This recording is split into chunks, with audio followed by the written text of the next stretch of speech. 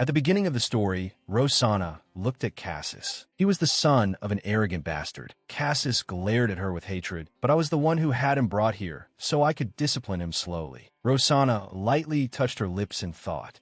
He's biting down hard on the restraint. Rosanna sneered. This toy has quite a stubborn look in its eyes, doesn't it, father? Everything began when my father kidnapped a man, a flower that escaped hell. You could put it that way at first glance, but this was actually a tragic romance. The story started when my desk mate recommended this book to me because it was trending everywhere. Even so, every time I read, even a single line, all I could do was click my tongue. Because the heroine of this story was Sylvia, and I realized I'd become tangled up in the lust-filled, humiliating web of being kidnapped and imprisoned inside this, our 18 reverse harem angst novel. To summarize the novel, Agricodan, Padelian Lamb, Vadium Huang, Farian Beck, and Gaster Red. And our heroine, Sylvia Padelian, was the enemy of the Agrish family. Sylvia had platinum hair shimmering with a bluish sheen and golden eyes bright as the sun. And above all, she was an incredibly lovely girl. The heroine's tragedy began when the heir of the Padelian family, a member of its political core, Sylvia's only brother, Cassis Padelian, disappeared, and the cause of that incident was this. The clinking of chains rang out as a man grabbed Cassis by the hair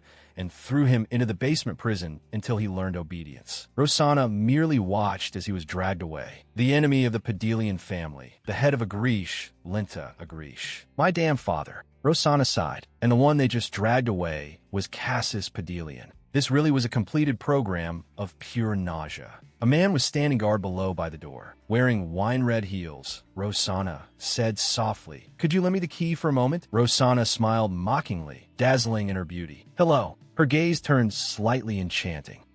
Rosanna replied calmly. "I never said I was going in." She thought to herself, a handsome, silver-haired man, perhaps? She glanced at him and said, "That's difficult, isn't it?" The word struck the poor guard right in the heart. Rosanna smiled faintly and asked, "So you really won't give it to me?" The guard, flustered, answered, Then. He handed her the ring of keys and said, "If it's just the key." "Here." Thinking, fool, Rosanna used the key to open the door. Seeing what she was doing, the guard anxiously cried, "Ah, my lady, you said you were only borrowing the key. If you go in like that, the master will kill me." She answered evenly, "I don't recall ever saying I wouldn't go in. I'm only taking a quick look and coming right back out." Rosanna turned around and said, "I'll keep quiet, so don't report this to my father, all right? Be sure to guard the door carefully." Then she stepped inside, passing by the different prison cells. Rosanna held up the lamp to look in. "This is a bit too much." She walked to the cell in front of her and muttered, "Father, now this is getting hard to defend." Inside, Cassis had been beaten so brutally he had passed out. Rosanna gently supported him. In a brightly lit room, candles had been arranged on the banquet table, and two imposing chairs were set facing one another. Lena Agrish had 4 wives, so naturally he had many daughters. Each child had a different background and personality. Every one of them had something exceptional, but among them, there were 3 children whose accomplishments stood above the rest. Lenta Agrish was a striking man with sharp features that drew the eye, one hand in his pocket, the other resting on his cane in an air of absolute authority. For his children, it was considered an honor to attend this grand feast with our father, the head of the family, even though I was never truly welcome there. But anyway, that was all before that incident, when I was still very young. Sierra smiled happily as she held her adorable child in her arms. This time it's a girl. Before it was a boy, Asso. Now I have a daughter too. I am satisfied. The first voice I heard upon being born was sweet and warm. My mother was a beautiful woman, with golden hair flowing like pure threads of gold, and deep blue eyes like the sea, captivating eyes framed by long, curved lashes. The child Sierra held in her arms was Rosanna. As a baby, she was lovely and adorable, wrapped in a white blanket. And as for me, I was so captivated by my mother's beauty that I practically drooled. A beauty like this becoming that man's wife? Wow, my father really was lucky. I was the type who loved beautiful older women, so I thought this reincarnation wasn't so bad after all. However, behind the curtain, the first time I saw my father, Lenta stepped in, glanced indifferently at Rosanna, lying on the bed, and said, "Rosanna." Name that child Rosanna. Lying there with her tiny fists clenched, the baby girl's face darkened in anger. "So only now you're giving me a name?"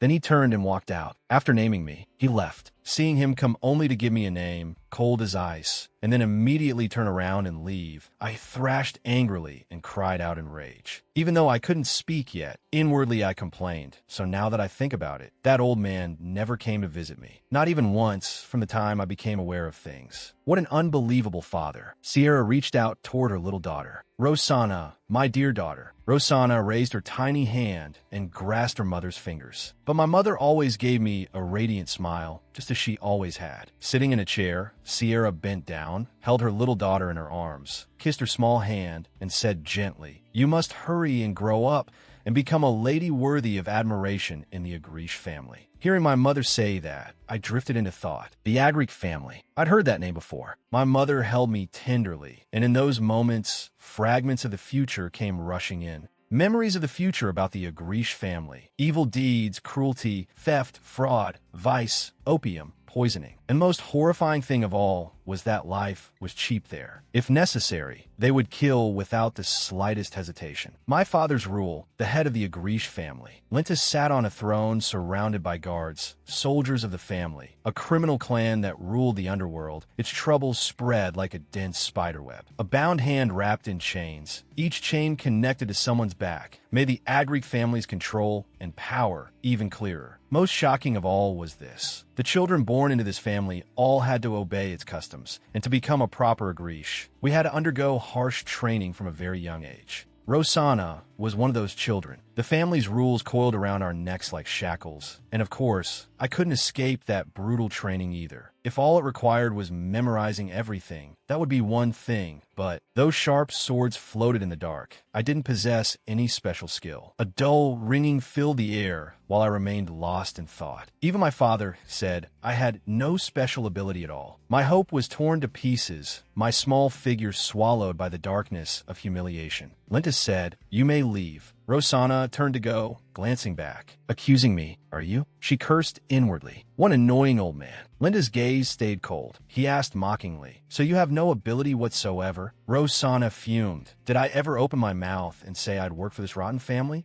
Especially that look in his eyes, as if I were some object, it disgusted me. And if you think that still wasn't enough to make you sick. She imagined the scene. A girl in seductive black clothes, in a skimpy top, shyly caressing her chest. A six-pack young man opening his shirt, red-faced with embarrassment. Then she thought irritably, that old man even wants me to study the art of seduction. Rosanna stepped outside, wearily brushing her bangs back, and muttered, "Am I some old hag already? Why should I have to study that crap? This place is rotten to the core." From behind, Asso beamed when he saw her. He called out again and again, "Sana, Sana, Sava." She turned around too. Asso. Asso waved at her with a bright smile. She introduced him. Asso Agrish was my older brother, for years older than me. He said, "You look scary today. What happened? Tell your big brother." He was a warm person, nothing like a beast raised in a demonic family. He looked like an easily fooled puppy, so cute. She turned to him, sighed, and said, "Father told me to learn bedroom skills. What do you think?" Hearing that, he gasped in shock. She immediately clarified, "I mean those seduction and sex techniques." Even from the start, I had zero interest in any of it. Asso asked worriedly, "Does mother know yet?" Rosanna smiled sarcastically. "Of course. Doesn't she always keep repeating that I have to study harder so I can become an outstanding member of the Agrish family?"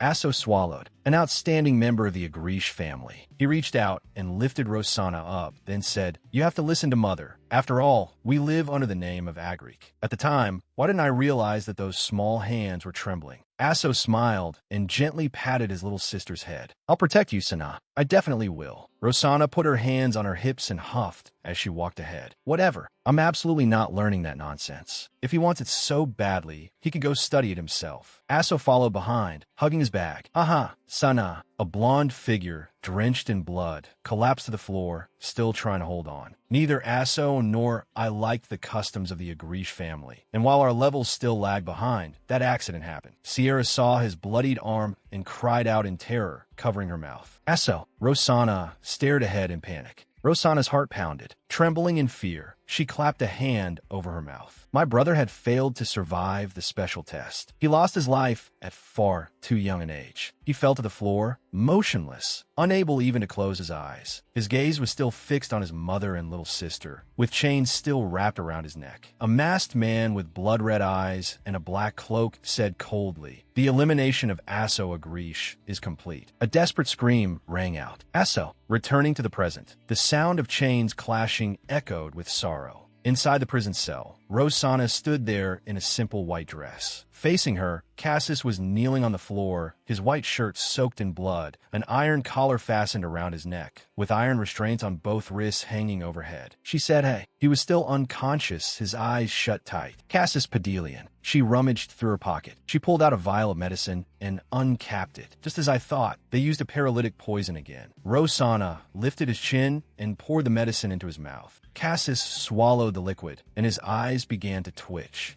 His eyes slowly opened, and he asked uncomfortably, "W?" Rosanna moved closer and raised his chin. When he opened his eyes and saw her, he was startled. Humph. He turned his face away in open hostility, making the chains rattle loudly with a piercing clang. She bent down and covered his mouth with her hand. "Chill. Be quiet. Don't shout. You just drank the antidote." He clenched his fist angrily and fell silent, staring at her. Once he had gone quiet, she let go and said with a smile, "I'm sure this is hard for you to believe, but I really don't want you to die. You're the heroine's brother. You absolutely have to stay alive, so I can have a way to survive too." Rosanna brought her face close to Cassis's and said, "Do you understand what I mean?" The platinum-haired young man struggled against the chains and cried out incoherently. "If it were me, honestly, and I got kidnapped and locked in my enemy's dungeon, there's no way I'd believe it either." Rosanna clenched her hand, preparing to punch him. "If I just sit here and wait for the medicine to take effect." Then, bam, she drove a punch straight into his stomach. He let out a pain sound. Ugh. After that, he fainted again. She sighed and thought to herself, that must have hurt. Cassis leaned his head onto her shoulder as Rosanna's soft voice rang out. Salty, clack, rumble. The enormous door of the cobweb-filled basement slowly opened, and a girl stepped inside. She said, "Ah, so this time you're awake." In her head, she kept calculating. As expected of the Padelian family, there's no way he'd still be unconscious by now. "I can't afford to be careless." Cassis glared at her hatefully and asked in a rough voice,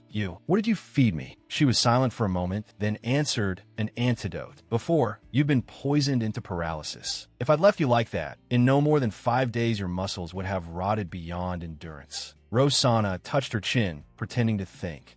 But don't you feel better than yesterday after drinking it? You even have the strength to talk to me like this." Cassis ground his teeth.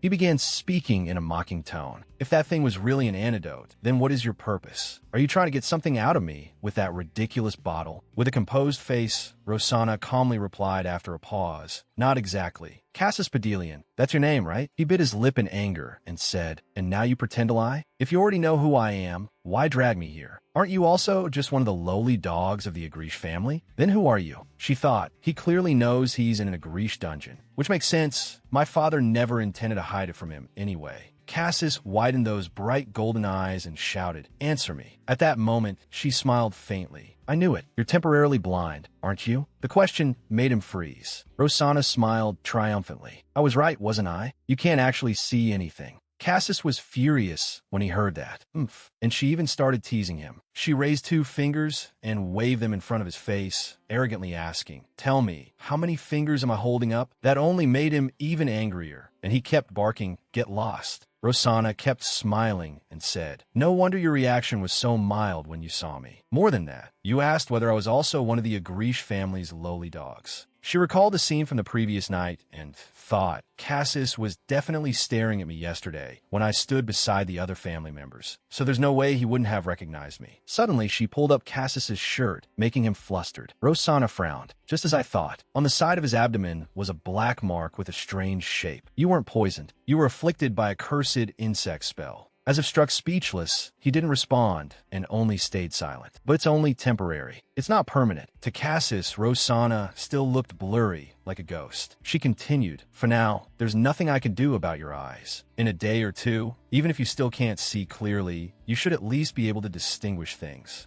She lifted his chin and continued. Besides, you still refuse to believe me no matter how many times I say it, don't you? But I really do hope you stay alive. Then she turned and left him with one final remark. I'll come again tomorrow. Behind her, he shouted furiously, wait, bang. The door slammed shut. The next day, Rosanna came and asked, hello, how are you feeling today? The answer she got in return was blunt and direct. Get lost. The day after that, it was still the same old line. Looks like you got beaten up pretty badly today, too. Do you want some pain medicine? He simply turned his face away and didn't bother replying.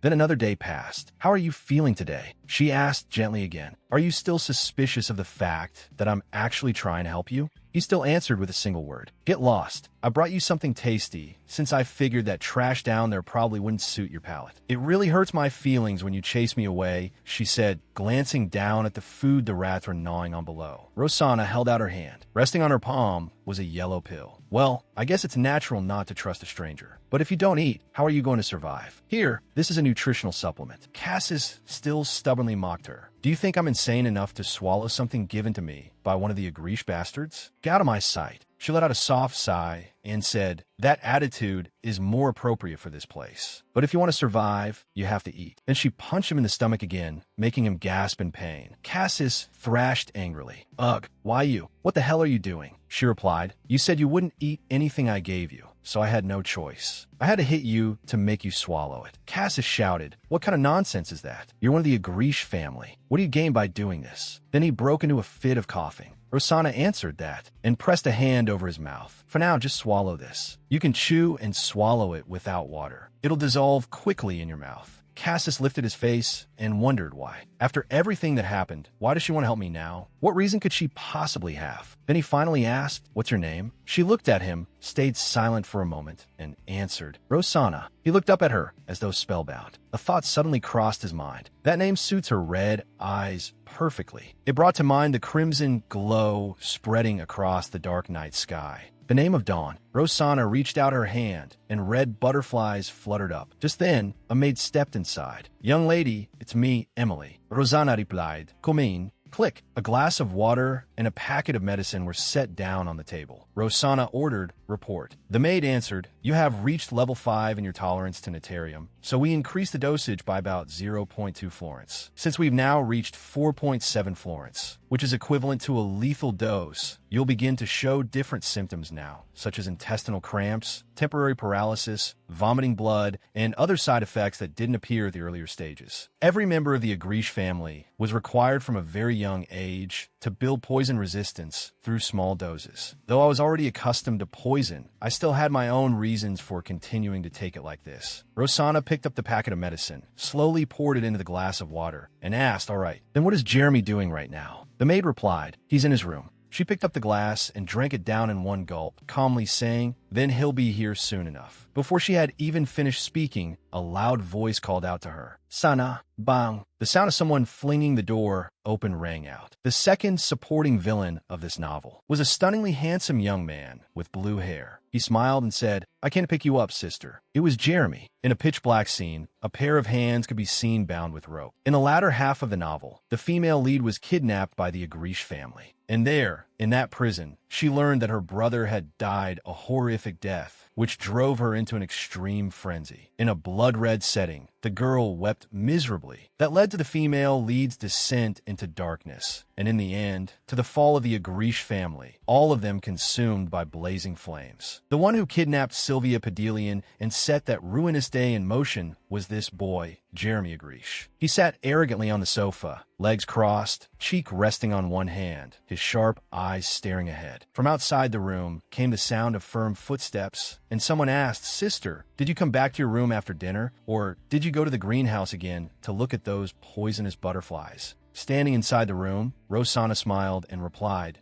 There's only one larva left now, so this time it has to succeed. Hearing that, Jeremy said irritably, I don't like it. Why do you have to feed it with your blood? Rosanna smiled gently and thought to herself, is it because he's still young? Even if he's a villain, he still has an adorable side. Jeremy's expression sharpened as he looked at his sister with a sly smile and said, Sister, that toy father brought back yesterday. He's not letting us go see it this time. Looks like it's someone special. His sister smiled again and said, he's definitely certainly no ordinary man, even as a series of thudding sounds echoed around them. From some corner of the room, Jeremy's expression wasn't clear, but he still asked, "Really? Are you interested in him? You never cared about those toys before." After his question, Rosanna's expression couldn't be seen clearly either, but she answered, "Yes. But this one looks entertaining." After saying that, the two siblings both laughed cheerfully. Then Jeremy wriggled and asked, really? Then I guess I'll give him to you, sister." Rosanna covered her mouth and laughed. After that, she reached out and patted Jeremy on the head, saying, "Good boy," while he smiled happily too. Suddenly, the space behind Rosanna seemed to glow brightly, and she beamed as she said, "Then shall we go?" Her elder sister stepped forward and pulled out a chair. After fooling around with her, Jeremy flopped down into his seat as well. There was still one empty chair at the table, and someone said, "Come in." At that moment, lightning flashed outside the window, and Linta, standing by it with an unreadable expression, said, "Congratulations on achieving the best results again." Suddenly he turned around. With that striking face, those red eyes looking down, and a smile on his lips, he said, "Shall we have dinner?" The dining table was covered with sumptuous food, from main courses to desserts, with candles set out as well. The atmosphere seemed heavy until he spoke. "Rosanna, you haven't dropped below second place all month, have you?" Then he asked, "And how are the poisonous butterflies coming along?" Hearing her father ask, Rosanna replied, "I'm looking forward to it as well." She held out her hand and continued, "The first 2 eggs failed to hatch, but this last one is developing very well. Please be patient, father. I want to introduce this poisonous butterfly to you as soon as possible." Lenta laughed heartily and said loudly, "I'm sure you won't disappoint me." Seeing how pleased he was, Rosanna perceptively said, "Father seems to be in a good mood today. Could it be because of the prey you caught this time?" Lenta's expression turned sinister. He raised his wine glass and said with a laugh, "Haha, sharp as expected, Rosanna. Very much like me. It's a boy from the Padillion family, and they're searching frantically for him right now." Hearing that, Jeremy rubbed his chin thoughtfully and asked with a grunt, "What trash bastard is rotting in the dungeon?" Rosanna answered very calmly with 4 words, "A blue line descendant." Just that alone was enough to make Jeremy leap up in shock. His eyes widened, and in his panic as he stood, he seemed to knock something over. In an instant, Lenta's gaze changed and grew more dangerous, though he only glanced to one side as Jeremy shouted, "A blue line descendant? Seriously?" Rosanna propped one cheek on her hand, glanced aside, and asked, "Father, isn't that astonishing?" At that moment, Lenta braced both hands on the table, smirked, and said, "I didn't expect you to take an interest this time." Suddenly, Rosanna rose to her feet, swirling the wine glass in her hand as she said, "This toy is more special than the others, after all." Then the dining room scene shifted to the crest of the Padillion family, an emblem like a great blue cross with a bright star in the center. Beside the cross were 2 white wings spread outward, while below were wings folded inward. Rosanna continued, "The Padillion family is known as a lineage of just and upright judges. Among them, the Blue Line descendants are called the very essence of House Padillion." Then Rosanna let out a sinister laugh and went on, "That nobleman of the Padillion family." Meanwhile, Jeremy swallowed nervously, while Lenta remained completely calm, showing no reaction. Suddenly, Rosanna stamped one of her red-high heels against the floor and said, "Is pinned beneath my heel." Cassis appeared beneath Rosanna's shoe. He was chained by the neck and beaten so badly that blood was still seeping from the corner of his mouth as he panted heavily. Then she said again, "And he barks noisily like a dog on a leash." Looking at that sight, Rosanna smiled wickedly and grabbed the chain. Now she looked terrifyingly dangerous, tightening and pulling on it as Cassis writhed in agony, his clothes hanging in tatters. Rosanna lifted both hands to prop up her chin, gave a little laugh, and said, "Don't you think it'll be fun, father?" Outside the window, lightning flashed across the sky, perfectly matching the excited peal of laughter from one of the 3 people there.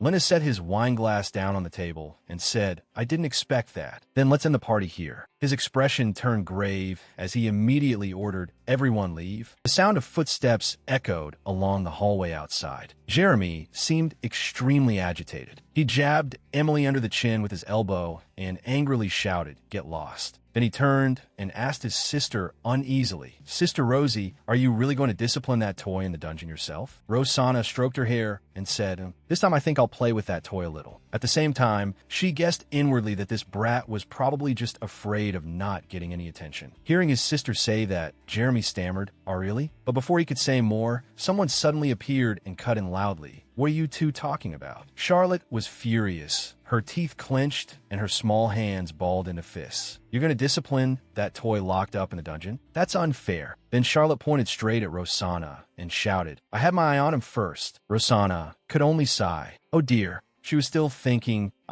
this is getting tiresome already. Then she tossed her hair and said, "Then that's unfortunate for you, Charlotte. But father already gave him to me right there at dinner." Charlotte shouted angrily, "Rosanna, you've never been interested in those toys before. How dare you use a sneaky trick like this to steal him from me?" Jeremy stepped in front of Rosanna to shield her and said, "Hey, since when did we decide ownership of a toy by order of claim?" Charlotte flew into a rage and screamed, "Shut up. I won't hand him over to her. I have to have him." Rosanna thought to herself, come to think of it, she did make a huge scene when she was forbidden from seeing Cassis. Hidden behind the wall, Rosanna had seen Charlotte's fury when she was denied access. Then Rosanna continued thinking. She'd never been kept from any news this long before, so it was only natural that she'd make such a fuss. Now Charlotte was furious beyond measure and shouted, "Father!" In an instant, Rosanna coldly said, "Charlotte." Then, arching a brow, she asked, "Since when did the toy in the dungeon belong to you?" Rosanna stepped forward like that, one step at a time in her red high heels, each one striking the floor with a sharp clack. "If you want to mark something as yours, you need the ability to do it. The reason you've been allowed to play freely with whatever toys you wanted until now is because." Then Rosanna reached up, pulled the hairpins from her hair, and said, "I simply had no interest in them." Charlotte was taken aback by those words and shot back, "What? You think you could just take him?"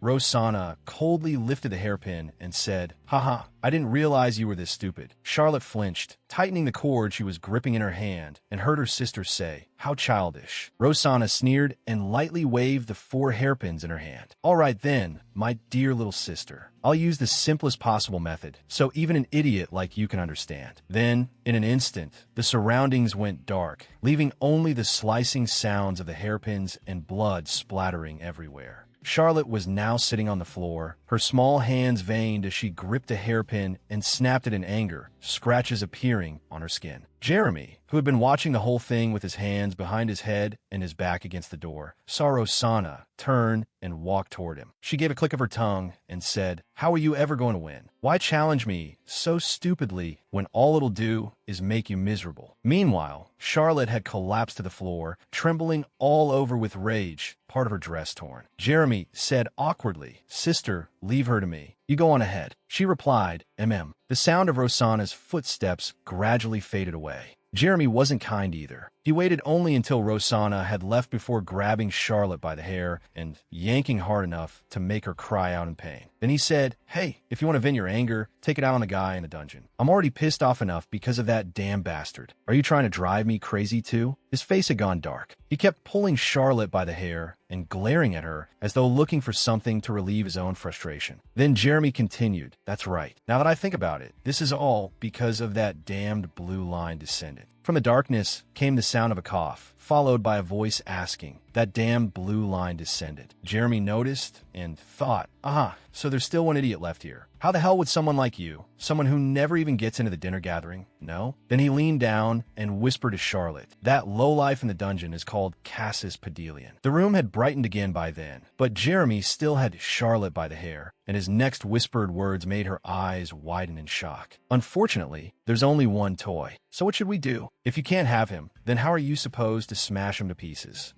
At those words, Charlotte nearly lost her mind, letting out a crazed, twisted laugh. In the garden, under dim lights, a gloomy darkness blanketed the space. Rosanna, beautiful in her formal dress and wearing a veil over half her face, stepped forward as the wind howled around her. She approached, reached out, and touched a giant egg. "It's grown this much already." Rosanna was raising an egg containing a poisonous butterfly. Poisonous butterflies were rare magical creatures, and it was very difficult to find their nests and eggs. Strong toxic energy helped the eggs hatch, which made this poison-filled greenhouse the ideal incubation site. But the success rate for hatching them them was only 30%, making it extremely difficult. And even harder than hatching them was taming them. Then Rosanna clenched her hands and rolled up her sleeve as though preparing to do something. To her own surprise, she used a sharp blade to cut her hand and let the blood flow as she said, "Enjoy your meal. Grow quickly." The blood from her hand trickled down and covered the egg. In order for a poisonous butterfly to recognize its master, it had to be fed its master's blood once every week. Rosanna's eyes turned razor sharp. Just as I thought. If I want quicker results, I'll have to increase the amount of poison in my body starting today. In the original novel, the male lead, known as the White Wizard, had discovered this species of poisonous butterfly because he had the ability to control magical creatures. After feeding the poisonous butterfly, Rosanna pulled her sleeve back down and thought, even if I don't have that ability, what do I lose by failing? Rosanna placed both hands on the egg and told herself, the more ways I have to protect myself, the better. Thinking of Deal, Rosanna suddenly remembered something. Deal's seat at dinner had been empty. Why hadn't Deal, who always ranked first, attended? Rosanna remained lost in thought. He must have ordered him to go somewhere. His commands were absolute. After all, that made sense, but I have a bad feeling about this. Cut to the sound of someone's footsteps climbing the stairs, echoing steadily. Clack, clack. It was Emily, coming to report the situation to Rosanna. She said, "Report, my lady. The guard station at the prison was knocked unconscious last night." Hearing that, Rosanna immediately asked, "Unconscious?" Then her gaze sharpened, as if seeing through everything. She simply said, "I can guess who did it. Charlotte, right?" Rosanna thought that although it was obvious, Jeremy Agrish was the one who had used Charlotte to do it. Without hesitation, Emily replied, "Yes." Lady Charlotte threw herself into the cell. She not only attacked the prisoner and injured herself in the process, but she also accidentally broke the prisoner's restraints. Rosanna could not hide her surprise. She asked Emily, "The chains used for giant magical beasts were broken?" "That's impossible." Rosanna felt a knot of confusion in her mind. No matter how reckless Charlotte was, there was no way she could have broken those chains by accident. Clearly,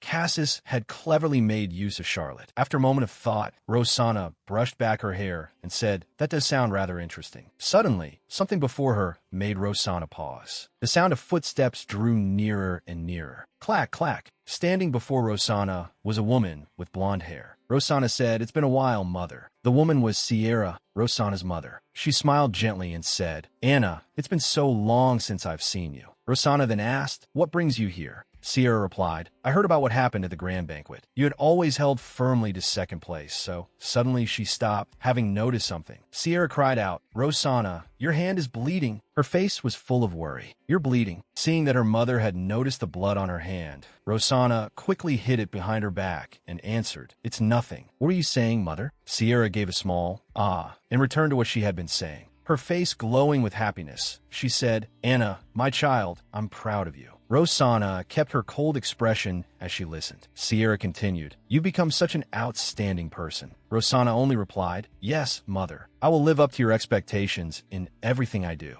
Then Rosanna, her eyes frighteningly cold, asked Sierra, "Would you like to come into my room and rest for a while before you leave? Though, if I stay here with you, that would probably be tiring for you, wouldn't it?" Seeing the chill in her daughter's face, Sierra hesitated and answered, "Ah, no. If you're tired, then rest." "How could you rest properly if I stayed here?" Rosanna smiled and glanced at her mother as she said, "In that case." The door slowly closed in front of Sierra, leaving her standing there in a daze. Rosanna bid her farewell. "Travel safely, mother." Standing in her room, Rosanna turned to look at the door as it slowly shut. Smiling, she said, "Goodbye, mother." The door slammed closed, Emily bolted it, and Rosanna walked away at a languid pace. After that, Rosanna ordered Emily, increase the usual amount of poison and pour me a cup of tea." Emily obeyed at once. "Yes, my lady." Looking toward the door, Rosanna murmured to herself, "An outstanding member of the Agrish family," Mother said. Rosanna recalled Asso's death and thought to herself, "It's not that I resent you for failing to protect me and Asso, Mother, but I can no longer embrace you now." Cut to the prison. A wet slicing sound rang out, splattered with blood. Chains rattled and clanged. Someone shouted angrily, "What the hell are you looking down on?" The jailer, face twisted with rage, kept beating the prisoner. He yelled, "It's only because Lady Rosanna dotes on you that I've gone easy on you." You don't know your place, and you still dare threaten people? Lady Charlotte should have smashed every one of your limbs. Cassis stared at him without blinking, which only irritated the man more. What are you staring at? The jailer barked, grinding his teeth in anger. In the end, he finally stopped. The jailer said, "That's enough for today. You're only getting off this lightly because Lady Rosanna picked you as her toy." Rosanna. The image of Charlotte gripping Cassis tightly flashed through his mind as she snarled, "Instead of becoming Rosanna's toy, you should die by my hands."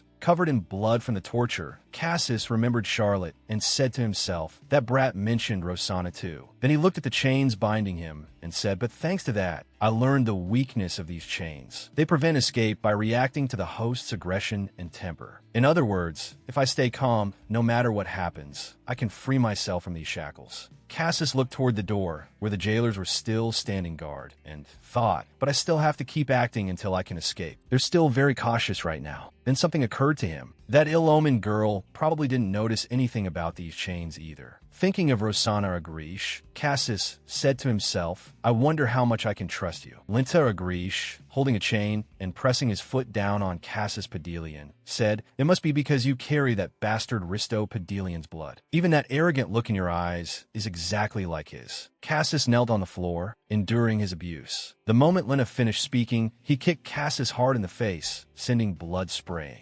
Cassis looked up at him proudly. Linta glared down at him with contempt, then ground Cassis's face into the floor with his foot, making the mouth restraint crack. "How arrogant," he said. Linta Agrish lit the cigarette in his mouth and said, "Still, it's because you'll last longer than your sister that I had you brought here." Holding the cigarette and blowing out smoke, he looked at Cassis and added, "That's why you've been granted the honor of standing before me." Cassis gritted his teeth so hard in anger that the mouth clamp cracked. Linta Agrish then asked his daughter, "Rosanna, your birthday just passed, didn't it?" Rosanna smiled softly and replied, "Yes, father. I'm delighted that you remembered." After hearing that, he handed the chain over to Rosanna and said, "Then I'll give you this bastard as a present. Play with him to your heart's content until you're tired of him." Rosanna took the chain and thanked her father. The chain scraped against the floor with a metallic clatter. Covered in blood, Cassis lay on the ground, his gaze fixed steadily on the father and daughter. Suddenly, Linta Agrish grabbed Cassis by the hair and forced him upright. In response to her father's action, Rosanna smiled darkly and said, "I will make sure to discipline him properly, so I won't disappoint you, father." After he left, she tossed the chain to a servant, took out a handkerchief to wipe her hands, and said, "How utterly disgusting. Take him away and treat his wounds. I don't want to play with him if he ends up like this already." The servant immediately answered, "Yes, my lady." Cassis was lifted by two men and taken away, the chains dragging across the floor with a scraping sound. Rosanna thought suspiciously, "A man who has never cared about his children's birthdays is giving me a gift?" As the two guards dragged Cassis away, one of them said, "Who is this piece of trash?" Even a master personally laid hands on him. The other said, "Hey, stop it. It's not good to pry into the master's affairs. Once you've entered the Agrish family, don't expect to leave alive." As Cassis was dragged along, he heard one of the guards say, "Come to think of it, this is the first time Lady Rosanna has had a toy like this, right?" The other added, "This guy's lucky. If he'd been given to one of the other young ladies or young masters, he would have been dissected and fed to stray dogs long ago." Cassis thought of Rosanna. He remembered her saying she would protect him, and then remembered her dark smile when Lena had given him to her. He said inwardly, "I'll wait and see which face is the real you." While out walking, Sierra came across two guards dragging Cassis away. They greeted her at once. "Good day, madam." Cassis, pretending to be unconscious, wondered, "Madam? Who?" Sierra looked at Cassis and asked, "Who is that child? Is he dead?" One of the guards replied, "He is Lady Rosanna's toy. He merely fainted." Sierra's eyes widened. "Rosanna's toy." Then, trembling, she said, "Did Rosie do this?" The guard hurried to explain, "Oh no, this was the master's doing, not Lady Rosanna's." Then she stepped closer, her footsteps clicking against the floor. She gave a small gasp and reached out her hand. Sierra suddenly lifted his face and called out, "Asso?" The two guards cried out in alarm, "Madam." Cassis kept pretending to be unconscious as Sierra raised his face. He thought, "Almost opened my eyes just now." He forced them to stay shut. The two guards quickly pulled Cassis away from her and said, "Your hand will get dirty, madam. Please go wash them." Sierra said nothing more and removed her hand from Cassis's face. The blonde guard bowed to Sierra. "Then we'll be on our way." Sierra said, "Very well. Take him inside quickly, treat his wounds, and let him rest." She stared after them blankly. As the two men dragged Cassis away with clanking chains, they whispered among themselves. That scared the hell out of me. The fourth madam, call him young Master Asso? He doesn't look anything like him, aside from that pale skin. The other replied, maybe it's because he's around the same age young Master Asso was when he died. The first man asked, really? I also thought it was strange that Lady Rosanna took an interest in him. Maybe they look alike. The other said, maybe, or maybe he'll die the same way too. When they dragged Cassis to the cell, they dropped him heavily onto the floor and cursed,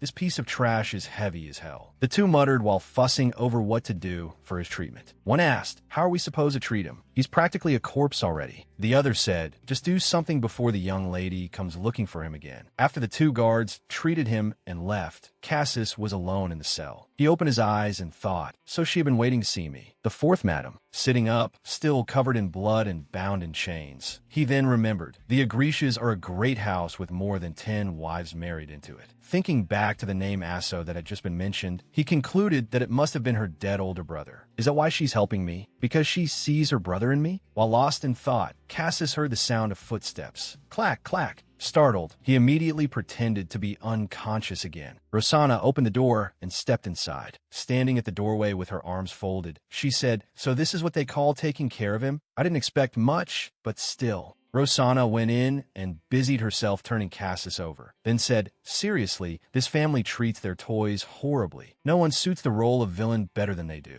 They didn't even take off his wrist restraints. Seeing that the restraint on his mouth was still on as well, she reached out to remove it. This should come off too. Rosanna applied medicine to the place where Cassis had been struck earlier, and as she did so, she said, you got hit here earlier, right? It'll sting a little, so bear with it. Cassis, still pretending to be unconscious, endured as she pressed and rubbed the wound. He thought, it doesn't sting. It's ticklish. Rosanna dropped down onto the floor and complained, I'll look at the bigger wounds later. If you could escape in this condition, that would be a miracle. Then she placed his head on her lap and stroked him gently. Still pretending to be unconscious, Cassis felt deeply uncomfortable. He thought, my head is on her lap. Damn it, this is uncomfortable. Should I sit up now? Meanwhile, with one hand she stroked his hair, and with the other, she pressed on the wound on his chest. The lamp hanging on the wall gave a faint metallic rattle. Rosanna laughed softly as she ran a hand through his hair and said, I don't want to die at all. She paused for a moment, then asked, you're the same, aren't you? As she continued stroking him, she said,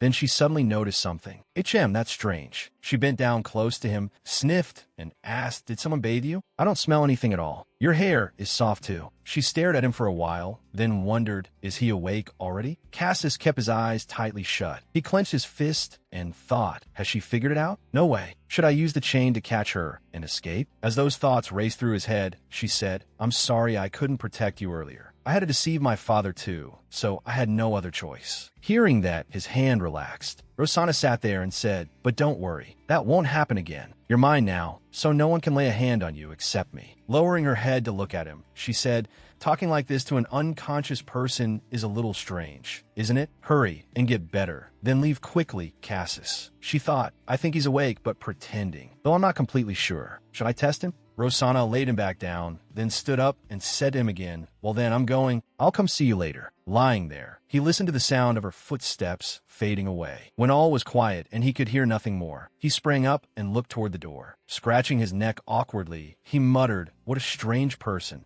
Rosanna slowly entered carrying a plate of food in her hands. In contrast to the brightness outside, the room was now steeped in gloom. Cassis, still covered in blood, sat silently on the bed watching her. That made Rosanna flinch slightly. Even then, Cassis said nothing at all, merely glancing at her. Rosanna gently set the plate down and asked after him, I brought you some food. It's a little simple. The doctor has already treated you, but is there anywhere else that hurts or anything that's uncomfortable? Cassis immediately turned his head away to avoid her gaze. No, you could have just had a servant do this. She tied up her hair neatly and lit the lamp in the room as she said, I've had the servants prepare clothes for you too. What you're wearing now is filthy and torn underneath as well. By then the room had brightened under the lamp she lit. Though she said that aloud, Rosanna was worried about something else entirely. To be honest, I'd come here myself because I was afraid Cassis would knock out a servant and escape. Then she turned back and told Cassis, your injuries are quite serious, so if you need more painkillers. Just then she noticed his face. What is it? It turned out Cassis was blushing awkwardly clutching his own arm tightly. Seeing that, she thought, he's blushing? I knew it. He was definitely awake when I was applying the medicine. Then he finally spoke. So, now that I'm a toy, what am I supposed to do? He lifted his face to look at Rosanna with utter seriousness. Seeing him like that, Rosanna let out a sigh. You have to. Before she could finish, he startled visibly. But what she said was the complete opposite of what Cassis had expected. Eat well, sleep well, and get plenty of rest. That's the fastest way to recover. If you understand, then hurry up and eat. It's not poisoned. Rosanna instructed him. Then she opened the door to leave. I'll come back later. A little while afterward, Rosanna returned with a set of clothes in her hands. How is it? Does the food suit your taste? I brought clothes too, though I don't know if they'll fit. Suddenly, she stared fixedly at him. At that moment, Cassis was tearing off his shirt, exposing a body covered in wounds and bruises. At the sight, Rosanna hurriedly shut the door while inwardly aching for him. That must hurt so much. But the door closed with a loud slam, startling her. You scared me. She had already seen his body clearly when he was imprisoned and treated, and yet. At that moment, Cassis turned around and said, Sorry, I need to wash up. As he held out a hand to take the clothes, Rosanna found herself completely flustered. Why am I getting embarrassed now of all times? It took her a moment before she finally responded.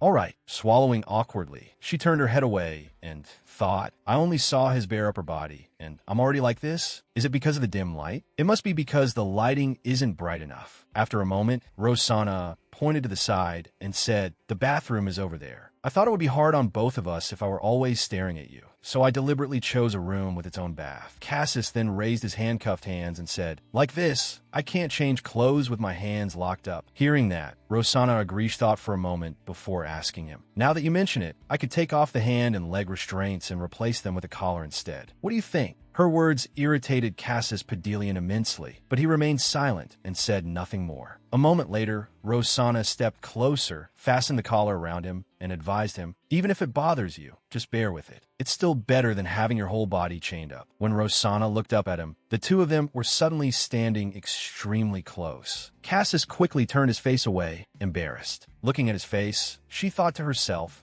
What's wrong with looking for a bit? But he just has to stubbornly turn away. How annoying. Then she stepped back. There, all done. She secretly wished that if Cassis were as bewitched by her beauty as everyone else, things would be much easier. At that moment, he was touching the collar around his neck and looked extremely uncomfortable. Seeing Cassis like that, she inwardly clicked her tongue. Just one look at his expression was enough to tell this would be troublesome. Then she warned Cassis in advance. This estate is structured almost like a maze. For someone who's here for the first time, there's no way to find the exit. If you don't want to die horribly, don't draw my brother's attention by wandering around outside, all right? You're not to leave this room. Then she suddenly added, Of course, I do know a shortcut out. Hearing that, Cassis immediately widened his eyes, becoming fully alert. Seeing his expression, Rosanna let out a faint little laugh. Then she told him, Hurry up and take a bath. Outside, she summoned a swarm of butterflies again. At the direction of her finger, the butterfly flew that way. It darted straight through the wall. Rosanna thought to herself, I'm counting on you. She silently ordered it. From now on, if anything happens with Cassis in that room, send me a signal immediately. At first, I was going to place someone there to watch him, but what if he noticed? And if the news the butterflies send reaches the west gate too late? Thinking that, she clenched her hand in visible irritation. I thought the people from the Padelian family searching for Cassis will be moving around below. Maybe I should send another swarm of butterflies. A little while later, Cassis finished bathing. Droplets still clung to his body, falling to the floor one by one. Rosanna turned to look at him. You look better now. Cassis shyly dried his hair. Then she called him over. Come sit here. When he saw the medical kit on the bed, Cassis was silent for a moment, then said, I can do it myself. But she replied, Really? Even the wound on your back? Leaving him with no answer. Rosanna reassured him, Don't worry. I've had experience since I was little. I'm very skilled. Cassis could hardly believe it. Experience since she was little? She answered,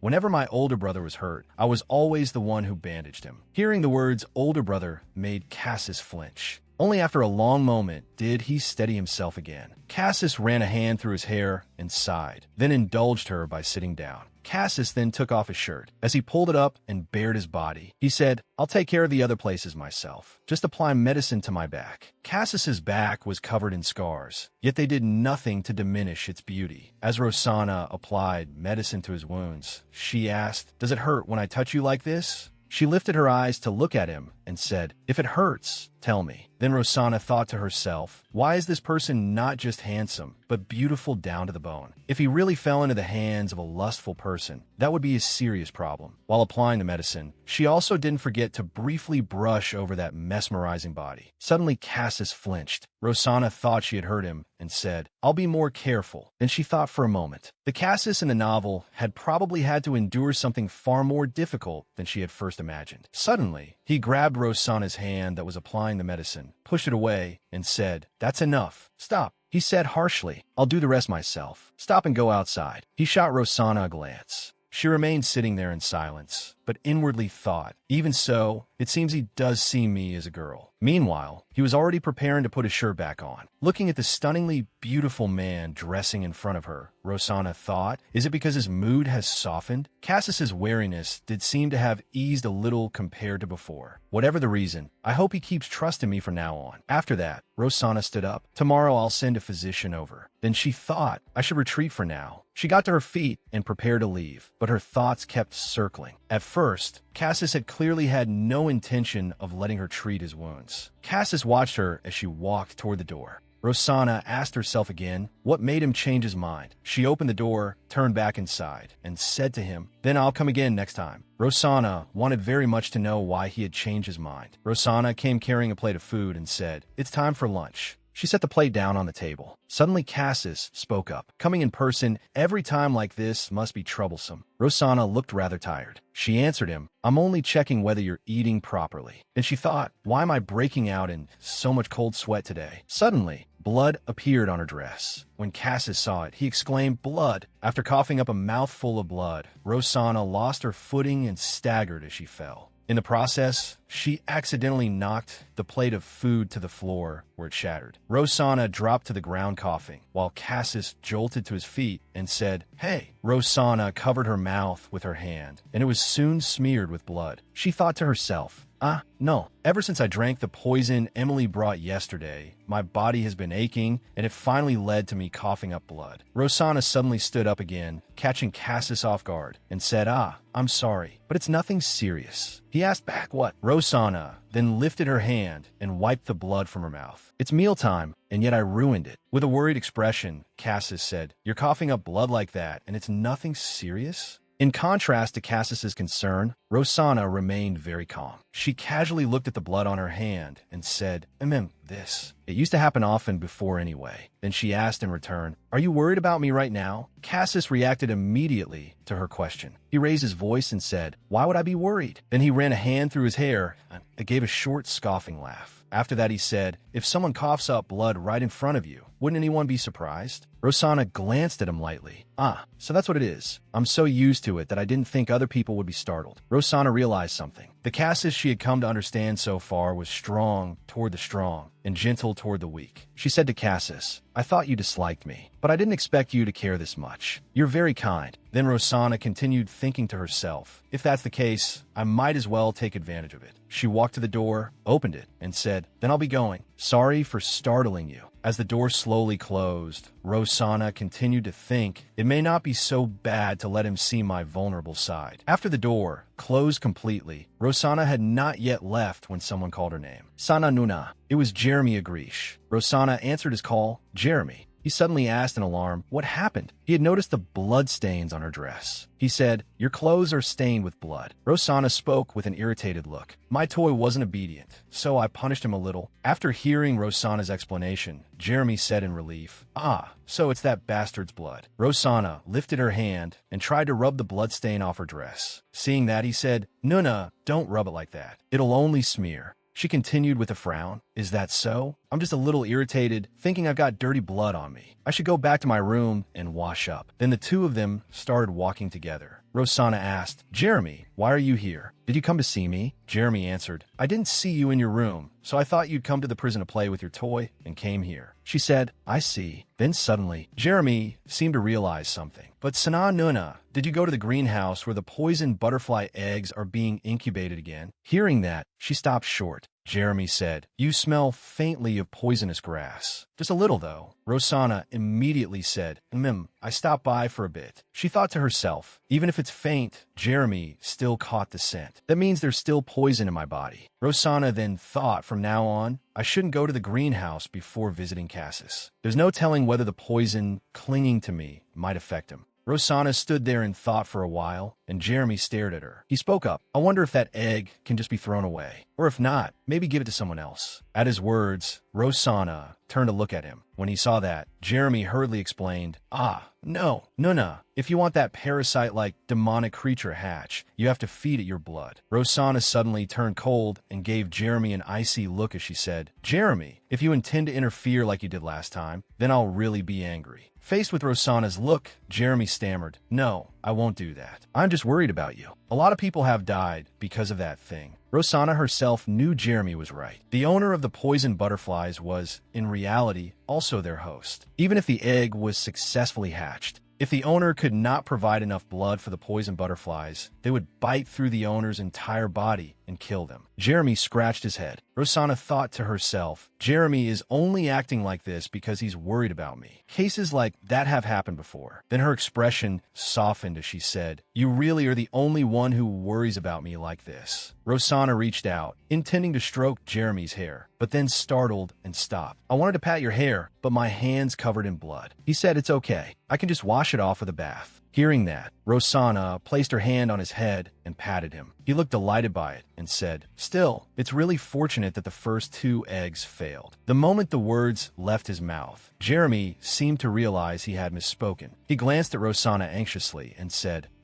No. Of course I'm also sorry that Sanan Nuna couldn't fulfill what she wanted. Taming it is difficult anyway. It'll be fine as long as this time succeeds. You know what I mean, right? Rosanna replied, That's right. Thank you. Then she said, Let's go back. Jeremy hurried after her, saying, Okay. But everything she had just said to Jeremy had only been half true. In a room bathed beautifully in the light of sunset, Rosanna used a knife to cut her own hand. Blood quickly flowed from the cut. She said, Children, it's time to eat. A whole swarm of red butterflies flew toward her. They immediately settled all over Rosanna. It turned out she had already successfully hatched 1 poison butterfly egg. Rosanna sank into thought. Poison butterflies were demonic beasts whose nature was half akin to spirits, so they differed from ordinary creatures. No matter what kind of poison they drank, or however potent that poison was, the butterfly's traits would change accordingly. As she watched these butterflies drink the blood welling from her wrist, she thought, Fortunately, these little ones happen to like my blood. Drinking poison every day really has been useful. Lowering her gaze to the swarm of poisoned butterflies, she thought deeply. There are 10 of them now, but with time there will be dozens, hundreds. Rosanna lifted her face with a sinister,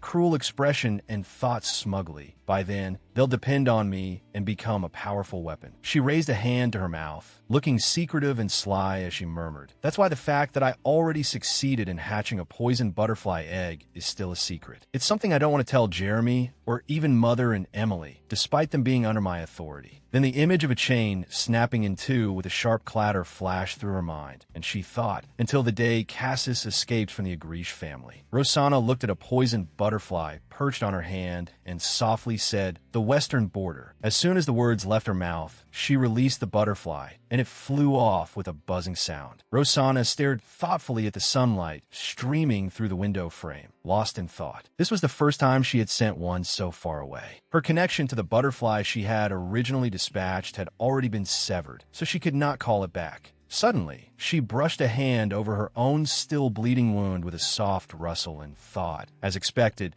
controlling many butterflies at once isn't easy. Rosanna looked anxiously into the distance, her eyes full of fear, and thought, even though that accident happened today, there's no other choice. To strengthen the bond with the poisoned butterflies, I'll have to increase the amount of poison I drink. In a flower field swaying gently in the breeze, a voice suddenly called out, making Rosanna turn around in surprise. Isn't that Sana? She slowly turned back and glanced behind her. She turned fully and gently offered a greeting. Hello, madam. Are you out for a walk? At hearing the greeting, The woman simply smiled faintly without saying anything. Maria, Linta's third wife, appeared holding a parasol in both hands, looking radiant and dazzling as she smiled brightly. Sierra, Rosanna's mother, had passed through the years alone, yet her beauty still shone without fading. She's even prettier than mother, Rosanna thought. The moment Rosanna saw her, an unpleasant thought arose in her mind. The most troublesome person in this house has appeared. But not letting that thought show on her face, she humbly replied, "You flatter me." Maria answered at once, "Flatter you? Not at all. I'm telling the truth." She tilted her head lightly and said in a gentle voice, "Since meeting like this is a matter of fate, let's have a cup of tea together. Kind of think of it. I haven't seen Deal in a while. Since it's been so long, call Deal too. Hurry and bring him here." As soon as the maid heard Maria mention Deal, she quickly stepped forward, bowed deeply, and respectfully said, "Madam, young Master Deal is currently out." Hearing that, Maria turned in surprise and asked, "Is that so? What has he gone out for this time?" While the two of them were still speaking, Rosanna simply stood quietly beside them, thinking to herself, besides, this woman was never one to care much for her only child. Unmindful of Rosanna's silence, the maid, upon hearing her mistress's question,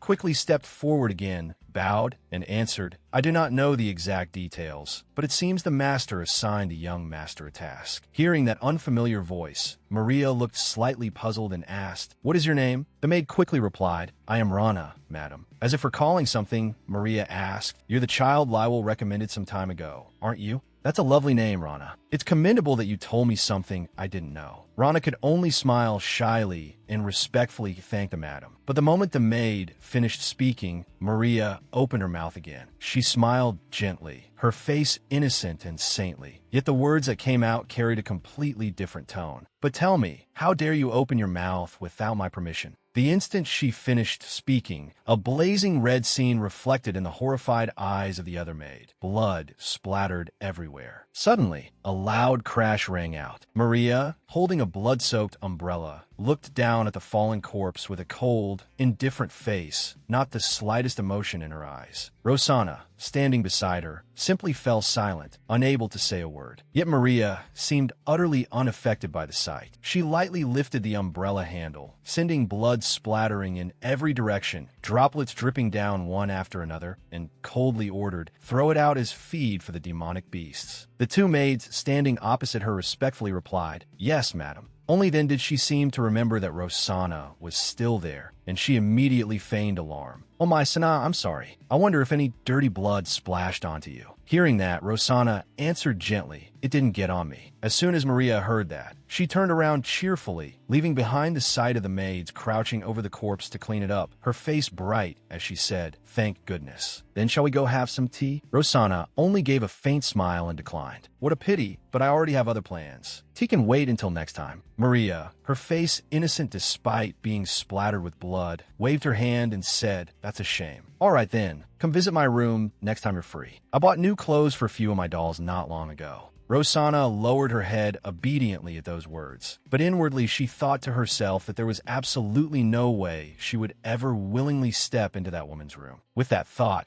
she turned decisively and left, while Maria remained behind, blankly watching her go. In a dark dungeon, cries and the clanking of metal echoed from all directions. Then someone suddenly appeared, accompanied by a voice muttering, "Damn it!" Jeremy stepped inside, bracing himself against the doorframe. His whole body was smeared with slime, and he could only endure it, exhaling sharply as he muttered through gritted teeth, "Those damn bugs. You can't wipe them all out." Then a loud bang sounded. He frowned irritably and complained, "Do you think extracting venom without killing them is easy? Calling it training sounds nice and all, but it's just hard labor." As soon as he finished speaking, he crossed his arms and looked down at the group sitting on the ground below. "What is it? Here, to sort garbage?" One of them quickly answered, "Yes, young Master Jeremy." Hearing that, he shifted his stance, planted a hand on his hip, and let out a small snort. "You'd be better off going to another breeding ground. If you go in now, you're dead." At those words, the two maids who had just arrived respectfully replied, "It's all right, sir. We can endure the demonic creatures for a short time." Jeremy suddenly glanced at them and asked, "Wait, whose maids are you?" One of the two answered timidly, "We serve Lady Maria." Hearing that, he let out a breath and nodded as if he understood. "All right, got it." But inwardly he thought that that woman only ever picked strong, sturdy maids. They weren't even her most capable aides. He had no idea why she did it, but everything she did was pointless anyway. Once that thought passed through his mind, he quickly raised a hand and pointed toward the outside. Go to your job. The maid with short purple hair immediately lowered her head and respectfully replied, yes. Thank you, young master. After that, Jeremy casually leaned his body against the door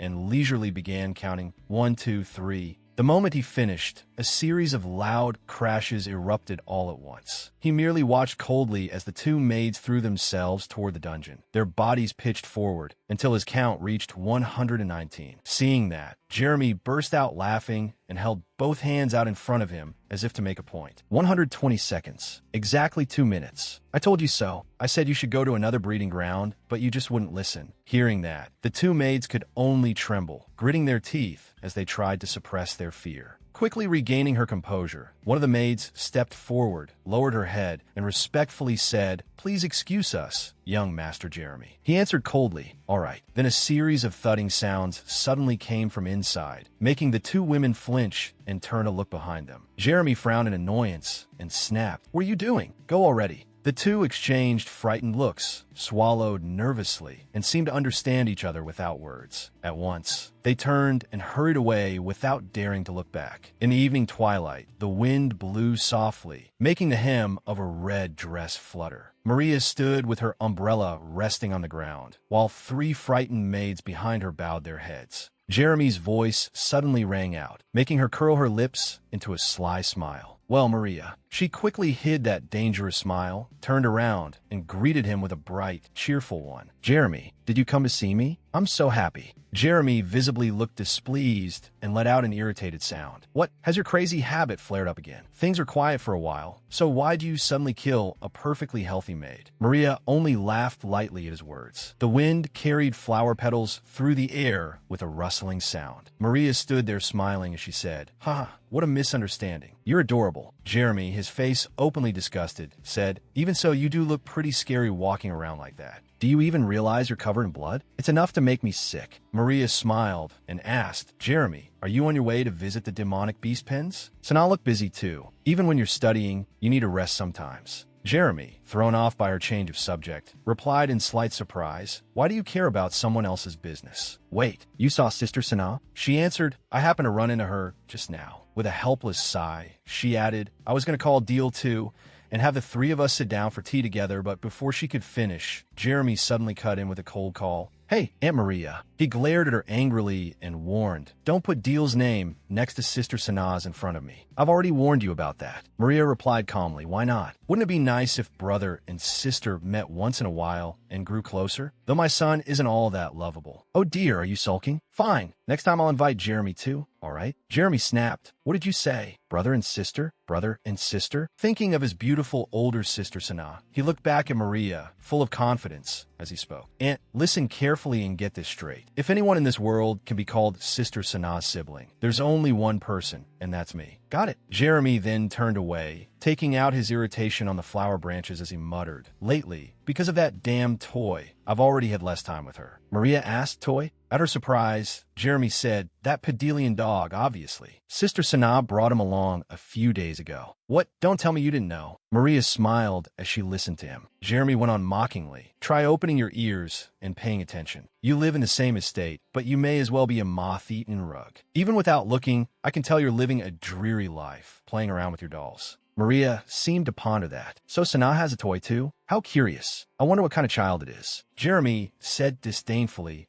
"Just knowing that to Sanaa, that thing exists on the same level as Deal is already irritating enough." Goosebumps rising on his skin, he turned sharply just as Maria gave an order. "Someone, go call Lywell. A delightful thing like this shouldn't be wasted without being appreciated." Amid the rustling leaves and the wind, the two of them continued talking. "No, I have to go in person," Maria said. "Jeremy, will you come play in my room? I'll prepare something delicious for you." "Forget it. I'm not one of your dolls," he shot back. Maria lifted her blood-stained umbrella and said, "Well then, sooner or later, I'll have to send Sanaa an invitation." She let the umbrella drop, smiling eerily in that blood-soaked scene. "If she brings her toy along to the tea party, it would be so much fun. I can't wait." Outside the estate, a voice called out, Miss Rosanna." Rosanna turned to look at the person calling her. Seeing the young man with orange hair bowing his head, she recalled his name. "Iwan, it's been a while. Are you all right after being hit by that shell?" Ewan brightened, deeply moved that she still remembered his name. Why, yes, my lady. The fact that you even remember my name is such an honor. His hands trembled as he suddenly held out a bouquet of purple flowers. It's nothing much, but this is a gift for you, my lady. Rosanna looked at the elegant bouquet and gave a faint smile. These flowers? A gift? For me? Ewan shyly, his whole body trembling, replied yes. Of course, compared to Lady Rosanna's beauty, they're very humble. But even so, I would be happy if you accepted them. She slowly bent closer to the bouquet, inhaled its fragrance, and said, "Thank you." Holding the flowers in her arms, Rosanna wondered, why flowers all of a sudden? She then noticed Cassis, chained in one place. The spot where he stood seemed bright all over. Rosanna told him, "Someone gave me a gift on the way here." He asked, "You seem to be in a better mood than usual today. So you like flowers?" Rosanna looked at him while holding the bouquet and flashed a radiant, charming smile. "I'm not sure. They are pretty, but..." Standing there amid drifting flower petals, she added, "They wither too quickly, so I don't really like them."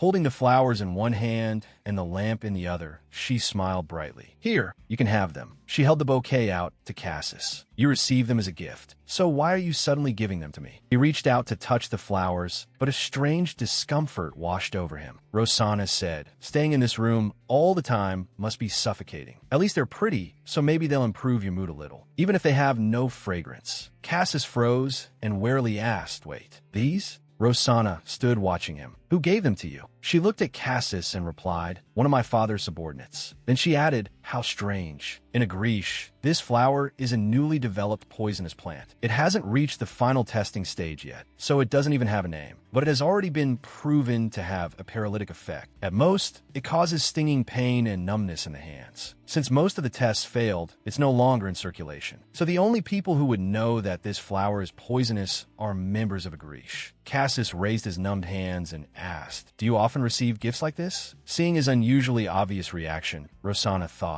there's no way Cassis would know about this too. Cassis fell silent, then said, "More often than you'd think. Leave it and go outside." She smiled. "You don't have to force yourself to accept it." He coldly replied, "Come to think of it, like you said, it's still better than having nothing in this room." Rosanna slipped a hand into her clothes and said, "More importantly, take a look at this." Seeing that, he covered his face with his hand and shouted in embarrassment, "What are you doing now?" She pulled out a sheet of paper and said in confusion, That was the only place I had to hide it." Cassis steadied himself and ran a hand through his hair. "What is that?" She answered with a bright smile, "A complete layout of the Agrish estate." Rosanna spread the map out on the floor. "Look at it carefully and memorize it now, because once I leave, I'll have to burn it completely. You probably suspect it's fake, don't you? It would be difficult right now, but before long I'll let you scout around the estate yourself." He startled as Rosanna continued, "Wondering whether I brought you a fake map to trick you? When the time comes, check it for yourself. Now, where's this room located?" She pointed to a place on the map. "Here, and this is the shortcut I know. This route." Thoughtfully, she said, "Probably only I know about this route in the entire Agrish family. I found it by chance a long time ago." Cassis asked suspiciously, "A hidden passageway connecting the estate?"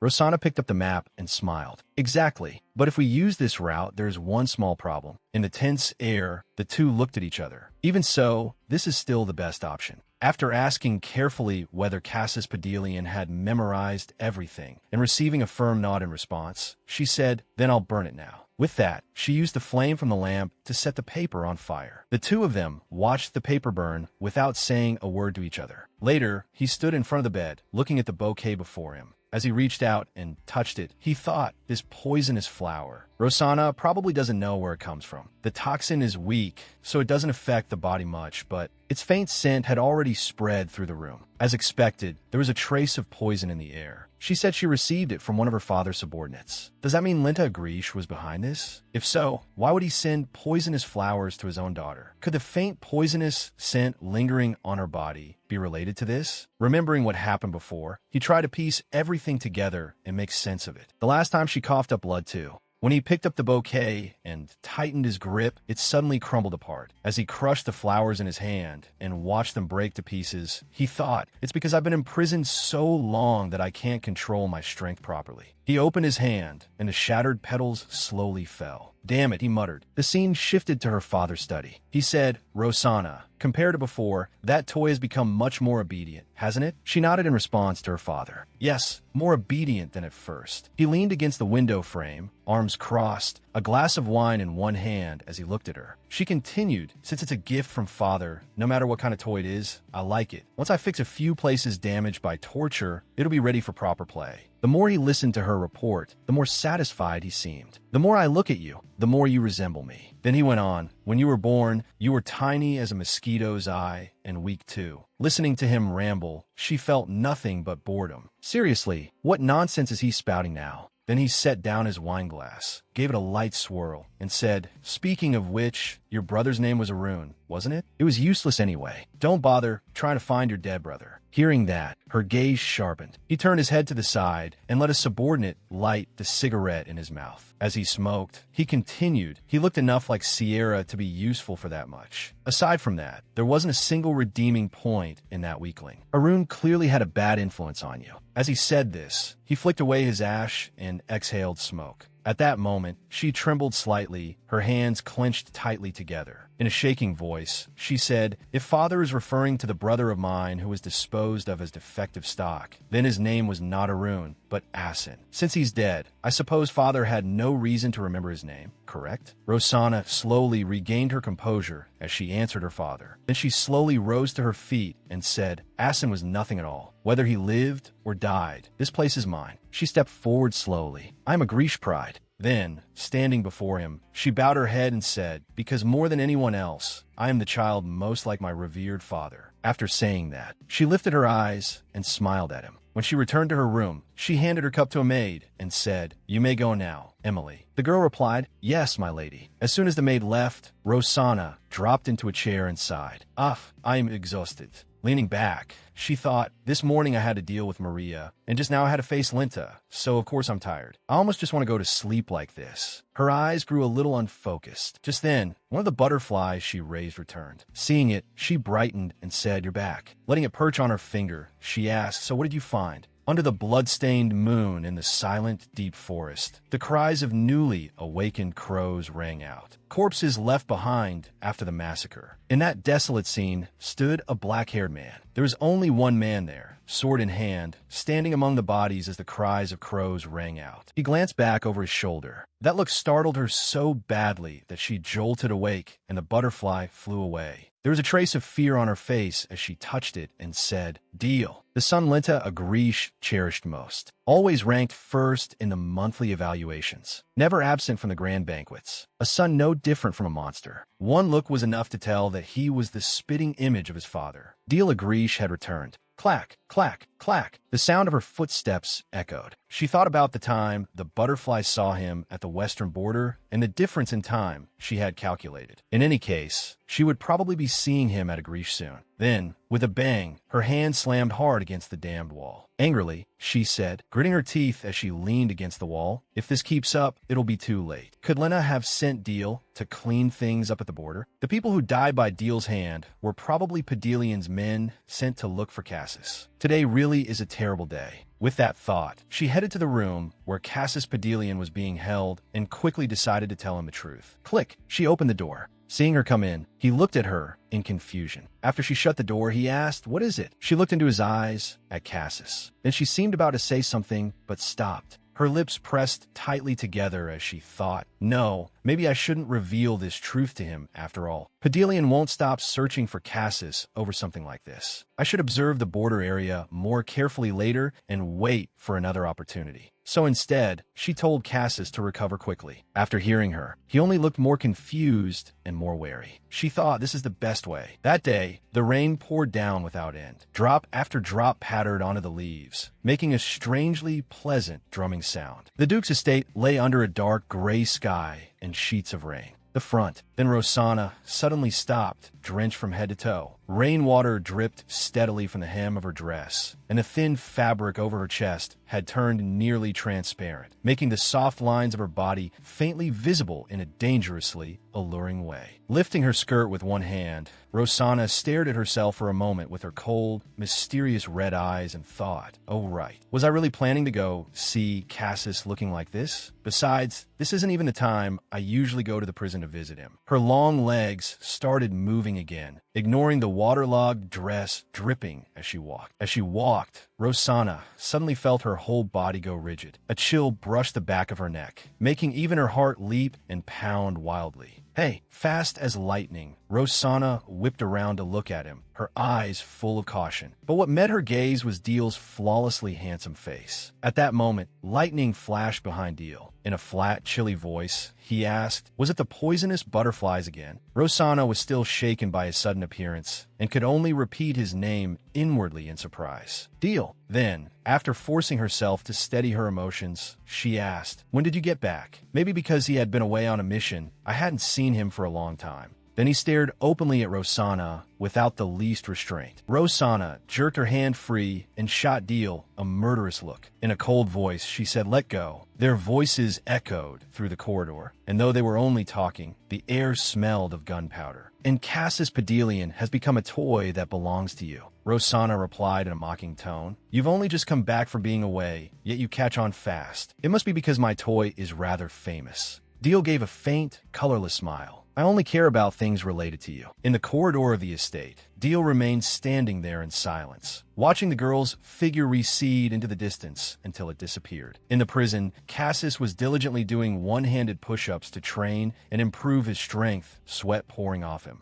With every movement came the clinking of the chain around his neck, but Cassis paid it no mind. He only thought, my body feels lighter by the day. At this rate, as long as I'm careful not to tear the wound open again, I'll recover quickly. After training for a while longer, Cassis finally stood up to rest and used a towel to roughly dry his sweat-soaked hair. I'll be leaving Agrish, this prison-like place, very soon. Suddenly, a harsh creak rang out, making him look toward the door. Rosanna was standing there, head lowered, her body soaked like a drowned rat. Narrowing his golden eyes, Cassis called Rosanna, but Rosanna still seemed immersed in her own world. Even the arm Deal had squeezed so hard a moment ago had split open, blood soaking through the bandages. She thought carefully, I really can't understand what's going on inside his head. Deal's personality, his very being, gives off nothing but coldness. More than that, I can't feel even a trace of humanity from him. Is there anything in this world he truly cares about? Is Deal still in the corridor? There's no sound outside, but what if he's secretly waiting for me to come out? If that's the case, then Just then, a hand reached toward her, and Rosanna froze in fear, as though for one instant she believed it was Deal's hand grabbing her. Her heart pounded wildly, her eyes flew wide in terror, and a cold sweat broke out all over her body. Only when she came back to herself did she realize Cassis was standing in front of her, his arms stretched out, but unable to come any farther because the chain around his neck had gone taut. Rosanna stepped closer and softly called, Cassis. Then she found herself wondering, since when had the relationship between me and him become close enough for this? She leaned back against the door behind her and raised her uninjured arm to cover her eyes, murmuring, honestly, inwardly, she let out a sigh of relief. This is Cassis's room. Because of Deal, I came in here without even thinking. Cassis spoke. First, we need to stop the bleeding. She lowered her arm and asked doubtfully, stop the bleeding? Then she looked down at her other arm, which had somehow become soaked with blood. The bandage had loosened, exposing the gruesome wound beneath. Seeing it, she exclaimed, ah, the wound opened up again. She cursed inwardly, Deal, you bastard. I almost used my left hand to wipe my face just now. If I had, my whole face would probably be smeared with blood by now. Cassis gently said, wait there. I'll get a towel for you to wipe it with. She quickly weighed her options. Maybe I should just leave it like this and go out. I was going to return to my room anyway. Even though it probably won't happen, what if I open the door and step outside, and Deal is still standing exactly where he was before? Blood still dripping from her hand. She softly thanked him, then bit her lip so hard it nearly tore just from thinking about Deal's face. It's still not the right time to go outside. By then, Cassis had already dressed himself properly and reminded her, it'd probably be better if you sat down while wiping it. Rosanna answered politely, no, there's no need for that. Cassis turned back in confusion and asked, "Your wound is split wide open, hasn't it? Are you really planning to wipe it carelessly and walk out like that?" Then he handed her a towel and said, "Sit on the bed and clean it properly." Rosanna stared at him for a moment before saying, "Thank you," though she was still hesitant. "The rainwater on my clothes will drip down and stain everything, yet he's telling me to sit on the bed?" Even so, she walked over and sat down on the bed, keeping some distance from Cassis. Feeling the person beside her staring at her without looking away, as if glaring, made Rosanna feel a little awkward and uncomfortable.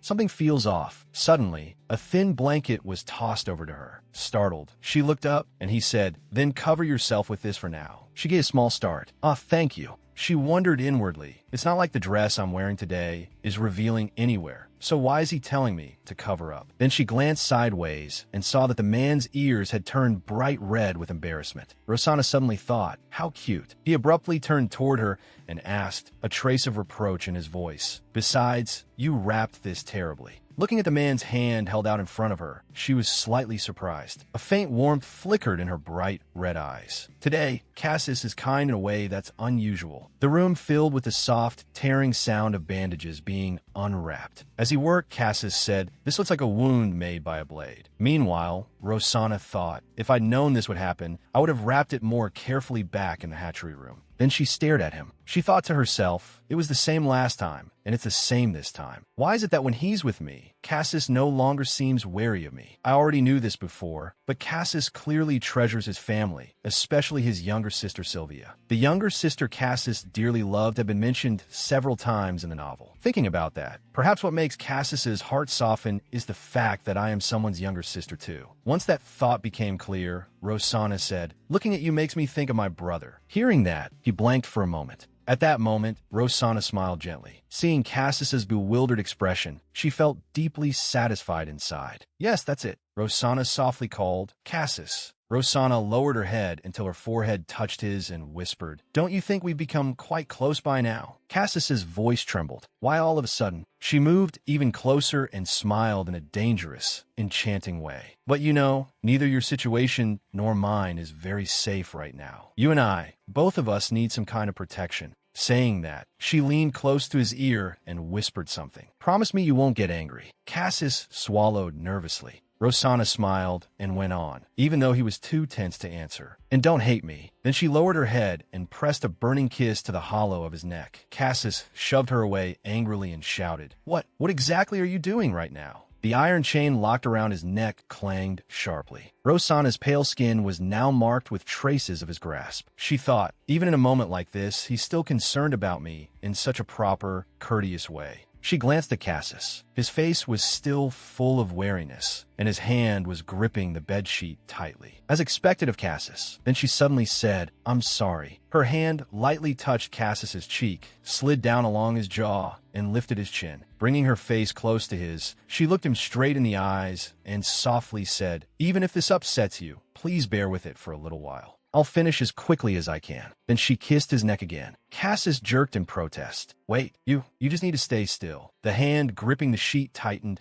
so hard his knuckles flushed red. Sounds embarrassing enough to make anyone blush filled the room. Letting go of the sheet, he hesitantly placed his hand on Rosanna's shoulder, then tightened his grip there. Rosanna gasped and let out a soft, satisfied moan. Thank you for cooperating with me." Cassis was breathing hard as well now, his face red, his dazed gaze fixed on Rosanna. Her marks were left all across his neck and collarbone. Smiling in satisfaction, Rosanna thought, for now, I can relieve my tension with this. Scene change. Brilliant sunlight, full of life, poured down over the earth. In one courtyard, two men, Rosanna's father and Deal, were chatting and laughing together quite amiably. Dressed elegantly, Rosanna watched the two of them from afar and assessed them. They really do look alike, playing family like that. Still, even just looking at them like this, the resemblance is obvious. As if sensing something, Deal glanced toward where Rosanna had been standing. Rosanna let out a small scoff and turned to leave. 5 years ago, Asin failed to eliminate the target he had been assigned, so he was judged and purged as defective material. The one who killed him in the end was Deal Agrish. That's why I could never like him. The second reason is she recalled the scene from the past. At that time, Deal had walked forward and stamped hard on the sword with a clang, making her flinch. In a low, harsh voice, he said, "If you can't do it, then stop." His face was covered in blood, yet his expression was cold and emotionless as he looked down at her, where she had collapsed to the floor in terror. In her hands was still a blood-soaked sword, drops falling to the ground one by one. Remembering that, she reached a conclusion, because he was the only one who saw the weak side of me here. Returning to that moment, though her hand was trembling violently, she still forced herself to pick up the sword. Hesitantly, she said, Then she sprang to her feet, tears brimming in her eyes, raised the sword, and shouted, "Get out, Deal. There's no place for you here." Deal looked on in some surprise as Rosanna walked past him toward the boy. "That's right. This is just a welcome, nothing more. If it weren't, then the dead could never stand before you as though they were alive." Asin sat on the ground, tears streaming down his cheeks as he whispered, "Sana, I missed you so much." Thought after thought leapt through her mind. The me of that day was just like the me of today. What did Asin see in that room? Just who appeared in his hallucination, so that he had to pay for failing to complete his assignment with his life. The Rosanna of that time had struck down her own brother with her own hands, and Asin's blood had splattered all over her face and body. Covering her face, she sank down in anguish and said coldly, "I won't let Asin die a second time at your hands." Deal was slightly startled when he saw Rosanna's face. Her eyes were still wet with painful tears as she ground her teeth, clutching her brother's blood-soaked sword and declaring with hatred, "Absolutely not." Just then, a maid's voice cut in and pulled her back to the present. "Lady Rosanna, this is an invitation from Lady Marian." The maid respectfully offered up a letter on an ornate porcelain tray. After hearing that, Rosanna suddenly felt a chill run through her whole body, and her heart thudded once. Not long ago, Jeremy had come to apologize for bringing up Cassis Padelian when speaking to Marian. At the time, Jeremy had stood there with his head lowered, awkwardly fidgeting with his hands as she opened the envelope to read it. She continued thinking to herself, "Even so, I have no intention of taking Cassis with me. Tea parties are places where noble ladies bring their toys for amusement. Tomorrow is already the day of Maria's tea party. This will be the second time I've attended it. I just hope everything goes smoothly." The next morning, Maria's tea party was held in a lush, airy garden befitting nobility. It seemed I was the last guest to arrive. Rosanna stepped in and spoke. Maria came out to greet her with gentle warmth. "Hello, Sana. Come, sit over here." Sierra had already been seated for quite some time, and when she saw Rosanna, she looked slightly startled. Today, Rosanna looked radiant in a proud, elegant wine-red dress. She gave a faint smile and replied politely, "Thank you for inviting me." The table, laden with food, looked luxurious. Sierra wore a worried expression as she looked up at Rosanna and called, "Sana." Rosanna looked at Sierra with a gentle smile and greeted her. Holding her teacup, Sierra's unease was still playing on her face as she said to Rosanna, "Sana, I didn't know you would be coming here. You should have told me beforehand." Suddenly, a voice cut in. "Sierra, I did that on purpose." Maria, holding her teacup, smiled cheerfully and said, "That way it becomes a surprise present." The snake looked dangerous, baring its long fangs before the small, weak mouse trembling in fear. Maria was the snake, and that little mouse was Sierra. Rosanna thought, snake and mouse. If Maria was the predator, then her mother was the prey. In front of Maria, her mother was clearly afraid, yet she couldn't refuse her even once. That was why she was summoned here every time. Her mother, the most soft-hearted person in all of Agrish. Then again, Linta Agrish was the one who had ordered his sons to kill their own siblings. Deal Agrik was the one who had obeyed that order and slaughtered all his half-brothers, Maria's sons. Even knowing it would make her mother uncomfortable, Maria still forced her to attend the tea party every time. None of them were normal people. Propping her chin on her hand, Maria sighed and said, "Sana, if you had brought your toy too, it would have been so much more interesting. Everyone else thinks so too, don't they?" Sitting with her legs crossed and a teacup in hand, Rosanna recalled what the other ladies had said. "I only caught a glimpse of it last time, but among all the toys so far, it was the most beautiful. I've never seen anything so lovely before, so I was hoping to broaden my horizons today. That's why I even prepared a special cage for Sana's toy." Rosanna said, "My toy is severely afraid of strangers. For all I know, he might bite and tear at everyone except me." After saying that, Rosanna lifted her teacup to her lips and drank. Another lady raised her fan to cover her mouth and asked, "It sounds like you still haven't used medicine on him, have you?" Rosanna set her cup down on the saucer with a clink and said, using medicine little by little and training him wouldn't be bad, but I'm a little hesitant if he becomes too obedient. Rosanna smiled softly, but a dark aura radiated from her entire body. I'll get bored quickly and end up chopping him to pieces and executing him. This is the first time I've ever found a toy interesting. So wouldn't it be better to keep him by my side and play with him longer? Hearing her say that, Maria's eyes widened in surprise and shock. The others began whispering among themselves. A young man answered cheerfully, "That's true. If you use medicine, it'll only turn him into a mindless toy." A young woman, looking on with interest, added, "That idea isn't bad either. But if you use medicine, he'll obey whatever you command, won't he? I can't stand disobedient ones." Another person asked, "But if all they do is obey orders, wouldn't that get boring?" Then suddenly, the sound of hands clapping rang out. "Now then, everyone, since we have such a large gathering, I'll let you all see my new toy. Sarah, bring it in."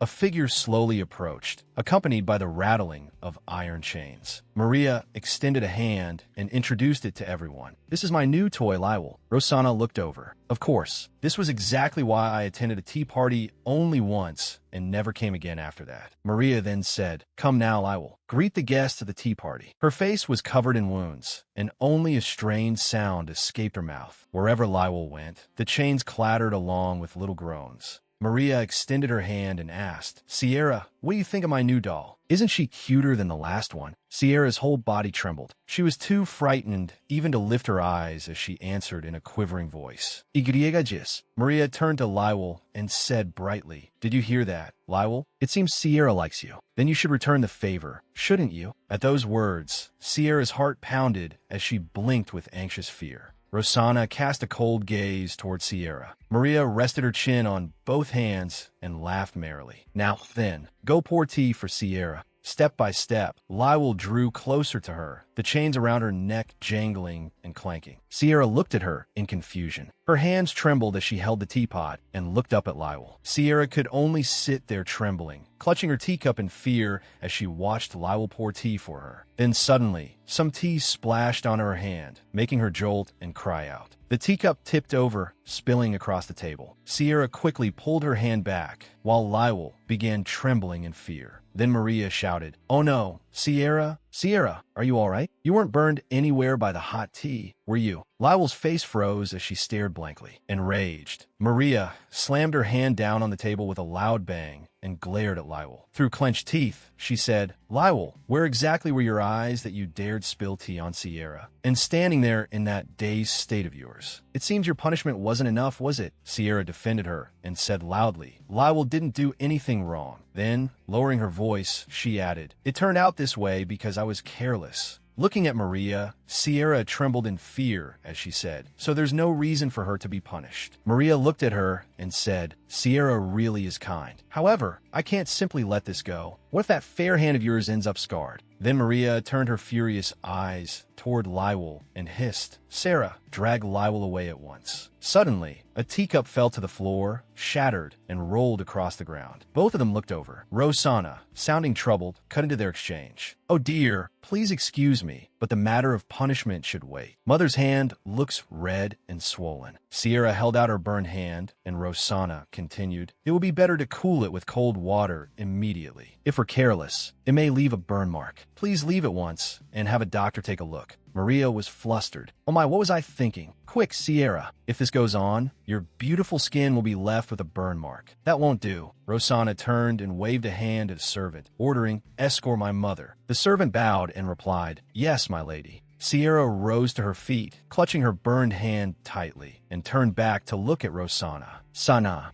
Then, from somewhere inside the mansion, a shrill scream echoed through the halls, followed by crashing sounds and growling. Who would win, I wonder? Several people had already been transformed into grotesque forms. No, it looks like they used too much medicine, so they aren't in their right minds anymore. If that's the case, then they probably can't feel pain. Wouldn't that give them the advantage? Rosanna held her teacup, drinking as she thought, truly, all of them have cruel tastes. It's a good thing I let Mother return to her room to rest. Suddenly, 2 guards came running in, panicked, and reported that something terrible had happened. "It's bad, my lady. Young Lady Rosanna's toy has escaped." She lowered the teacup from her lips and said, "What did you say?" "My toy broke his own chains and escaped from the cell." The 2 guards, exhausted and panting, replied, "No, my lady. When we entered the room to bring him to the tea party, he took that chance to run." Hearing that, Rosanna crushed the teacup in her hand in a fury. "Who gave you permission to act on your own? I distinctly remember never granting you permission, and yet you took it upon yourselves to bring my toy here. What exactly do you mean by that?" One of the guards said nervously, "Because young Master Deal gave us the order, we thought young Lady Rosanna had approved it as well." Suddenly, a knife flew through the air and blood splattered.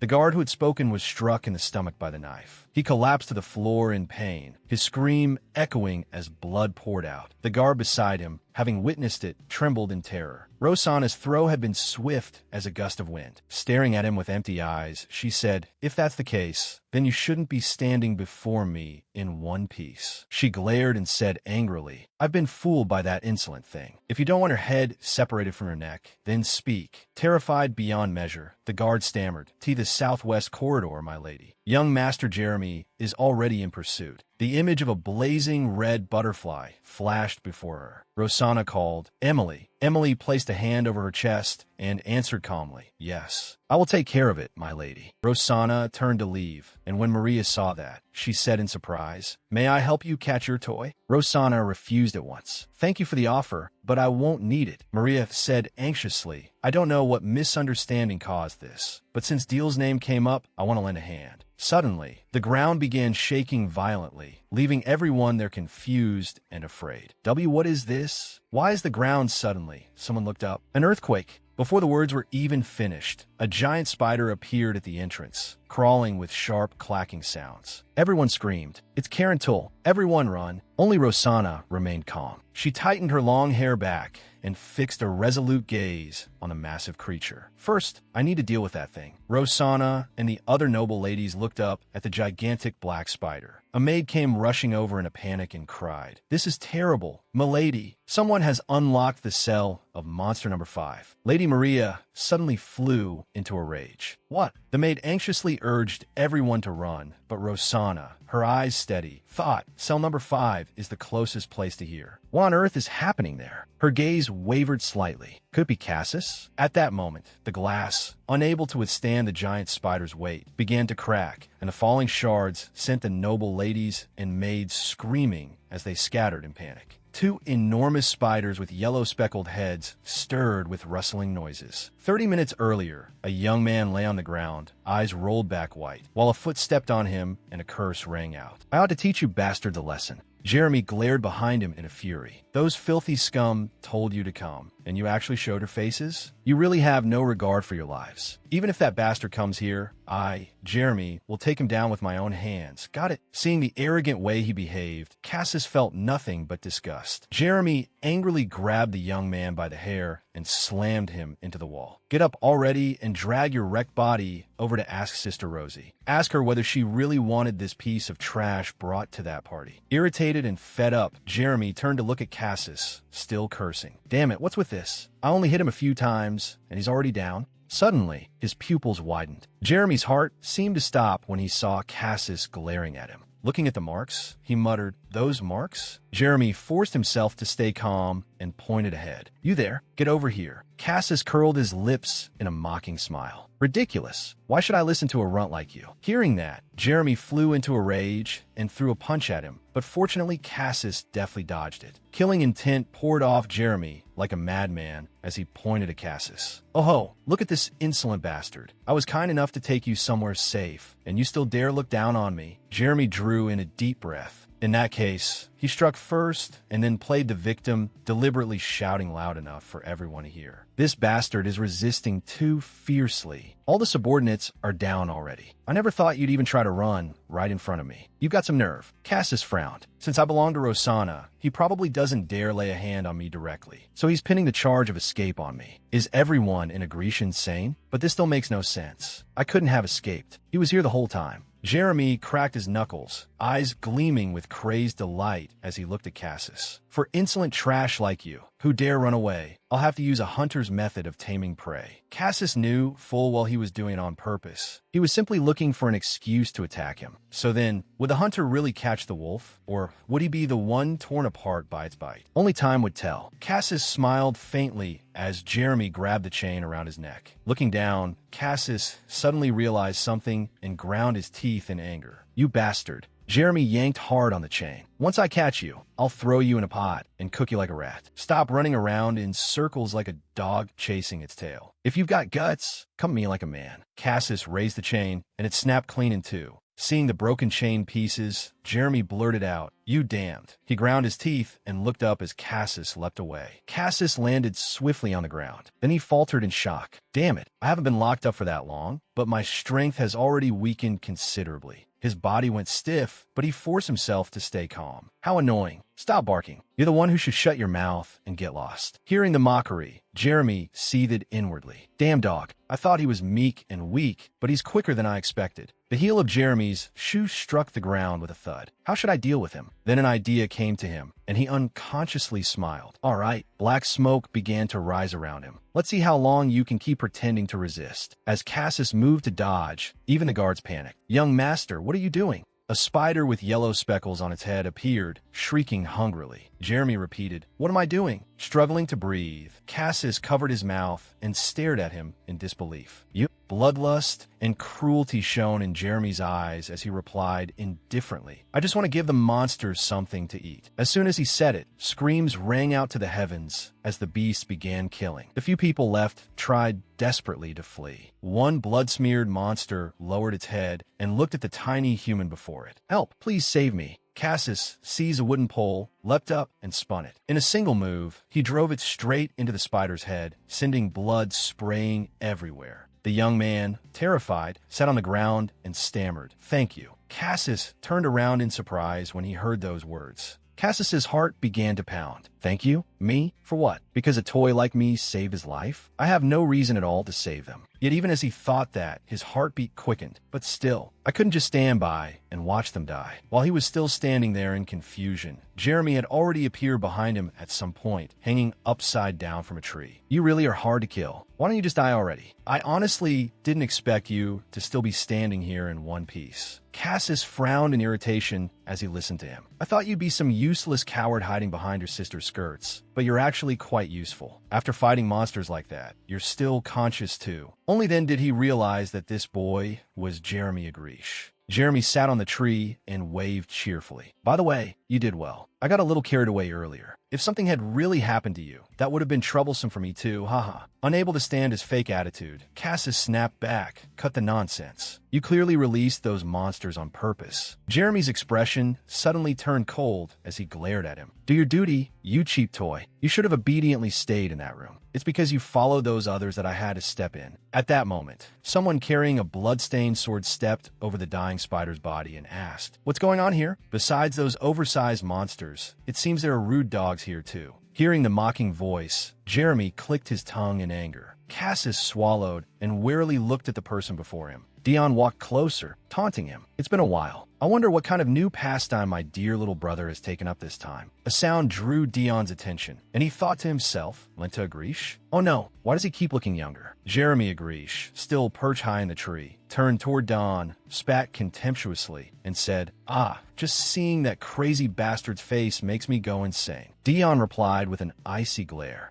Cassis Pedelian flinched, sweat breaking out all over him. At that moment, Dion stood facing him, swept back the hem of his clothes, and said, "Jeremy, did you open the breeding gate again?" Above them, Jeremy Agrish sat in the tree, watching what was happening below. In a cold, contemptuous voice, Dion said, "You're still the same as ever, huh? Causing chaos without thinking. Empty-headed is only cute in moderation, but every time you stir up trouble, you just look pathetic." Jeremy Agrish grew furious on hearing that, grinding his teeth as he spat out, "What did you just say, bastard?" From the tree, Jeremy Agrish pointed at Dion and shouted, "Why do you think this happened in the first place? Aren't you the one who gave the order to take Sister Sanaa's toy away on your own?" Dion gave off a chilling aura and replied, "So my mother went and did something amusing again." Dion flicked his coat aside, while Cassis Pedelian, standing opposite him, didn't dare move. Smiling, Dion said, "So this is the noble son of the Blue Clan who bewilders women like a dog in heat? Quite a precious sight." Regardless of what Cassis Pedelian might think, he continued, provoking him. "Come to think of it, not long ago I had to deal with a group near the border. I think they were Videlian's loyal dogs, coming to look for their master. They were more stubborn than I expected, so disposing of them was a bit troublesome." Only then did Cassis Pedelian react and speak. He gripped the weapon in his hand tightly, and it crackled. "So you're saying that you killed my family's men with your own hands, right in front of me?" he said, raising his weapon and pointing at Dion's face. Dion sneered. "I merely sent them to the underworld ahead of you. So what?" The sharp weapon in Cassis Pedelian's hand shot straight toward Dion's face with a whistling sound. Dion remained calm, as if he felt no fear at all. The two weapons collided with a clang. Cassis Pedelian froze in shock and clicked his tongue. Each of them held a weapon as they exchanged blows, metal clashing sharply against metal, accompanied by the fluttering sound of Dion's clothes. After crossing weapons, both men calmed a little. Cassis Pedelian praised him. "You've got good eyes." As he drew back his weapon, he thought, "That brat is only managing to block my attacks." The sharp blade in Dion's hand cut through the air with a hiss as he replied, "As expected of Adelian's young master, you move rather well. Compared to those dogs, you've got a bit of brains." Standing opposite him, Cassis answered, "It doesn't look like you intend to kill me." "What?" Dion replied, "Dealing with you isn't my duty." Grinding his teeth, Cassis Pedelian said, "So you deliberately lured me here as bait?" Dion sneered. "So you're not as stupid as I thought. What a pity. My subordinates worked so hard to prepare that trap." In the distance, Sierra, beautiful and dressed in splendid clothes, came running over in a panic, shouting, "Sana! Sana!" At that, Cassis Pedelian froze as he remembered the past. Come to think of it, Rosanna had said she had to attend a tea party at the greenhouse. So why was that lady looking for Rosanna here? Could something have happened? Sierra seemed to sense someone looking at her, and stopped short, panting, before turning and seeing the two men. Her face trembled with fear, and she cried out,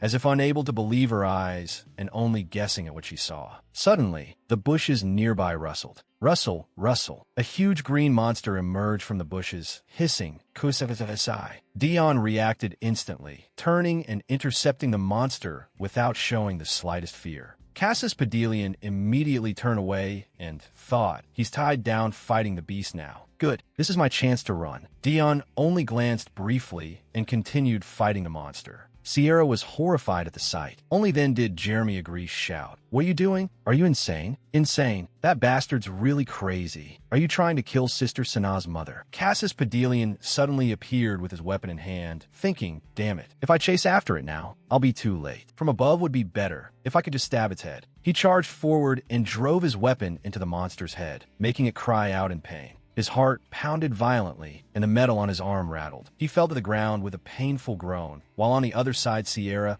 still overwhelmed with fear, screamed, "Ah!" Suddenly, there was a thud behind Cassis Pedelian. It was Dion. Dion stepped on Cassis's body, then thrust his weapon into the metal restraint on Cassis Pedelian's arm. Sparks flew from it like flashes of electricity. A series of sounds rang out from the metal. Cassis Pedelian's heart thundered, mingled with pain and fear, and all he could do was cry out as the sparks burst around him. Under Dion's cold gaze, Cassis Pedelian lay motionless beneath him, while Sierra watched from across the way with a stunned expression. Jeremy Agrish hurried over to Sierra and asked, "Sierra, are you hurt anywhere?" Sierra could only cover her face and say, "Stop, don't." Trembling in fear, she stammered, "Ah, stop. I really don't like this. Stop, don't kill Asin." Sierra dropped to her knees and begged them not to kill Asin. At that moment, Dion was still stepping on Cassis Pedelian, but then he lowered his weapon. It snapped cleanly in two with a clatter and fell to the ground, and he thought now. A long scraping sound rang out, and a light shone from a scar-covered hand as though opening something. It was Emily. She stood only a few steps away from Rosanna and said, "Young lady, there's no need for you to step in personally, so please stand back." Looking at her, Rosanna called, "Emily." As streaks of light flashed before her eyes, Rosanna thought, "Emily's power comes at the cost of her life." Emily slowly tightened the cloth over the wound. Seeing her do so, Rosanna said, "From now on, you must restrain yourself from using your power." Emily immediately replied, "Yes, my lady." From a distance, a woman slowly approached, still holding a blood-stained iron bar in her hand, while one foot was planted on the monster from earlier. It was Griselda Agrish, Rosanna's half-sister. She had long, glossy brown hair. Looking this way, she said, "Emily, shall I give you a hand too? That cage bar Maria was holding is really sturdy. I was just about to go out and finish off the rest." Hearing that, Rosanna spoke up. "All right then. So that means I don't need to fight, right?" Griselda Agrish replied, "Yeah,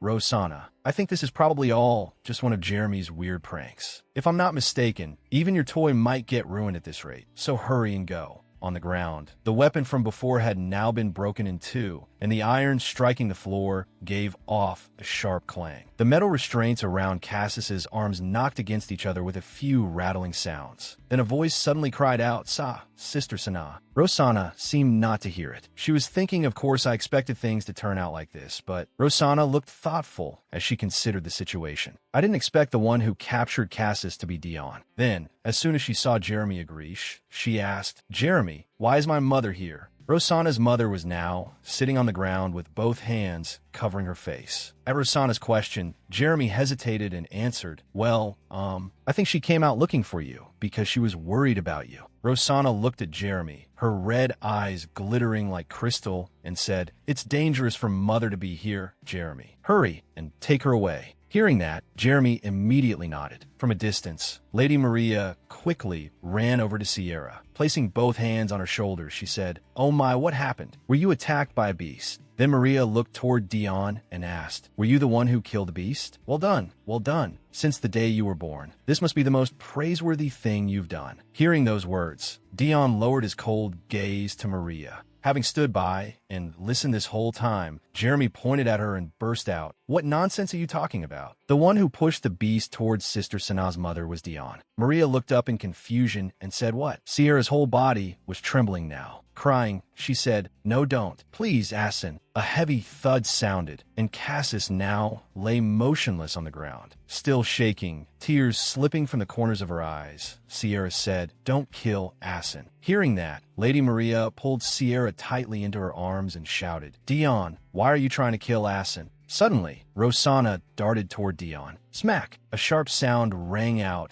as she slapped him across the face and said, "Stealing my things on your own? A slap like this still isn't nearly enough." Looking at Dion, she continued, "And you even dared put my mother in danger? I won't let this go." Dion touched the side of his face, still red from the slap, and replied, "So this is the repayment from the person I helped by catching the dog trying to run from its owner?" Smiling faintly, he added, "That's a little excessive." Startled for a moment by his sudden words, she immediately said, "I never asked you to do that. He belongs to me, so I'll punish him myself. So let go of him." At her words, he kept his foot pressed on Cassis. After a long silence, Dion said, "How interesting." His hand slowly brushed against the wound on Rosanna's face. "Let's stop here for today. It's been a long time since I've seen you this furious, so I'm not in such a bad mood." Smiling, Dion added, "Still, this moment would be perfect if you cried." His sharp features, golden hair, and red clothes matching the color of his eyes only made Rosanna appear even more striking by contrast. Hearing Dion say that to his sister, Jeremy flew into a rage and shouted, "Hey, you bastard! Seriously, stay away from Sister Sana. I won't let you off." Jeremy yelled while glaring at Dion as he slowly walked away. Rosanna continued staring after Dion as he left, her emotions unreadable, one hand clenched tightly as if troubled by something.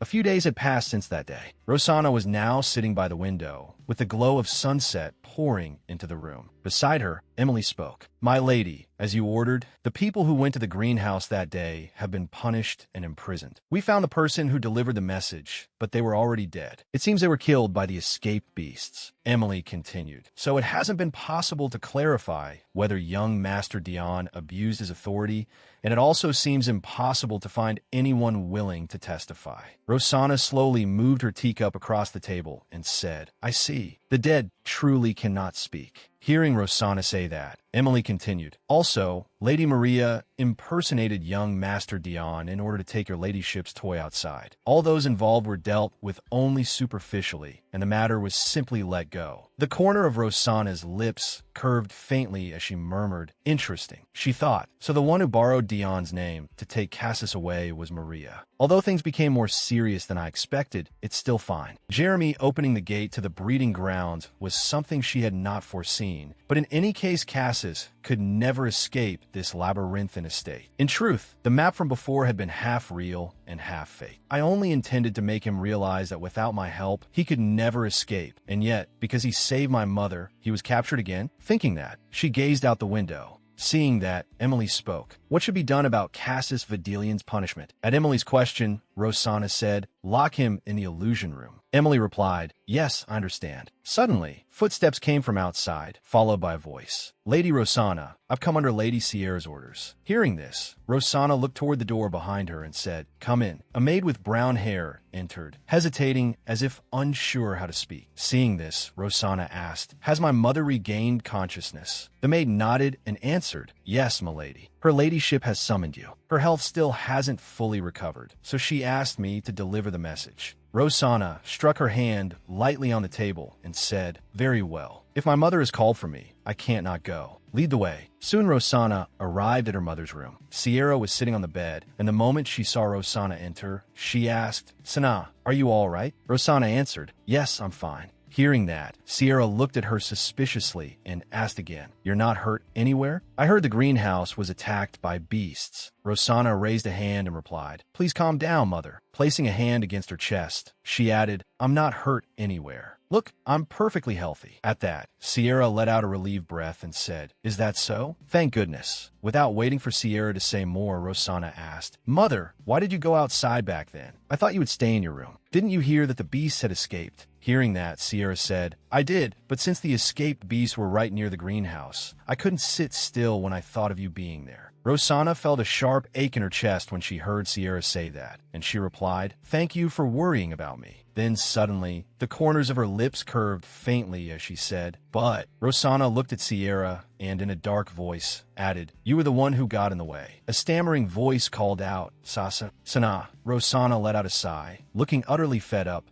What could mother possibly have done in that situation anyway? Sierra faltered, shocked to hear her daughter speak that way. But Rosanna continued coldly, "Now look at yourself. Just because you ran into a demonic beast once, your energy is depleted and you're better than like this." Rosanna cruelly added, "The one lying in bed isn't me. It's you, mother." Sierra sat helplessly on the bed and softly called her daughter's name. "Sana." Rosanna pretended not to care and went on, "I already told you. During the riot earlier today, I wasn't injured at all. I'm perfectly fine and standing here like this. So who exactly is supposed to be worrying about whom?" Mother and daughter faced each other, but only one of them kept lashing the other with harsh, merciless words. "If I were ever in danger, would you really be able to save me with your abilities? And not just that, what if someone used you as bait for a demonic beast so they could escape? What would happen then? And today it wasn't just the gate to the beast enclosure that was opened. What if my toy had taken you hostage or hurt you in order to escape the estate?" Rosanna stared straight at her mother, her tone emotionless. Yet every word that left her lips was cold enough to carve into the listener's heart. "Have you thought about any of that? Would you have been able to act on your own?" Sierra's eyes widened. So shocked, she unconsciously raised a hand to cover her mouth. Thud! Sierra felt her heart being crushed all over again. Rosanna turned away callously and left, saying as she walked, "If you truly care about me," she pushed the door open, then looked back before stepping out. "Then don't try to help me by making things worse and becoming a burden to me. I don't think you're troublesome, mother." The moment she finished speaking, the door slammed shut, leaving Sierra no chance to say a word, only to stare after her in despair. As soon as Rosanna stepped outside, someone came to report, "Lady Rosanna, the master has just passed through the front gate." A faint smile touched Rosanna's lips as she replied,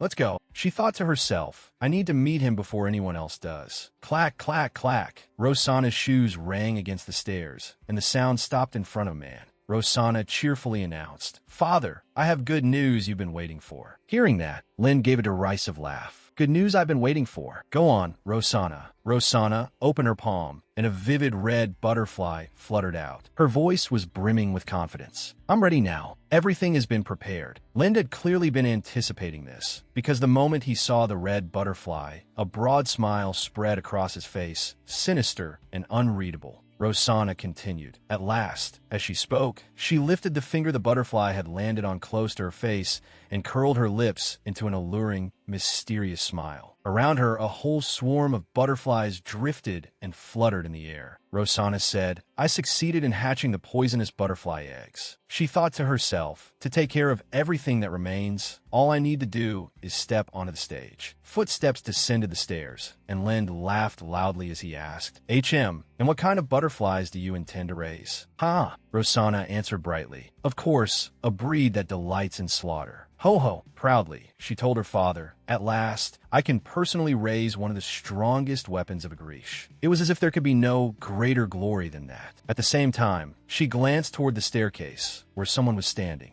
It was Dion. He stood there silently, watching everything. Lind burst into pleased laughter. Ha ha, Rosanna, I've always had high expectations for you. Then he turned and walked away, and Rosanna politely bowed to him. Thank you, father. Once Len was gone, Dion stepped over to Rosanna's side. The air between them instantly turned cold. Rosanna said, It's a shame I didn't slap that face earlier. Then she shot Dion a sidelong glance and asked with narrowed eyes, What would have happened if Cassis hadn't saved my mother then? Dion replied, Nothing would have happened. Suddenly, Dion lowered his head and leaned close to Rosanna's ear, whispering, I told you before. His voice dropped lower, and his left hand gripped Rosanna's shoulder. Watching you cry is my favorite amusement. Rosanna did not flinch in the slightest. She gave a scoffing laugh and exhaled sharply, brushing past Dion as she headed up the stairs. That's too bad. As for me, crying. Dion's sharp eyes followed her. Rosanna declared icily, Until the day you're in your grave, you'll never see me like that. Rosanna walked alone down the wide corridor, then suddenly stopped in front of a mirror. Looking at herself in the mirror, Rosanna sank back into the thoughts circling in her mind. Yes, just as Mother wished, from now on, I've become an outstanding Agrish, someone who brings pride to Agrish, and a daughter more like that precious father than any other member of the family. After staring at the mirror for a long while, Rosanna bitterly clenched her hand. So in the end, that phrase I've repeated over and over all this time, now it really seems to have become true. Rosanna looked at her own reflection, then curled her lips into a smile and thought,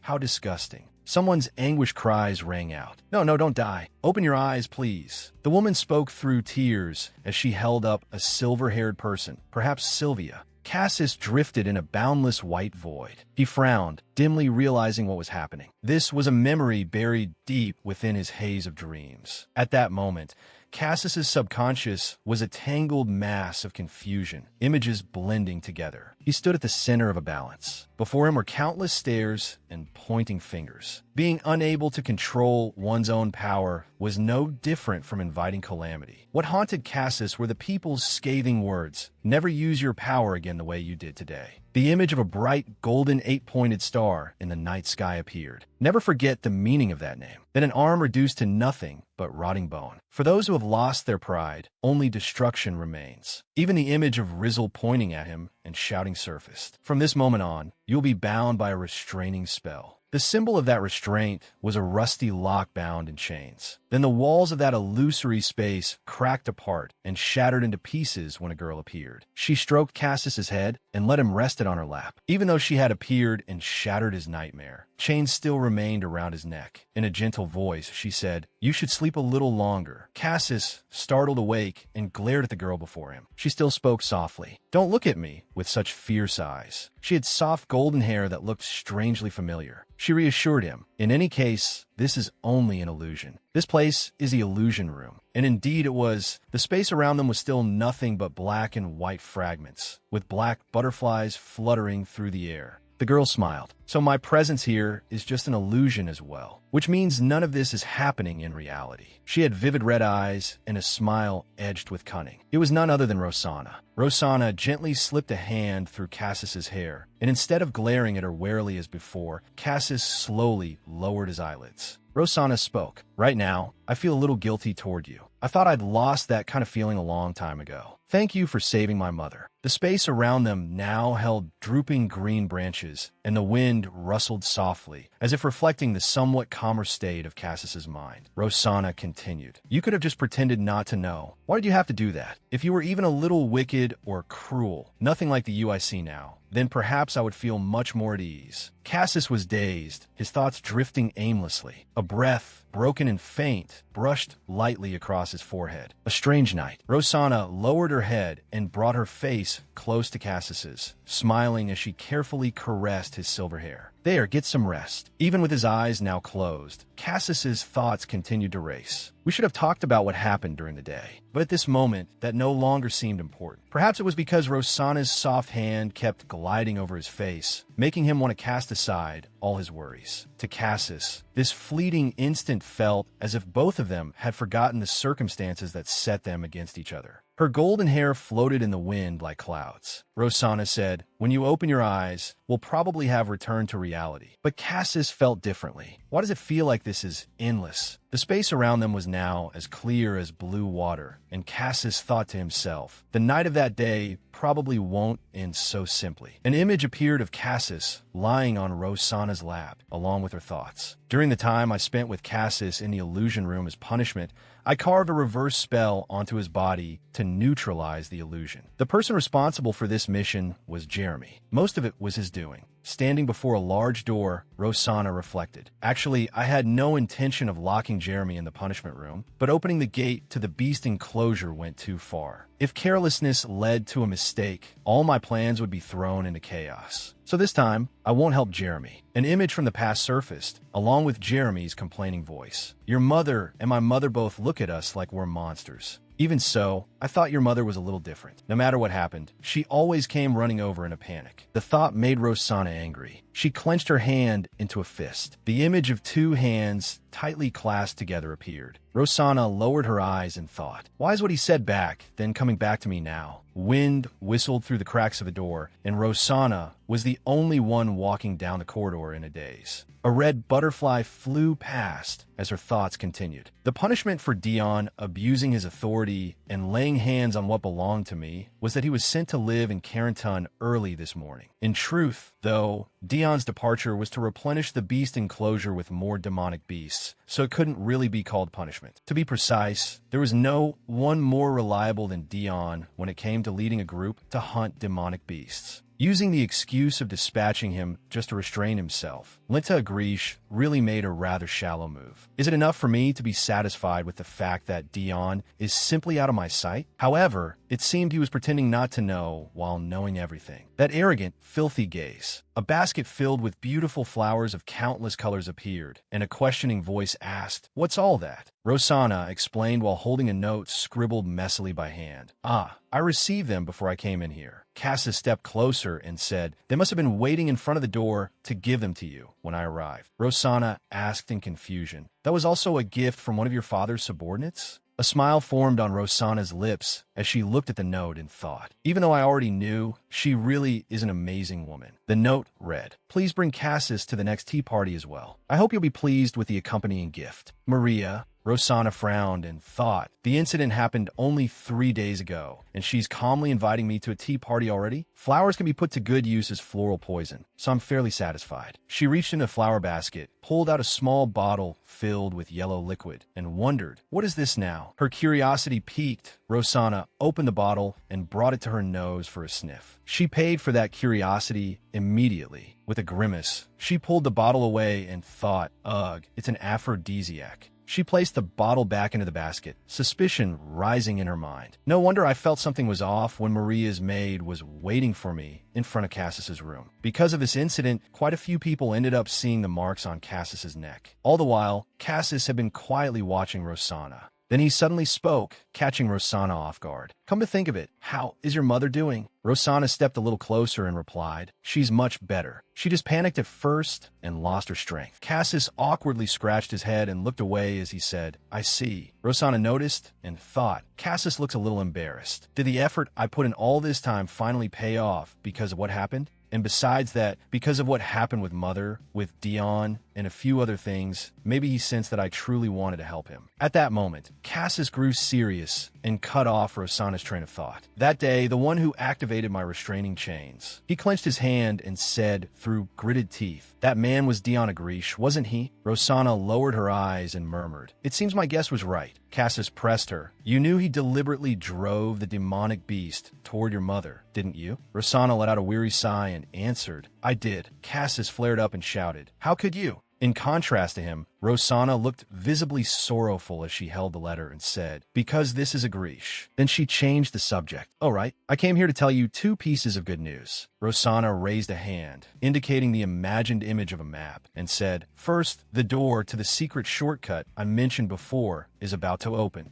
Cassis pondered her words. "You mean the secret route on a map you showed me before?" The image of a door appeared in his mind, along with Rosanna's voice. "That's right. Do you remember when I said there was a small problem with that shortcut? That door doesn't open all the time. It has a specific period when it can be opened. And there's another bit of good news. Yesterday, I saw several people moving around the border area." Cassis's heart began pounding so hard he could hear every beat. Thump, thump. He stared at Rosanna wide-eyed as she continued. "It seems there were people sent from Pedelian." The image of a man with one eye covered appeared as an example, while Rosanna described him. He looked to be in his 30s, with brown hair, blue eyes, and a patch over one eye. "Do you know him?" It looked like he was leading a group. Cassis and Rosanna exchanged words rapidly. "Where did you spot them?" "At the southeastern border. I can help you if you give me something that can identify your existence." Cassis held out an upturned arm, glanced at the basket of flowers in Rosanna's hands, and said, "Those flowers. Give me one." Rosanna immediately did as he asked, quickly offering one out. "Here, take it." Cassis seized the flower roughly and decisively tore off one of its leaves. Then he raised a finger to his mouth and bit down hard. Blood welled out at once. Not long after, Cassis held out the leaf now covered in countless characters and said, "If I were to say that I completely trust you now, you'd probably think I was lying, wouldn't you?" Rosanna stared at the leaf in surprise. "Is that the code script used in Pedelian?" She fixed her eyes intently on it. Still holding the leaf in his hand, Cassis spoke gently. "But both of us know very well that ours isn't the kind of relationship or situation where that could naturally happen. Even if I said it, you wouldn't be able to trust me either." But Cassis looked straight into Rosanna's eyes, placing his faith in her with only these quiet words. "From the words and actions I've seen from you,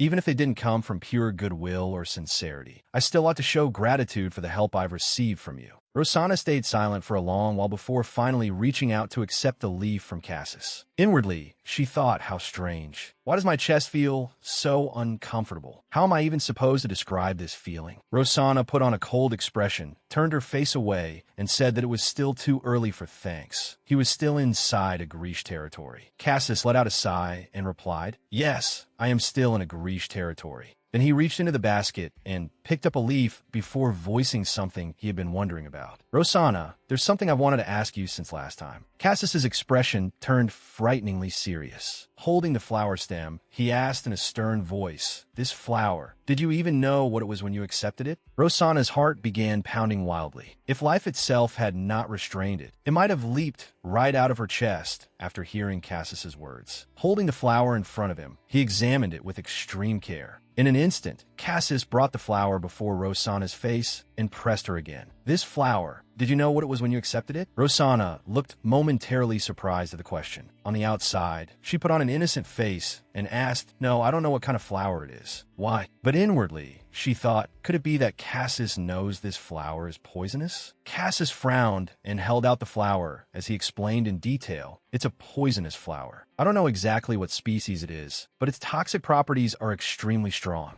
Rosanna froze for a moment, clutching the flower basket tightly as she asked, "How do you know it's poisonous?" He answered calmly, "I've seen this flower before." Cassis's eyes were full of certainty as he added, "So I'm sure it's poisonous." Rosanna was deeply shocked that Cassis knew so much about this flower. She retorted, "No, that can't be right. That's impossible." Her mind was now filled only with thoughts of that flower. She fell silent, because this flower was something produced and circulated only within a Grish. It had never been distributed outside. Even so, just as Rosanna had barely pushed aside the jumble of thoughts in her head, Cassis said in a serious tone, "If you don't want to believe it, then don't." He continued, "But starting yesterday, Rosanna looked at him suspiciously. Inwardly she wondered why. Why is he making that kind of face? Cassis's expression tightened slightly. Irritated, he clenched the flower in his hand and said sharply, "At the very least, you should be suspicious. You'd be better off throwing that basket of flowers away." Rosanna stood there in a daze. Feeling a little guilty, she thought, is he acting like this because he thinks I don't trust him? That's not what I meant. A troubled look crossed Cassis's face. He turned away decisively, then reminded her coldly, "Even if you don't think so, it's best not to let them near you.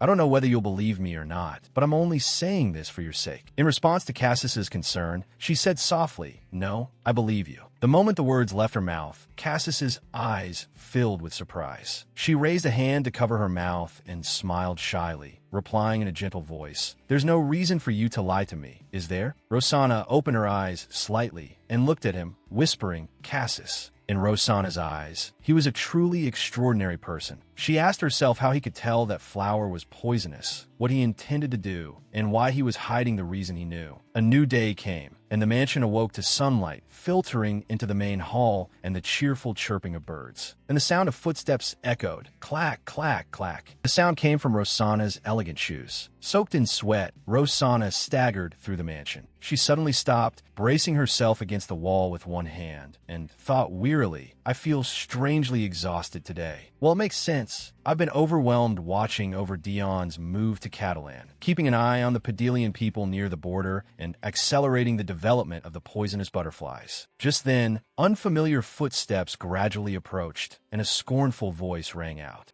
"I heard your lowly little toy tried to run away." Rosanna looked calm on the outside, but inside she burned with anger. With a mocking smile, she said, "Your face looks brighter than before. I suppose being locked in the punishment room suited you." The one hearing Rosanna's sarcastic words was none other than Charlotte. She ground her teeth in fury, her fists clenching as well. Ignoring Charlotte's reaction, Rosanna continued to provoke her. "I think it would do you good to stay in there a little longer, Charlotte." Charlotte flared up, puffing herself up as she shouted noisily, "I heard your cheap toy caused chaos in the mansion a few days ago. After causing something like that, do you really think you're still qualified to manage him?" Rosanna watched Charlotte ran in front of her and thought in annoyance, "She just got released, and she's already bringing up Cassis. She really hasn't changed at all. Still exactly the same." Crossing her arms with an air of utter arrogance, Charlotte stubbornly declared, "If it were me, I would have cut off his leg from the start, so he couldn't pull anything like that." Rosanna stared at Charlotte and thought with weary disdain, yes, that kind of behavior is exactly in her nature. Seeing Rosanna stay quiet, Charlotte pushed further. She flung out her hand and shouted, "And father agreeing to let you keep that toy. You just took advantage of the fact that I was locked in the punishment room, didn't you? You deliberately pulled some trick after I was imprisoned, didn't you?" Seething, she continued, "You blatant liar." In contrast to Charlotte's attitude, Rosanna remained perfectly composed as she replied, "Let's see. So you think I'm stupid enough to fall for something like that?" Hearing this, Charlotte glared at her with eyes full of hatred and snapped, "When your toy escaped, you shirked responsibility with dirty tricks.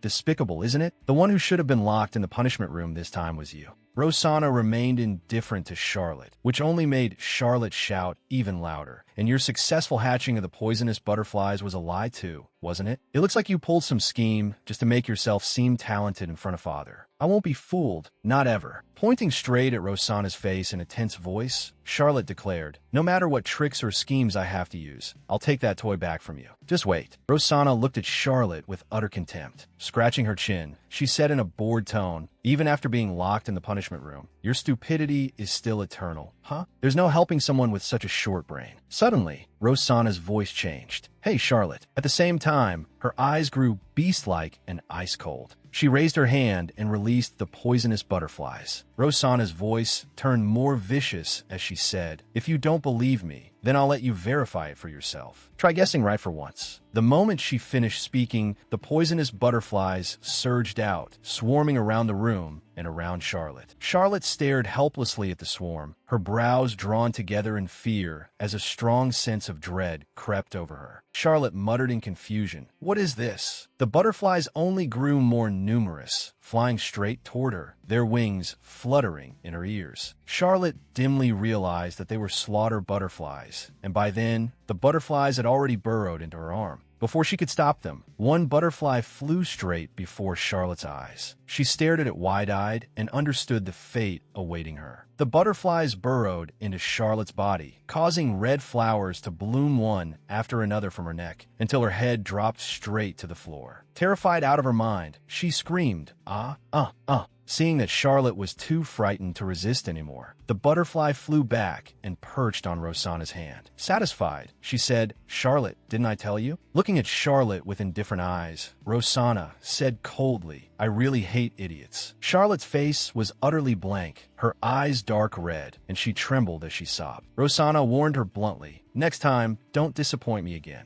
After saying that, Rosanna withdrew the swarm of butterflies and quickly left, leaving Charlotte alone in the room, collapsed in fear. The sound of Rosanna's footsteps faded farther and farther away. She gasped for breath in exhaustion, but still told herself, "No, not yet. Keep going, just a little farther." She forced herself to drag her body to Cassis. Her heartbeat grew louder and stronger. Thump, thump. Fortunately, she managed to reach him in time. When he saw her state, he looked shocked and asked Rosanna what happened. Before Cassis could finish, Rosanna coughed up blood. It seemed she could no longer hold on. More and more blood spilled from her mouth, dripping steadily onto the floor. Cassis was utterly panicked. His eyes froze, and he stammered, "Rosanna." Rosanna was terribly dizzy, her legs beginning to give way, and she lost her balance and fell straight to the floor. In her haze, she thought, "This is the first time I've controlled the butterflies like that." She glanced at Cassis, who was frantically struggling against the chains, breathing hard and cursing in fury. Damn it. Tears silently rolled down Rosanna's cheeks. Weakly, she watched Cassis try to break the chains and thought helplessly, "He really is something. Breaking shackles with his bare hands? Is he trying to escape?" Cassis quickly shattered the chains and rushed to Rosanna's side. Even then, Rosanna still retained a sliver of awareness, and fear rose in her. No, this won't do. If he gets caught in the middle of escaping again this time. Cassis dropped to his knees beside her, his face and eyes full of anxious worry, and helplessly shouted, "Rosanna." The oil lamp still burned brightly. A sinister voice echoed out. "Come to think of it, not long ago, I had to deal with a pack of hounds near the border. It seems Padelian's loyal dogs were looking for their lost master." Hearing the mockery from the other side, Cassis clenched his fist. The voice continued, "They were more stubborn than I expected, so disposing of them was a bit troublesome. We merely sent them to the underworld before you, that's all." Dion tilted his head and smiled. "Well?" Cassis glared at him. Dion Agrish. Suppose I hadn't stopped him. Memories from the past flashed through his mind. Dion holding a long iron rod in his hand, his foot pressing down on someone's body. A girl bowing to the ground and begging, "Please don't kill Assel." Cassis thought to himself, the demonic beast would attack Rosanna's mother. Thinking about that, I'm not even surprised that Dion Agrish killed his own half-brother.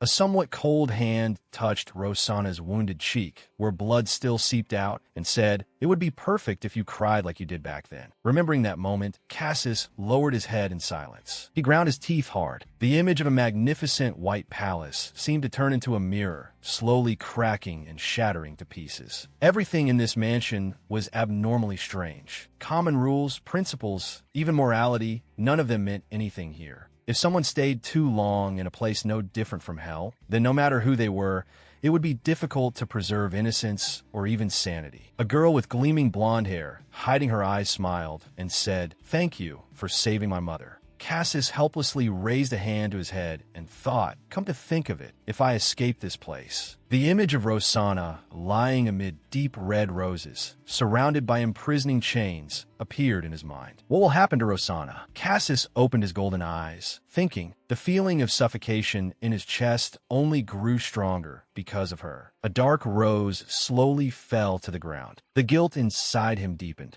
Suddenly, a noise came from the door, and Cassis instinctively looked toward the source. It was Rosanna stepping inside. A pained sound escaped her. Ugh! Cassis's heart suddenly stopped. Rosanna! Rosanna collapsed onto the floor, blood all around her. Cassis jerked in shock and lunged toward her, shouting, "Rosanna!" Thousands of brilliantly colored butterflies hovered in the air, then settled onto Rosanna's hand. Cassis called out loudly, Rosanna, wake up. Rosanna. She lay in Cassis's arms, her face drenched in sweat, a trace of blood still clinging to the corner of her mouth. Cassis thought, the thing surrounding Rosanna's body is toxic energy. Rosanna barely opened her heavy eyelids and spoke in broken fragments. No, get out. Outside. Her trembling hand tried to reach his face as she said, outside. It'll be dangerous. She coughed. I'll protect. Without waiting for Rosanna to say another word, Cassis grabbed her hand tightly and said, we have to get you to the infirmary for treatment right away. Inwardly, he thought her palm is ice cold. As her breathing became more labored, she told him, Don't do that. Don't let anyone see. Lying weakly in Cassis's arms, she added softly, the way I am now. No one must see me like this. As soon as she finished speaking, her hand slipped from Cassis's firm grasp. Cassis stared at what was happening before him, as if unable to process it.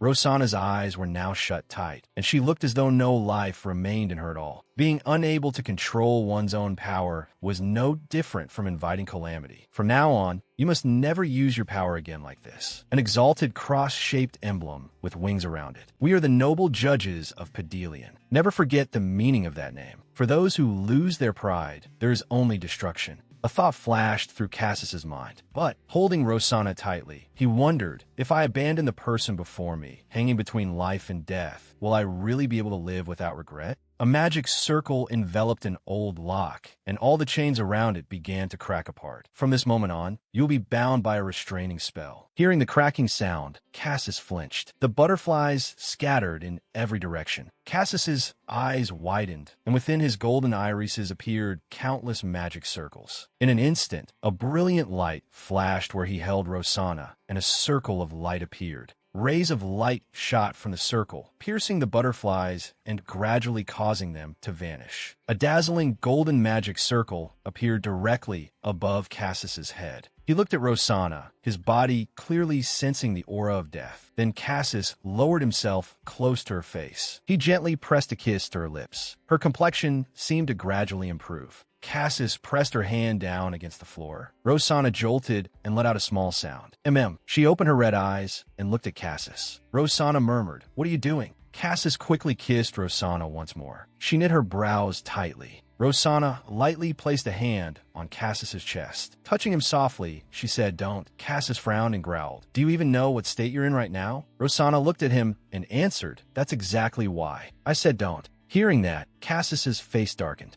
Rosanna's scarlet eyes stared back at him. "I know that look. It's the look of someone prepared to accept death as it comes with every passing second." His heart pounded, from the reason he had suddenly begun to care about the girl before him, to the reason he could not leave her like this. He embraced Rosanna, his heart beating wildly. So that's it. Cassis sank into disappointed reflection. It was all because of those eyes. Rosanna's face flushed bright red as she thought, seriously. Cassis lifted Rosanna into his arms. She thought in a daze, what kind of ability is this? The pain that felt as if it were tearing through her organs suddenly subsided, leaving no pain behind at all. Cassis's hand lightly tightened around Rosanna's waist, and Rosanna continued inwardly. "My breathing is much lighter and easier now than it was a moment ago. I don't know exactly what it is, but just now Cassis's power entered my body and nearly purified all the poison, and that panicked me beyond words. I almost lost all the hard work of drinking poison over all this time." Rosanna suddenly stiffened in shock. "Wait, how could I forget something so important until just now?" Cassis looked at Rosanna in confusion. If he were to kiss Sylvia, the female lead of the 19-plus novel, with a truly passionate kiss while holding her chin, he could recover his stamina. Sylvia clutched her head in pain as chains wrapped around her. It was probably a form of healing that could break the censorship if a certain action was performed. Right, that was why Sylvia became the plaything of the male leads from various families and ended up on a path of imprisonment. The cross-shaped symbol surrounded by wings. But I had thought that was the hereditary power of the Pedelian family. Rosanna glanced up at Cassis. Could it be that his ability to tell whether something was poisonous also came from that power? Rosanna gave a faint smile and said, "It's fine. This much won't kill me. I already told you, didn't I? I'll protect you until you can safely escape outside." Cassis said, "How can you say something like that?" Looking at Rosanna, he added, "I'm not your brother. Rosanna's eyes darkened. What is that supposed to mean? Why is he saying something so obvious? Of course, to win Cassis's sympathy and get closer to him. I used the line about him reminding me of my brother. But even so, why would he think I'm helping him because of Brother Assel? Assel and Cassis stood on opposite sides. From the beginning, the two of them were never alike. Rosanna thought to herself that she simply didn't want to end up in a massacre, accused of abetting the death of Cassis Padelian. She remembered Assel patting her head and saying, "I'll protect you," sitting beside Assel's bloodied corpse. Rosanna had also said, "I'll protect you." A sharp pain pierced her.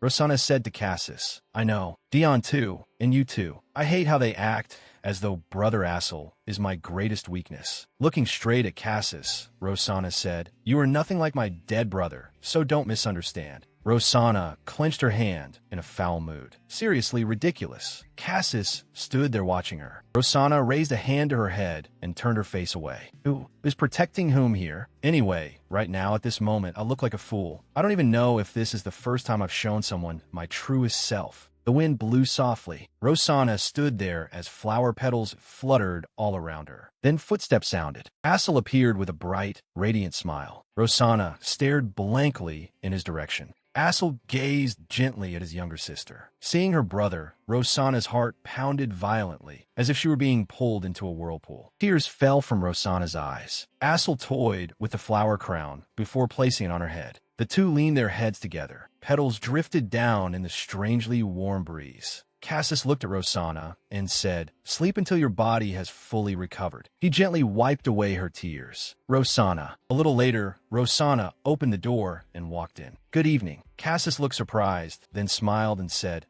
It's evening already." Running into him made her feel somewhat awkward. Feeling stiff and uncomfortable, Rosanna walked over, thinking, of course, he saw me like that. It's not morning now, and since it's evening with the sun already setting, did I really have to greet him like that? Honestly, Rosanna held out a letter and said, "I came to give you this. It's written in code, so I have no idea what it says." Cassis took the letter and read it. Rosanna glanced at him and thought, "Look at his expression. It seems like good news." Cassis let out a sigh of relief. Then he suddenly looked up at Rosanna in surprise. Pointing at Rosanna, Cassis said, "Are those poison butterflies?" Rosanna was startled to see butterflies everywhere. "I didn't call them, so why are they here?" Rosanna whipped around to look at the butterflies circling her and thought, is it because last time, when I collapsed in front of Cassis, they tasted blood once? They aren't butterflies bred for attack, so they probably won't affect Cassis. As the butterflies flew toward him, Cassis said, "It seems they're craving my blood." Rosanna thought, unnecessarily perceptive. Rosanna tensely gripped her arm and said, "Probably not. They only drink my blood." Cassis looked at Rosanna with suspicion. Rosanna was drenched in sweat. "What is it? Why is he looking at me like that?" The butterflies scattered in the air. Cassis suddenly called her name. "Rosanna, I'm only saying this because I'm worried about you. If I escape from this place, what will happen to you?" Both Sylvia and Cassis possessed miraculous powers. Cassis studied Rosanna's expression, judging that her condition did not look very stable. Startled, Rosanna asked what. He lifted his shackled hands toward her, the chains clinking as he explained, "Rosanna, I'm only saying this because I'm worried about you. If I escape from this place, what will happen to you?" She fell silent, looking at Cassis. Even in this condition, he still has the mind to worry about me? Rosanna mocked herself inwardly. Do I look like some fool? Her hands tightened around the hem of her dress as she calculated. From the start, the reason I spent all this time preparing everything to help Cassis escape was to secure a way for myself to survive. Does he think I'd sacrifice myself for him? Rosanna gave a dry laugh, let out a long breath, rubbed her right arm so that her gloves rustled, and said, "You're the one who's mistaken. Don't tell me you thought I was your little sister." Watching Cassis's face, she guessed once again that he was probably only worrying about his own younger sister's future. Looking deeply into his eyes, Rosanna sensed irritation in his gaze. He thought she seemed strange and asked, "Am I not allowed to worry about you?" The question made her flinch. "I slipped up," Rosanna thought anxiously. I shouldn't have avoided only his eyes. I should have blocked my ears too. Turning her face away, she said, "I've already thought of a solution for myself." Her mind was in turmoil because the relationship in which she had always believed she held the upper hand. She no longer understood why it now felt as though the positions had been reversed. Rosanna continued, "Come to think of it, I never properly explained the plan to you. While we're at it, I'll tell you this too. Someone from Padelian told me where a safe place is. She reminded him, so all we have to do is gather there. Cassis looked at her in silence, listening as she continued. Now listen carefully to the specific plan. Her shoes struck the tiled floor with sharp clacks. As she walked, Rosanna thought, to put Cassis at ease, I said that someone from Pedelian had shown me a safe place. Her high heels clicked against the steps, the echoes ringing out. In truth, that was nothing but a convincing lie. Rosanna pushed the door open with a creak. I'm going to lure them to the northern border, the highest point in the Black Forest, where the most dangerous great demonic beast resides. No intruder who enters that place can ever escape until body and soul are torn apart. Thanks to the novel, I know why the people of Agrish, Rosanna, imagined the great demonic beast with its long, sharp teeth, savagely biting and killing people until they were reduced to skeletons. A sinister smile curled on her lips as she plotted to bring Cassis there, toy with him, and kill him mercilessly. Rosanna recalled the vicious faces of the people of the Agrish family. Thinking of Cassis surrounded by magic restraints, she realized that Cassis was a very special existence to the people of Agrish. In a place where only triangles and quadrilaterals existed, his presence was like a circle suddenly appearing among them. Rosanna returned in memory to the moment when Cassis wiped away her tears with his hand. She regretted that she had not brushed away the hand that touched her then. Rosanna ground her teeth. She had already stepped outside the palace, where light covered everything. The sound of her heels still rang out without pause. This won't do, she assessed. I have to get Cassis out of my sight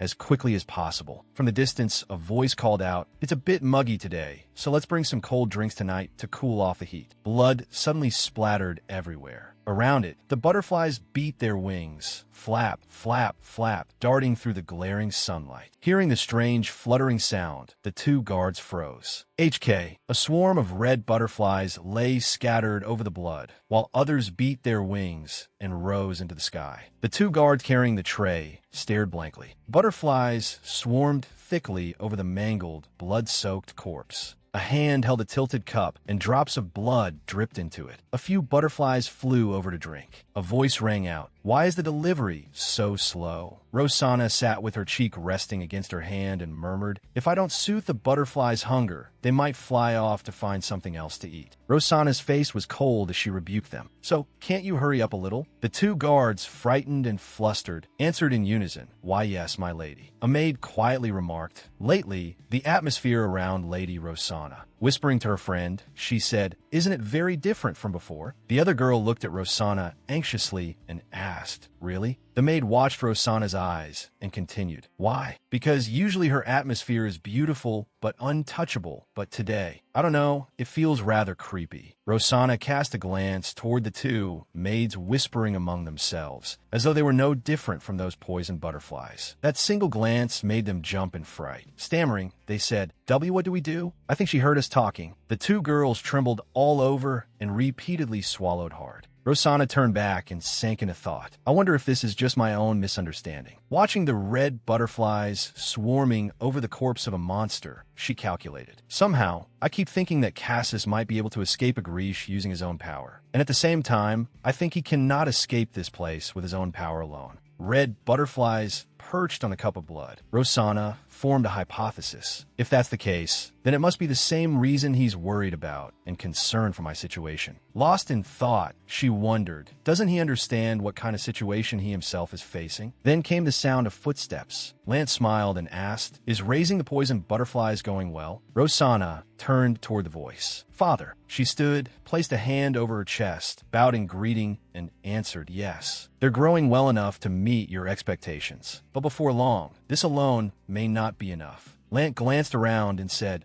"Then if you need anything, just tell me. I'll find it for you." The butterflies suddenly surged into the air with a loud whirring. Smiling brightly, she said, "In that case, if they drink the blood of something stronger." Rosanna smiled. "Wouldn't my poisoned butterflies become even stronger?" He curled his lips in calculation and remarked, "The banquet is only 3 days away." Lant recalled the image of Dion fighting furiously and judged that by then Dion would leave his refuge in Corantal and return. Seeing Dion's cold, sharp eyes in his mind, Lant suddenly realized, right. At last, he imagined gears turning, each cog fitting into the next with a crackling sound. The night sky was softly illuminated by cool moonlight, filling the dark with an almost dreamlike glow. Dressed splendidly in a white formal gown, Rosanna stood calmly on the balcony in the gentle breeze, cradling a vivid red butterfly in her hand. I see. So that's how it is. At last, the Padelian wedding procession had reached the border forest in the north. Rosanna's lovely face, with her round ruby-red eyes slightly narrowed, made the flush on her cheeks stand out even more. Raising the butterfly close to her face, she happily continued, I hope they'll be pleased with the welcoming gift I sent. Lately, I've only been selecting and sending out butterflies that can sniff out the smell of flesh and fresh blood. The red butterfly slowly beat its delicate wings, left Rosanna's hand, and drifted into the still night sky. Watching it fly away, Rosanna thought, it's already been almost a month since Cassis arrived in Agrish. The wind swept through, lifting her long golden hair. Looking after the butterfly, she reflected again, from now on, perhaps my daily life too. The cold, pale mist of moonlight spread through the air from the moon high in the sky. Leaning against the balcony and looking up at the bright moon, Rosanna hesitated for a moment before continuing the heavy train of thought. It may return to how it used to be before Cassis existed in it. Her slender hands set a small tray of food on the table. As if a slight pain had passed through her, Rosanna's hands contracted faintly. Cassis Padelian, with his unusual golden eyes and white hair that only heightened his handsome appearance, glanced at Rosanna without saying anything. Lowering her eyes, Rosanna calmly said, I'll stay here, so eat it before it gets cold. It seemed even Rosanna's subtle changes did not escape Cassis Padelian's notice. He asked directly, You don't look very well. His words made Rosanna pause awkwardly. She did not know how to answer properly. Inwardly, she reflected on why her body had suddenly begun to feel so unwell. Lately, I've been making the poison butterflies absorb more blood energy to help them grow faster. Because of that, I've also increased the amount of poison I absorb. Turning to look at Cassis Padelian, Rosanna did not answer his question.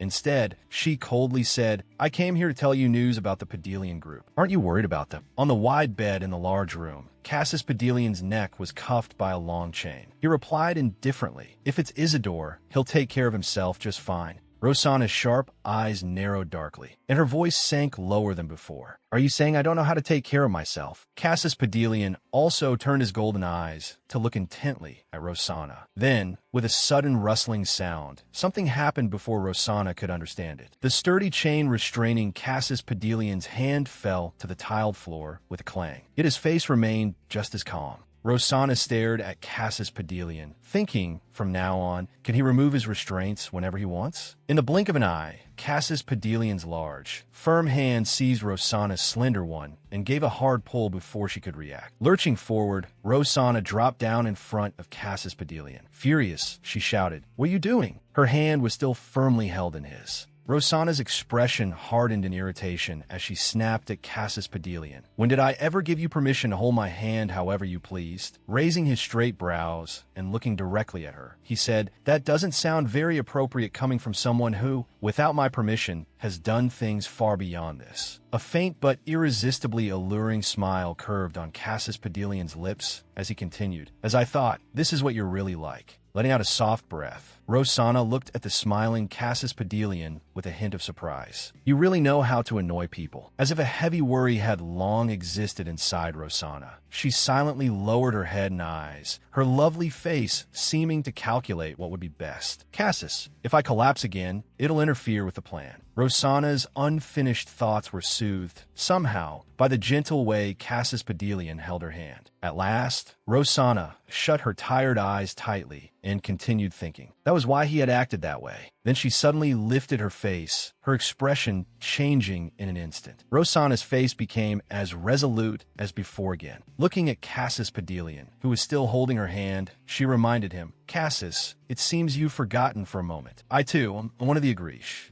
Cassis Padelian's face was as gentle as ever as he gazed fondly at Rosanna. I know, time passed minute by minute as the monthly evaluation approached. Beneath the lush green leaves bathed in the bright light of the sun came a faint rustling sound. Night fell, and in that silent darkness, strange things stirred here and there. A rustling noise sounded somewhere. Then came two loud clangs, as if made by sharp or heavy objects, followed suddenly by a great uproar. Under the clear moonlight and amid the loud, crashing sounds, soldiers in the estate shouted to one another with spears in hand. "Everyone, wake up and gather outside. There's an intruder." A dreadful-sounding laugh spilled from someone's wide mouth lined with sharp, sturdy teeth. The deafening noise still rang on. Upon hearing that there was an intruder, Charlotte, Rosanna's younger sister with dark red hair, and a purple-haired man were already up there before anyone knew it. Both wore mischievous smiles that made them look faintly terrifying. Crouching on the roof without turning his head, the purple-haired man said to Charlotte, "Perfect timing. I was just bored. Those pretty little fingernails will make fine trophies for me." Charlotte, brimming with spirit, turned back and replied with a grin, "Then the first intruders to break into the estate are mine." After that came the purple-haired man's eerie peal of laughter. The light footsteps of leather shoes struck the floor one by one, and the calm voice of a man rang out. "The Hounds of Pedelian."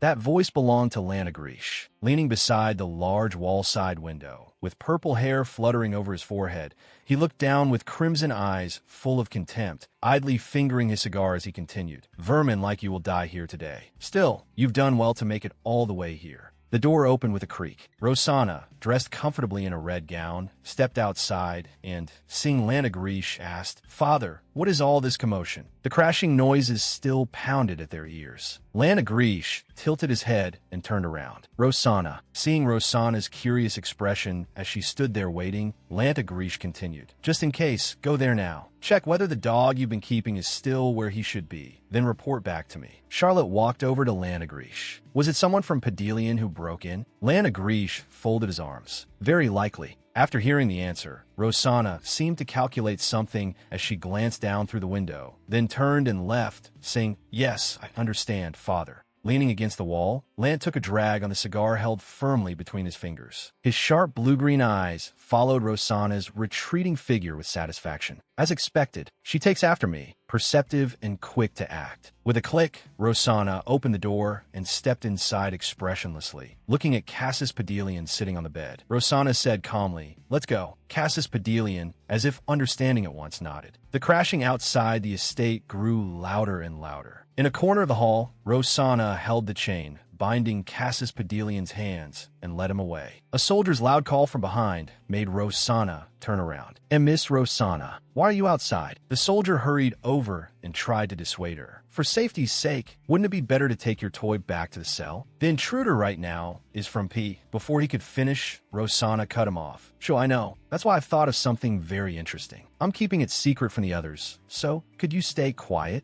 Rosanna's cute words and behavior seemed to successfully bewitch the two soldiers. She added in a pleading tone, "Then I'd be very grateful." The two soldiers' faces turned bright red, as if struck by love, and they stood there dazed. "Igriegagis." "Understood," Rosanna gently asked. "Thank you." Father said that after catching the intruder, where will they be taken? One of the soldiers answered, "To the first-floor corridor, where the statue is Miss." Turning to keep walking, Rosanna glanced back and replied, "I see. You've all worked hard." Their steady footsteps resumed. Cassis Pedelian, as if unable to hold back, said to Rosanna, "They seem to lose their senses whenever they face you." Rosanna let out a sigh at that. "You're the abnormal one. They're the normal ones." A beam of dim lamplight appeared ahead of Rosanna and Cassis Pedelian in a wide blind corner of the corridor. Looking toward that light, Rosanna continued, "If you go straight past that turn, you'll reach the place I explained before." As she kept walking, Rosanna spoke again, without turning back at Cassis Pedelian, who was walking while watching her. "Until you've completely escaped the estate, do not let your guard down, Cassis." Candlelight flickered faintly along the corridor. Their footsteps echoed softly, steady, and light. Rosanna, holding the chain restraining Cassis Pedelian, suddenly stopped in front of a large door and turned. Rosanna's slender fingers reached toward the lit candlestick nearby. Cassis Pedelian, who had been observing her actions the whole time, kept his golden eyes fixed on her small back and spoke up. "Rosanna, wait." As if she hadn't heard the words behind her, Rosanna pressed her finger firmly into the small flame burning on the candlestick. The hiss of the extinguished flame sounded painfully sharp. Suddenly, the door before Rosanna Rosanna and Cassis Pedelian seemed to activate, letting out small whirring sounds as it slowly opened. With a creak, the door opened all the way. A faint, chilly light from beyond it brushed over Rosanna's lovely face. She said calmly, "Because of the spell, if the flame is put out and you move, the magic won't activate. In any case, closing the door requires the same method." Fingering the extinguished candle, whose wax was still hot and soft, Rosanna continued, "So just leave it like that." A few light clinking sounds rang out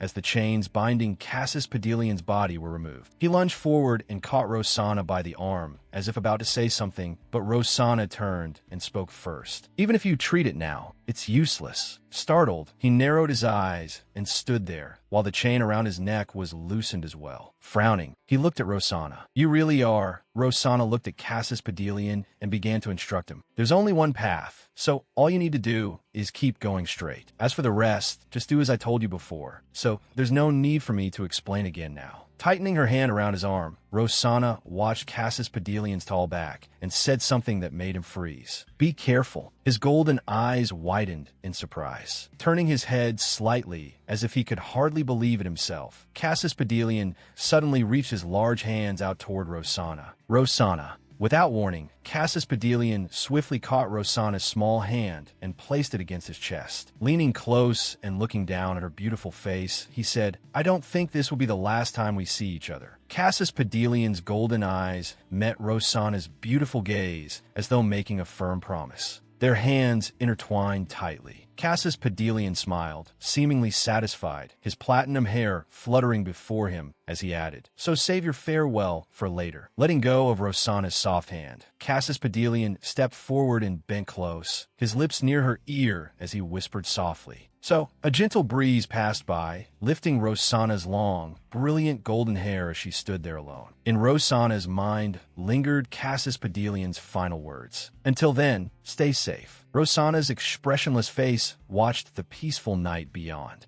Lowering her head and seeing the chain lying open, she murmured, "Goodbye, Cassis." The sound of her footsteps, light yet solitary, echoed through the desolate corridor as she turned and walked away. The large door behind her slowly closed as well. As she walked, Rosanna continued thinking, "During this time, I was happy. That's all." The farewell after the time she had spent with Cassis, neither short nor long, left only one thought behind. When would they meet again? On the other side, the crashing outside the great estate still rang loudly, accompanied by the frantic sounds of running and shouting. A soldier cried out as he ran past Landegrish. "We found it! The intruder!" Lance's sharp red eyes flashed as he turned slightly to look at the one who had just rushed by. Turning and walking toward the soldier, Landegrish asked, "Found it?" A blue-eyed soldier, looking rather frightened, stammered. Suddenly, from nowhere, a grotesque and dangerous-looking spider appeared before them all, huge and savage, making bizarre clattering noises. Grinding his teeth and frowning in irritation, Landegrish glared dangerously at the thing before him when the soldier beside him reported, "It seems a young tarantula that escaped last time was overlooked, sir." Slipping his hands into his pockets and watching the soldiers seize the tarantula, Lant gave a low order. "Capture it alive first, then take it to the warded chamber." The three soldiers standing there responded, "Yes, sir." In a dark and grotesque room stood what looked like a goddess statue, except something strange and blood-red glowed where its eyes should have been. The three soldiers who had caught the tarantula pushed it into this room. Pitch dark. With a soft thud, the tarantula was thrown into the middle of a magic circle drawn beneath where the statue stood. The room seemed cut off from all outside sound, unnaturally silent, until a soldier's voice reported the alarm was disabled. It didn't activate. This young tarantula was probably the cause. Pressing a hand to his forehead in annoyance, Landegrish paced helplessly and finally swore. Damn it! Before anyone realized it, Rosanna had arrived and was standing on the stairs behind him, calling down and making him flinch slightly. Is that thing in there the intruder? With the half-burned cigar still between his lips, Landegrish turned to look at Rosanna and answered, "Yeah, just some trivial pest. Nothing special." Looking at the tarantula writhing inside the tightly bound sack, Rosanna tilted her head, her face slightly cold and shadowed. "Is that so?" Watching the tarantula struggle furiously inside the bag, she went on, "Then we ought to give it a proper welcoming gift." Smiling brightly, Rosanna grabbed the chain in her hand and yanked it hard. The chain rattled with a sharp metallic clatter. Cassus Pedelian suddenly appeared before everyone. The soldiers inside stared in shock at the sight before them, hardly believing their eyes. Cassus Pedelian was thrown down, screaming miserably, both hands severed. Oh God! He writhed on the floor in agony, while the familiar vivid red butterflies circled around him. Even Landagrish, seeing it, could not help but be startled, his eyes widening in horrified disbelief. Looking at the swarms of dangerous red butterflies whirling violently before him, he said, "The poisoned butterflies, they've already devoured that body." Fresh drops of blood stained the floor tiles. Then the tarantula suddenly went mad, letting out a shrill screech that made the nearby soldiers jerk their heads around. At some point, the bindings had slipped free, revealing the tarantula's disgusting maw as it turned toward Rosanna. Rosanna looked back without fear, her cold face edged with danger as she stared at the tarantula before her. "Oh, aren't you from Pedelian? What a pity." Rosanna's very words left even Landagrish frozen, a trace of fear flickering in his eyes as he looked at his daughter, though no one could tell what he was thinking. Looking straight at Lant from the stairs, Rosanna called down, "As for intruders, I wanted to give them the gift of watching their master die right before their eyes, the very person they wandered in so frantically to find." But, resting a small hand on the banister as if in thought, she continued, "Not long ago, my poisoned butterflies were already clamoring to tear that toy apart." Rosanna's sinister face broke into a bright smile as beautiful red butterflies flitted around her body. Raising a hand and letting one butterfly land gracefully upon it, she narrowed her eyes and said, "There shouldn't be any problem with that, right?" Landagrish smiled, hiding the fear and chill within as he looked at the daughter before him. Covering his forehead with one hand and bending slightly, he began to laugh louder and louder. The cigar still in his mouth, purple hair falling loosely over his face. Landagrish curled his lips. Yes, that a fitting end for Pedelian's little rat, just like being thrown away. To come up with something like this, as expected of Rosanna. Sweeping his hair back, his blazing red eyes looked at Rosanna in satisfaction. "You haven't disappointed me." Rosanna stood there as well, giving him a faint smile as she looked straight at her father and answered indifferently, "Thank you." Landagrish crossed his arms and burst into loud laughter in the middle of the hall, his voice echoing through the entire chamber.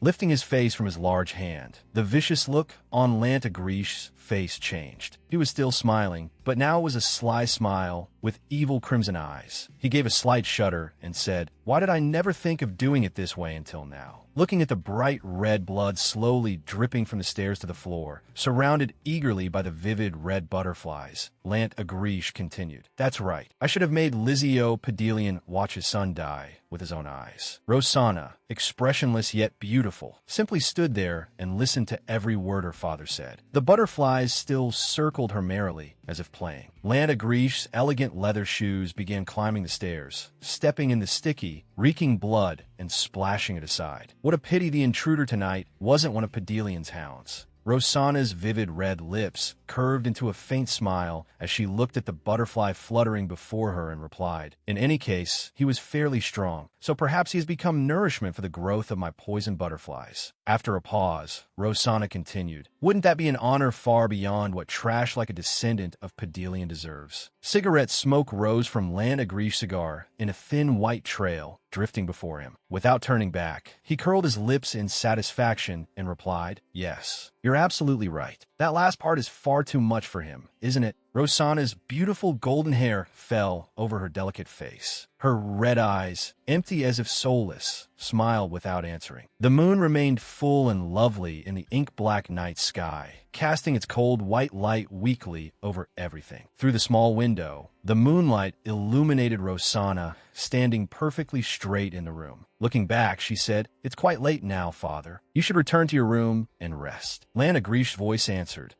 I suppose so. You should rest too." Rosanna politely bowed her head in acknowledgement, then raised it and said, "Yes." The spacious room was lit only by dim moonlight. The candlestick had long since been extinguished. There came the click of a door opening and a quiet voice calling, "My lady." "As you ordered. From now on, no one will be allowed to enter your room." Turning back toward the door and looking at the maid in front of her, Rosanna's lips curved into a faint smile.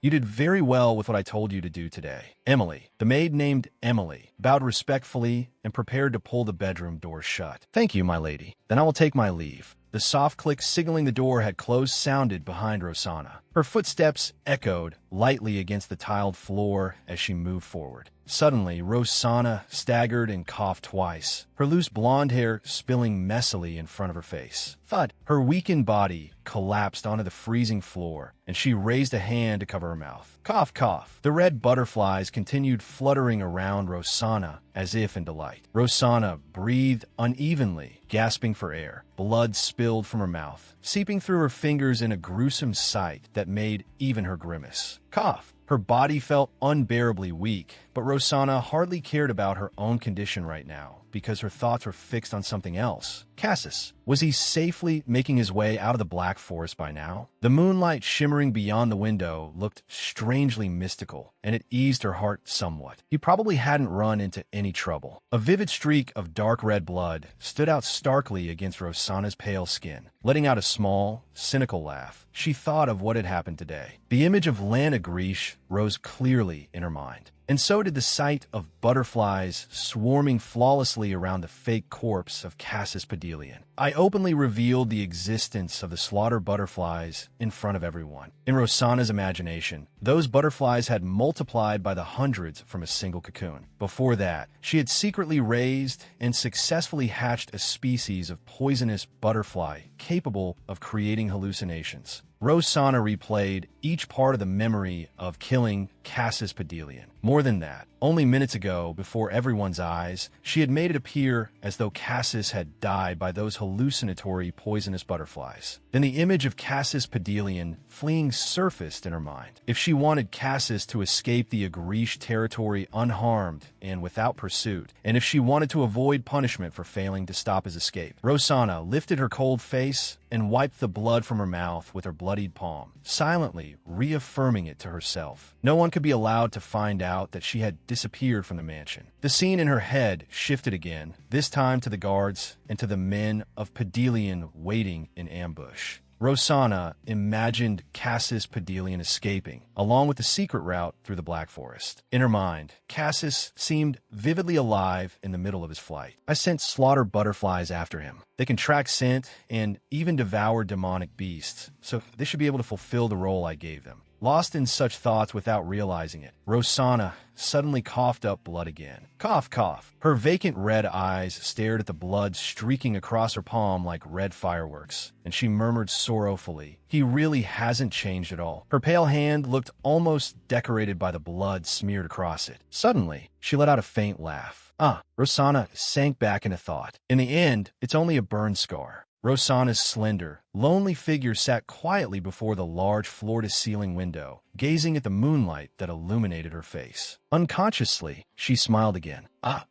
She looked satisfied, relieved even, as though unconcerned by the blood at her mouth. Lowering her eyes, Rosanna whispered to herself, "I suppose Cassis won't die in that forest, after all." Then, without warning, a click sounded behind Rosanna, making her flinch. There came the sound of light footsteps entering. Rosanna turned when she saw a pair of glossy, high leather boots. Maid Emily had apparently been struck down outside Rosanna's room. Revulsion flashed in Rosanna's red eyes. The one who stepped in before Rosanna was a tall figure with purple hair and red eyes, Diana Grish. Deep in her heart, disgust welled up so strongly that the words slipped out of her. "Disgusting." Dion approached calmly and spoke. "I heard people outside making a commotion, saying you fed Cassis Pedelian to the poisonous butterflies." Rosanna wiped away the remaining blood from her mouth and cast him an indifferent glance. "Is that so? And what does that have to do with you, coming all the way here?" Dion's face suddenly darkened. Cassis Pedelian, staring straight at Rosanna, he bit out each word. "Where did you hide him?" Dion's footsteps came closer. "If not, shall I try guessing?" Leaning in, his large hand reached out and toyed with a few strands of Rosanna's hair. "There's only one place now that would be beyond my sight." In an instant, he pulled Rosanna's head close to his, and his voice turned dangerous. "The Black Forest by the northern border." Looking down at Rosanna's expressionless, upturned face, Dion continued, "Rosanna, it's a shame. You managed to fool everyone else, but not me." The wind howled outside the window, and Dion's voice came like a cold gust. "I don't know what trick you pulled, but your method was very logical, very meticulous." Raising his hand toward a red butterfly fluttering nearby, he asked curiously, "Then this thing?" Tilting his head as he looked at the butterfly hovering over his hand, Dion said with certainty,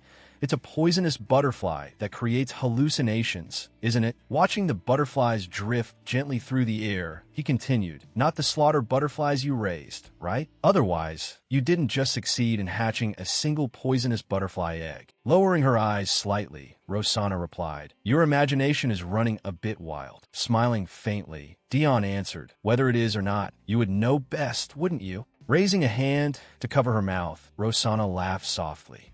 Then. Her cold face turned toward Dion. Are you planning to go outside and tell father everything now? Dion's sharp red eyes, like a wolf's, lowered. Looking at the delicate, fragile, yet dangerous creature in his palm, he said, how should I deal with this? Closing his hand lightly around the butterfly and pressing it against his chest, Dion bent down toward Rosanna and threatened. First, should I send a search party to the northern border? Then his gloved hand suddenly tightened hard around the butterfly, and he ground out, bringing Cassis Pedelian's body, torn into pieces, back before your eyes. Dion's vicious gaze lifted to Rosanna again. His large hand crushed the small butterfly into a pulp, while Rosanna's beautiful reflection shone in his crazed red eyes. That might not be so bad either. Rosanna looked straight at Dion without revealing any emotion. Rosanna, seeing no reply, Dion asked again, what do you think? Rosanna remained silent. Now, with one man standing rigidly and one woman seated on the floor facing each other by the window, the air in the room grew even more still. Suddenly, Dion's hand clenched tighter, and he spoke again. I don't understand why you had to go this far to save him. Rosanna said nothing, only continued to look at him. Her blazing red eyes and the blood still clinging to the corner of her lips made her sharp features stand out even more. Dion lowered his head and stared at Rosanna, also saying nothing. He clenched his fist, then turned as if to leave. Then suddenly, Rosanna spoke. Don't go. Dion's whole body halted, and he slowly turned back. His gaze was full of suspicion. Light from beyond the balcony slipped across the window frames, making the image inside the room stand out even more clearly. Rosanna's face came into view, her eyes filled with expectation as she spoke again. Don't go, Dion. Slowly, Rosanna's slender arm reached out and lightly touched Dion's face. Dion's eyes closed slightly. Suddenly, the corners of Rosanna's lips curved into a smile, as though she knew exactly what she should do. Rosanna's forehead touched Dion's, and their crimson pupils locked onto each other while butterflies fluttered around them. Rosanna said, don't be so narrow-minded. Without waiting for Dion to answer, Rosanna continued, you really are petty by nature. Rosanna's face remained turned toward him. Dion, don't think I don't know what you want. Rosanna's hand, still stained with blood from earlier, rested against one side of Dion's face. She thought to herself, no matter what you give me, I don't need it. Dion's expression turned grave. The blood on Rosanna's hand smeared in a long line across his cheek. Pale glimmers of light flickered through the dark room. I hate the man standing right in front of me. So much it makes me sick. So much it disgusts me. Her face darkened. I hate you enough to feel nauseous. Breaking free of that train of thought, Rosanna spoke again. Even so, light from beyond the balcony fell across her golden hair. Rosanna continued, if you've already got leverage over me, then both you and I. As she spoke, Rosanna reached out and grasped the red cord on Dion's clothes. A rustling sound followed as Dion lowered himself and bent down. Rosanna's hand was now resting on Dion's shoulder. She stretched out her other arm, and from not far away a butterfly flew near, as if wanting to brush against her fingers. Rosanna spoke again. Then the only thing left is for us to go to hell together. The butterflies buzzed through the room, and the stillness of the late night made every sound around them all the more distinct. Rosanna knew that on that day, she had forged a new binding promise, even though she knew perfectly well that what awaited her at the end of that road was hell. A trail of blood stretched from where Rosanna and Dion stood outward, like a grim affirmation, as though it already knew what was to come. On the other side was an image of a man and a woman standing and speaking within a single frame, with lines of text beside them on the page. Sylvia's voice rang out. What did you say? What happened to my brother while he was here? Jeremy Agrish placed a hand on the back of his neck, looking tired, and said, I already told you. Your brother died a long time ago. As soon as Sylvia heard Jeremy Agrish's words, her face darkened, as if she could not believe the truth. What? Without waiting for her to continue, Jeremy Agrish said. My father brought your brother here ages ago. Before even half a year had passed, your brother couldn't endure it and died. Jeremy Agrish grabbed Sylvia's hand and continued. I told you, so keep your promise. Don't go seeing some other bastard, especially not that bastard with the bright red hair. He gets on my nerves like hell. He spoke in a demanding tone. Anyway, it wasn't because of your brother, so there's no reason for you to meet those people, right? Suddenly, Sylvia screamed, Shut up, shut up. Anger filled her face, and tears gathered at the corners of her eyes. Sylvia covered her face with both hands, as if trying to hide the tears, and shouted hysterically, Shut your mouth. Shut it right now. Sylvia's emotions were erupting. In her heart, she thought, I spent so much time searching everywhere for my brother, and she could not accept the truth that he was dead. Seeing Sylvia lose control, Jeremy Agrish suddenly looked flustered and said, I'm sorry. Sylvia, if I'd known he was your brother, I wouldn't have done that. Then Jeremy Agrish added, as though afraid she would not believe him. Really? Back then, I truly didn't know. All right, my older sister Rosanna likes collecting eyeballs.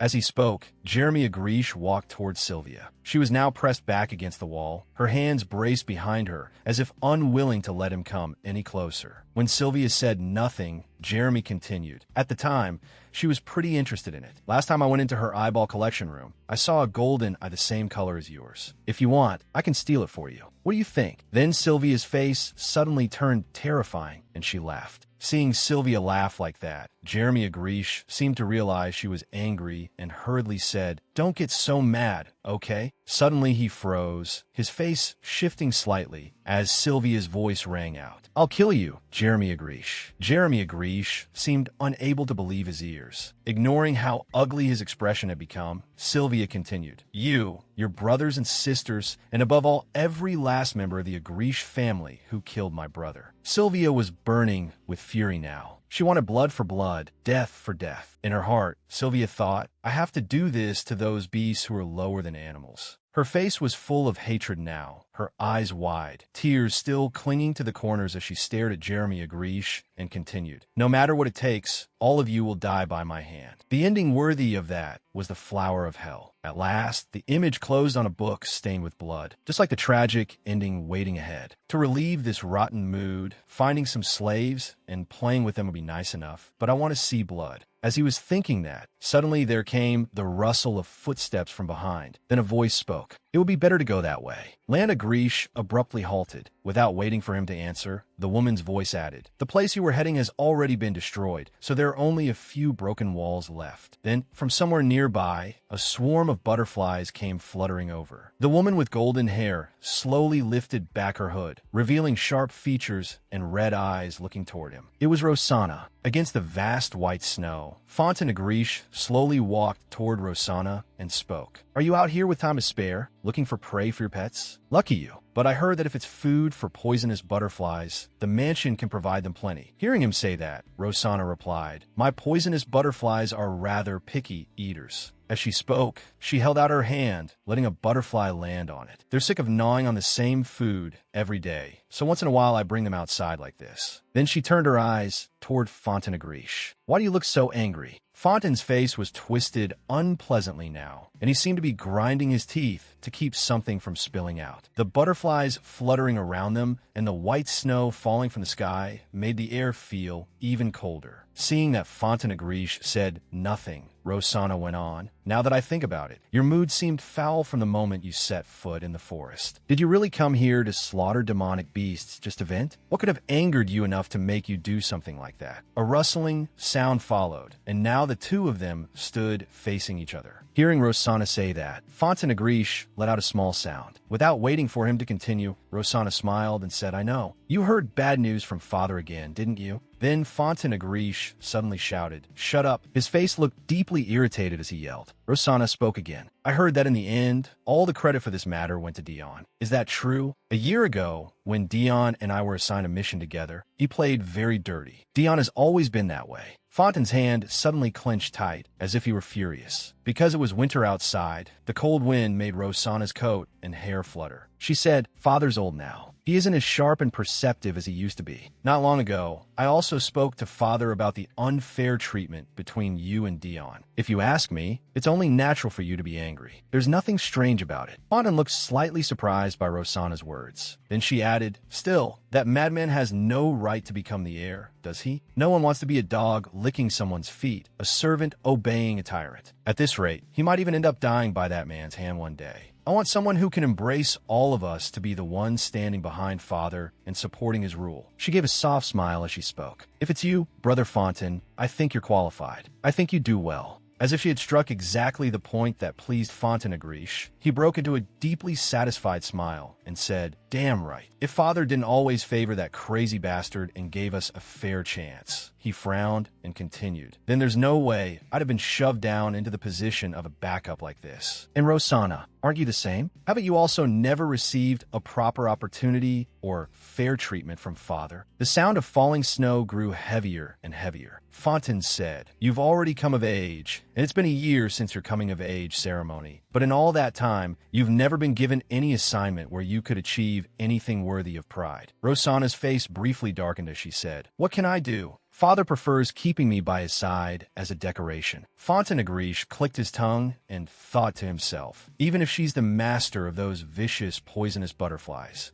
at best she's just one of Father's ornaments and can't do anything substantial. As expected, she's just a pretty face and nothing more. 3 years ago, I heard she brutally killed the young lord of the Blue Clan. Looks like that was just a rumor. While he was lost in thought, Rosanna suddenly spoke again. "It's such a shame you can't attend this year's Alliance Conference." Using that beautiful face of hers, she looked at Fontaine with apparent regret as she spoke, then added, "I wanted to attend with you this year." Fontaine stared blankly at Rosanna, then licked his lips as he thought, "Half the blood in our bodies may be the same, but still, I heard that 3 or 4 generations ago, there were plenty of marriages between close relatives." An image surfaced in his mind of himself, slyly pulling Rosanna into his arms. "If I become the head of the next generation." Snapping out of that train of thought, he flashed a bright smile and said to Rosanna, "Trust me, I absolutely won't let Dion become the heir just as Father wants." At his words, Rosanna replied, "Thank you. As expected, you're the only one I can trust, Brother Fontaine." The wind rustled outside. Rosanna was already taking her leave, thinking, what an idiot. I only meant to use him lightly, and he actually dares to get greedy. While she was thinking that, a voice suddenly called out, "Cease." Damn it, it was Jeremy. With a dark expression on his face, he said, "Can I gouge that bastard's eyes out?" Rosanna said at once, "Later, I'll let him witness with his own eyes the exact moment his life crashes to rock bottom." Hearing that, Jeremy replied, "That damn dog really never learns, does he? He's so stupid, he doesn't even realize there's 1 or 2 people nearby, and he still puts on airs like he's something special. Makes me sick." Jeremy burst out laughing as he spoke. At that, Rosanna thought, that's right. If Fontaine has returned, that also means Dion is at the estate. After thinking for a while, she said to him, "Let's go back, Jeremy." When they got home, Rosanna said, "I'm going to see Father, so you go back to your room first." Hearing that, Jeremy answered lazily, "Ugh, fine, I'll go back to my room. But tomorrow, you have to come see me first." A clattering sound echoed as Jeremy slowly made his way back to his room. Maybe it started after that incident. Ever since Jeremy opened up to me more than before, she watched his retreating figure and thought. Back then, at the monthly evaluation 3 years ago, Rosanna lay motionless on the ground, blood flowing from a wound in her chest. Jeremy was breathing hard, his face full of anxiety. Suddenly, he let go of the blood-stained sword in his hand, and it hit the floor with a piercing clang. During this evaluation, no matter what unexpected thing happened, one was not allowed to hesitate and had to carry out the evaluator's orders. At the time, Jeremy's arm was drenched in blood. Grinding his teeth, he let out a sharp scream. Now, Jeremy was in his room, covering his face with both hands and crying out, "Sister, I killed you." Standing beside him, Rosanna heard him continue. "But since you're here with me, there shouldn't be a problem, right?" Suddenly, the sound of approaching footsteps rang out, and a familiar voice said, "Jeremy, my sweet little brother, I'm the one who ordered you to do that." Jeremy opened his eyes and saw a pair of yellow shoes adorned with beads in front of him. Rosanna stroked Jeremy's head as she said, "You've always been as gentle and kind as ever, so this time too, you were only acting according to my wishes." Rosanna looked down at Jeremy's face and added, "Besides, that was only an illusion. You didn't kill me. Here, look." Jeremy raised his shining eyes to look at her. His gaze seemed to sparkle like stars. I'm still alive and perfectly fine, see? Rosanna said with a smile. If you hadn't been able to do it, then maybe you would have been the one to die. That would have made me very sad. Honestly, I believed you could do it well. You don't need to hold on to that kind of guilt for me, Jeremy. Then a woman's voice sounded. Rosanna tilted her head and turned around. It was Vest. Bowing her head, she said, Lady Sierra wishes to see young Lady Rosanna. May I ask whether the young lady has time today? A lot of people are looking for me today, aren't they? Rosanna said as she looked at Vest. Now only 3 people remained in the corridor, Rosanna and the 2 maids. Rosanna asked again, Isn't my mother with Aunt Maria? When Rosanna said that, Vest replied, At the moment, my lady is alone. Hearing that, Rosanna said, Is that so? Then what should I do? I ought to go see her right away. Vest hesitated before saying, Then after meeting the master as well. Rosanna gave a light snort. Then there's no helping it. As she spoke, she lifted a hand to her chin and thought for a moment. Then she turned and called out, Emily, go to Aunt Maria and ask whether I may visit my mother now. The moment Rosanna finished speaking, Vest visibly flinched. Her pale green eyes seemed afraid of something. Rosanna continued, I heard Anne is holding a tea party today. It's been a long time since she last hosted one, hasn't it? And it's also been quite some time since my mother attended a tea party as a guest. So I suppose she must be feeling rather bored. Hearing that, Vest hurriedly said in alarm, Ah, young lady, that isn't it. My lady simply wishes to see young Lady Rosanna. As if she hadn't heard a thing, Rosanna tilted her head toward Vest and continued, Emily, if it's Aunt Maria, she won't refuse if I ask her to stop by and visit my mother. But if, by any chance, she hesitates because of what happened at the last tea party. As Rosanna spoke, she looked at Vest. Then tell her that Dion is currently at the estate. Vest's face stiffened in shock. Because Aunt Maria would worry more about Mother than Dion. I don't want Mother to be alone in a situation like this. The image of Maria and Sierra standing side by side suddenly rose in Rosanna's mind. Then Rosanna smiled and added, Vest, I don't dislike a child like you, but I hope you know how to see the bigger picture and understand what the best choice for your mistress is. If you keep bothering me over things like this, I'll hold you accountable for failing to take proper care of my mother. As she spoke, Rosanna looked straight at Vest. It sounded like a warning. Hearing Rosanna's words, Vest seemed to realize something. Then she hurriedly replied, Yes, please forgive me, young lady. Hearing that, Rosanna said, In that case, go back and comfort my mother. That is your role, after all. Then Rosanna headed down the corridor together with Emily. As she walked, she thought, It's fortunate this maid understood what I meant. Although Vest used to be one of Maria's maids, at that tea party, she almost died because of her mistake. It was only because my mother desperately pleaded for her that she escaped death by a hair's breadth. At the time, Vest was terrified, her face swollen and drenched in tears after being saved. I thought she would regard Mother as her benefactor and take care of her the way I expected. Suddenly, Rosanna halted in front of a room. Even from outside, black smoke could be seen drifting out from within. Rosanna knocked on the door. A voice called out, Come in. With a creak, the servant inside opened the door. The moment she entered, Rosanna smiled and said, Father, you called for me? Inside the room was Lanagrish. He was holding a cigarette in his hand, and black smoke slowly rose from it. Outside, it seemed to be evening. The sunset light was seeping through the entire room, making the atmosphere strangely gloomy. He saw Rosanna and said,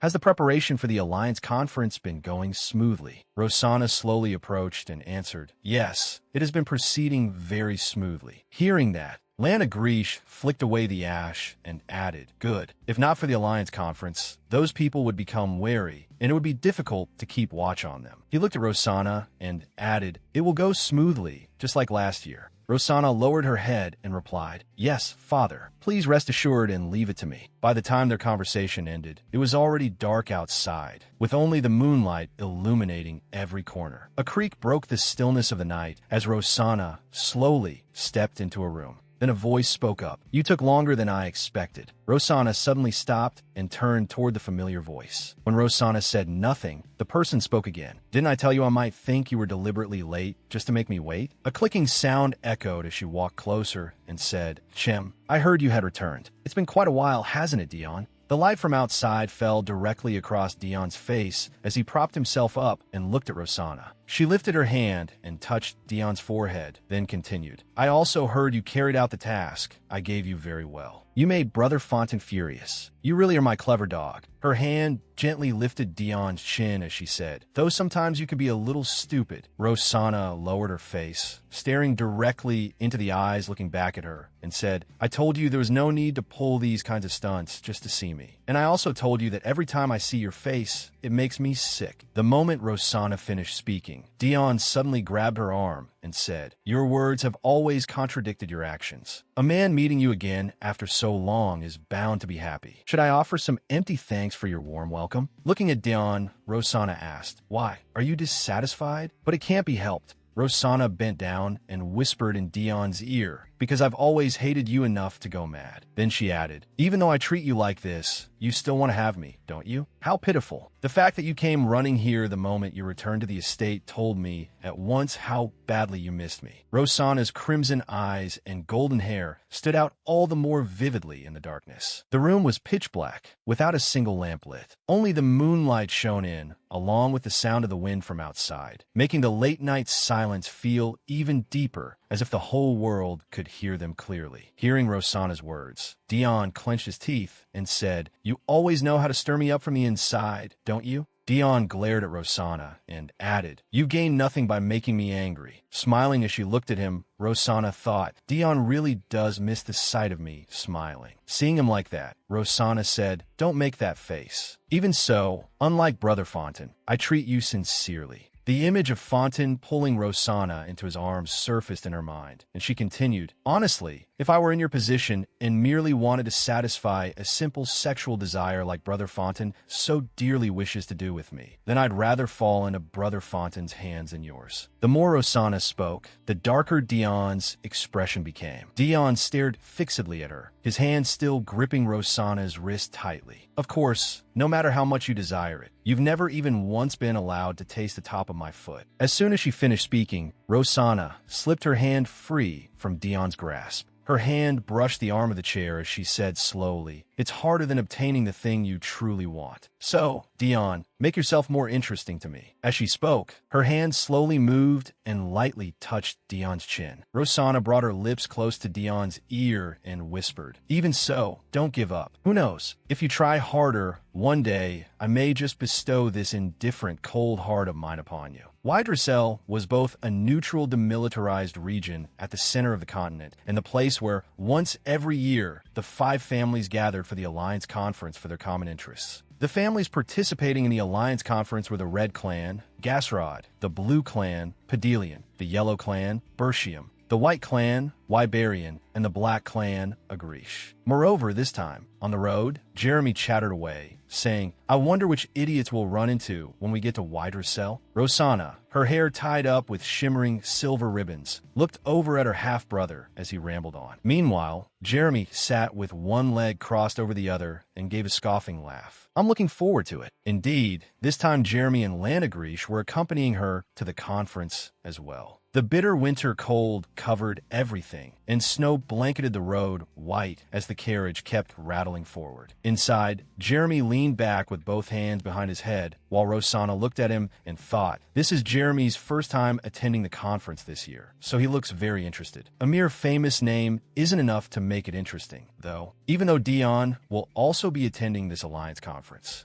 Rosanna rested her chin on her hand, lost in thought as the carriage continued to clatter along. He has separate business to take care of, so he'll arrive later than I do. Her hand suddenly paused a little as a thought crossed her mind. If only his schedule would drag on and fall behind, so he never made it here at all. The horses' hooves clattered forward until they struck a strange magic formation, and golden light flared the moment their feet stepped into it. A loud boom shook everything. Both Rosanna and Jeremy were startled by the explosion, and for a moment they were left disoriented and dizzy. Jeremy's vision gradually blurred. He raised a hand to his eyes, feeling a sharp pain, and blurted out in confusion, "What the hell?" Just now, though she too had been startled by the sudden blast, Rosanna quickly regained her composure. Resting her chin on her hand, she looked outside and said, "It was caused by the spell work laid around this territory." Jeremy widened his eyes, turned to look at her, and repeated in puzzlement, "Spell work." Rosanna glanced outside and explained, "Because this is a neutral zone. 500 years ago, a member of the White Clan, Wiberian, used the ability to communicate with demonic beasts, and Wydricel was burned to the ground because of it. After that, they say spell seals were inscribed on a wide scale all around Wydricel. Last year, when I came here, I happened to summon poisonous butterflies." Tilting her head as she looked at the hand, wrapped in a white handkerchief trimmed with lace, Rosanna thought amid the sound of the carriage, "The spell work disrupts the link to summoning magic. But that is also its main weakness." At last the rattling came to a stop and the wheels halted. Inside, Jeremy had sat down at the table, holding a piece of paper as he said, "Sis, are you really not coming down to the banquet hall?" Rosanna, who had just entered wearing a black dress patterned with white and pink, replied, "I'll only attend on the last day." Jeremy, "Go downstairs and mingle with the people you get along with." Jeremy frowned slightly and tore the paper in half with his fingers as he said, "Without you here, there's nothing fun about this at all." "Oh, right. I went down for a bit earlier and met the others, but every single one of them was boring." As she listened to her younger brother, Rosanna sat down across from him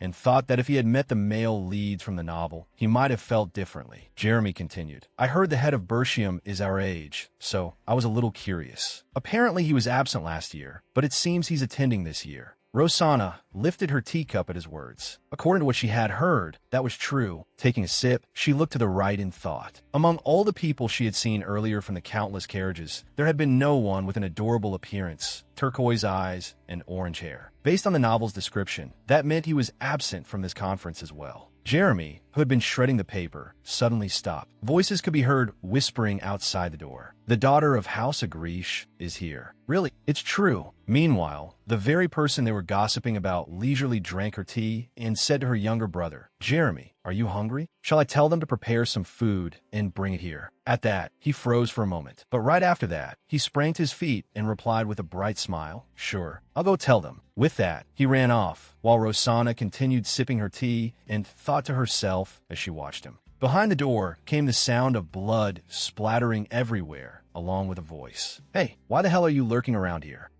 A little while later, footsteps approached. Jeremy came in cheerfully humming, traces of blood still clinging to his hand. Then he suddenly flinched and let out a startled "Ah." "I forgot to tell them to bring the food." Rosanna calmly replied, "Forget it. We can just call them from in here and have them bring it." Jeremy gave a faint smile, looking a little apologetic as he slowly sat down. "Sorry, sister." Though he had grown older over time, his actions, personality, and everything else were hardly any different from before. The excuse about getting food had only been that, an excuse. Rosanna let out a sigh and pulled the rope beside her. She closed her eyes and composed herself. "I was irritated by those people loitering around outside the door just to catch a glimpse of my face, so I'll overlook this much." The scene shifted back to the carriage, where Lant, seated across from Rosanna, had reminded her, "Rosanna, you do understand your role, don't you?" At that, she smiled gently and replied, "Of course, father." As she stepped down from the carriage, Rosanna already seemed to have grasped the situation. Her gaze was steady as she thought. The weakness of this spell is at the gate. Before setting foot in Wydricel, I only need to summon the demon beast and enter. Of course, my other abilities are sealed, so I have to make full use of my role as a messenger. Standing behind Lanagrish, Rosanna spoke up. "Father, I've been in the carriage for quite a while, so I'm feeling a bit tired. May I go inside and rest first?" At that, he glanced at her and said, "Very well, I permit it." With a meek appearance, Rosanna bowed slightly and said, "Thank you, father." Inwardly, she knew that she and her poisonous butterflies would become Lant's ears, playing a role similar to undercover spies during the conference that would continue for the next 3 days. As she walked while thinking, Jeremy hurried after her from behind. "Sister, I'll go with you." Rosanna glanced toward Lant and thought, "Ah, of course. Just like 3 years ago, he'll keep secretly monitoring the person he so dearly admires." That line of thought created a blood-soaked, ominous atmosphere, with butterflies flitting around the father and son. The rustle of fabric sounded as Rosanna lifted the curtain by the window and looked outside where the guests would arrive. As she looked, she said, "As expected, it's because of the Bertium royal family." Thinking back on the contents of the novel The Flower of Hell, Lant had shown great interest in the Bertium royal family's puppet craft. Puppet craft could create exquisite dolls that looked human and carried the breath of life. That was the ability of House Bertium. The reason Lant was interested in Bertium's dolls was probably because they could not feel pain or the extreme terror of death. It was surely not because he wanted to command a mighty army. However, Noel Bertium, the head of House Bertium and one of the novel's male leads, only wanted to devour and seize Lant's fat prey for himself, and he would later join forces with the Black and Sylvia to destroy House Agrish. But Noel Bertium was the kind of person who stayed shut up at home, idly building a kingdom of his own in laziness. He had no interest in a puppet army the way Lant did. Rosanna let the curtain fall and said, "It really does seem like he's absent again this year." While she was lost in thought, an unexpected voice suddenly called out, "My lady." It was a maid standing outside the door. "Are you really going to stay in your room without going out?" Seeing Rosanna say nothing, the maid continued, "There are so many people outside who are begging to behold your beauty, my lady." Rosanna was now seated outside on the balcony, slowly sipping from the teacup in her hand. The sky beyond was clear blue, and the green leaves and blooming hydrangeas made the air feel all the fresher. Hearing the maid, Rosanna smiled and said, "Well now, I don't think that's quite true." Setting down her teacup, she rested her chin on her hand, looked at the maid, and added, "I tried going out last year too, but in the end, no one came close to start a conversation with me." The maid stammered, "Tish, that's because, my lady, you're just too dazzling," she thought to herself. Suddenly, a wave of murmuring rose from the courtyard outside, and Rosanna gave a slight start. Below, many men were standing around, whispering among themselves. One said, "That's the daughter of Agrish, right?" Another muttered, "Gasp, I made eye contact with her." Rosanna leaned slightly and looked down. The wind gently stirred her golden hair. She thought to herself, "He's the heir of the Gastrot royal family, Ryu Zak." Below, a man with red hair and a scar on his face was slowly passing by. Rosanna recalled the Alliance conference from last year. In the waiting hall, many guests had been whispering among themselves. Last year, Ryu Zak Gastrot had been the only one from that royal family to attend the conference, and he had been the only one to directly confirm her face. At the time, she had been standing inside the hall, holding a glass of wine, while many men around her blushed and stole glances at her. Rosanna had thought, how boring. Then suddenly everyone stirred and looked toward the doorway. As she cast a glance that way, she thought, so the Bertium royal family won't be attending this time either? Rosanna turned away and continued thinking. Then that leaves the Gastrot royal family, whose main emblem is orange, with two lions facing each other inside it. The blue clan, Vidaliant, is recognized by an emblem dominated by white and blue, with a cross inside surrounded by white wings. And the white clan, Waporian, bears a diamond-shaped emblem in green and white, with a peacock spreading its wings inside it, the outer edge covered in sparkling white flowers. That was the family with the power to communicate with demon beasts. The people of the White Clan mostly had blue hair. Among them, Orga of House Waporian was known as the White Clan's psychic wizard, with long hair intricately braided. He had a passionate obsession with demon beasts, and because he spent his time searching for the hideouts of special demon beasts that became active in winter, he had never once shown himself at this Alliance conference. As Rosanna was thinking, the murmuring around her grew louder and louder. Rosanna glanced toward the man slowly approaching, with blazing red hair and violet eyes. He was Ryu Zak Gastrot, tall and imposing. He entered the hall step by step in a dark red suit. The moment she looked at him, she thought,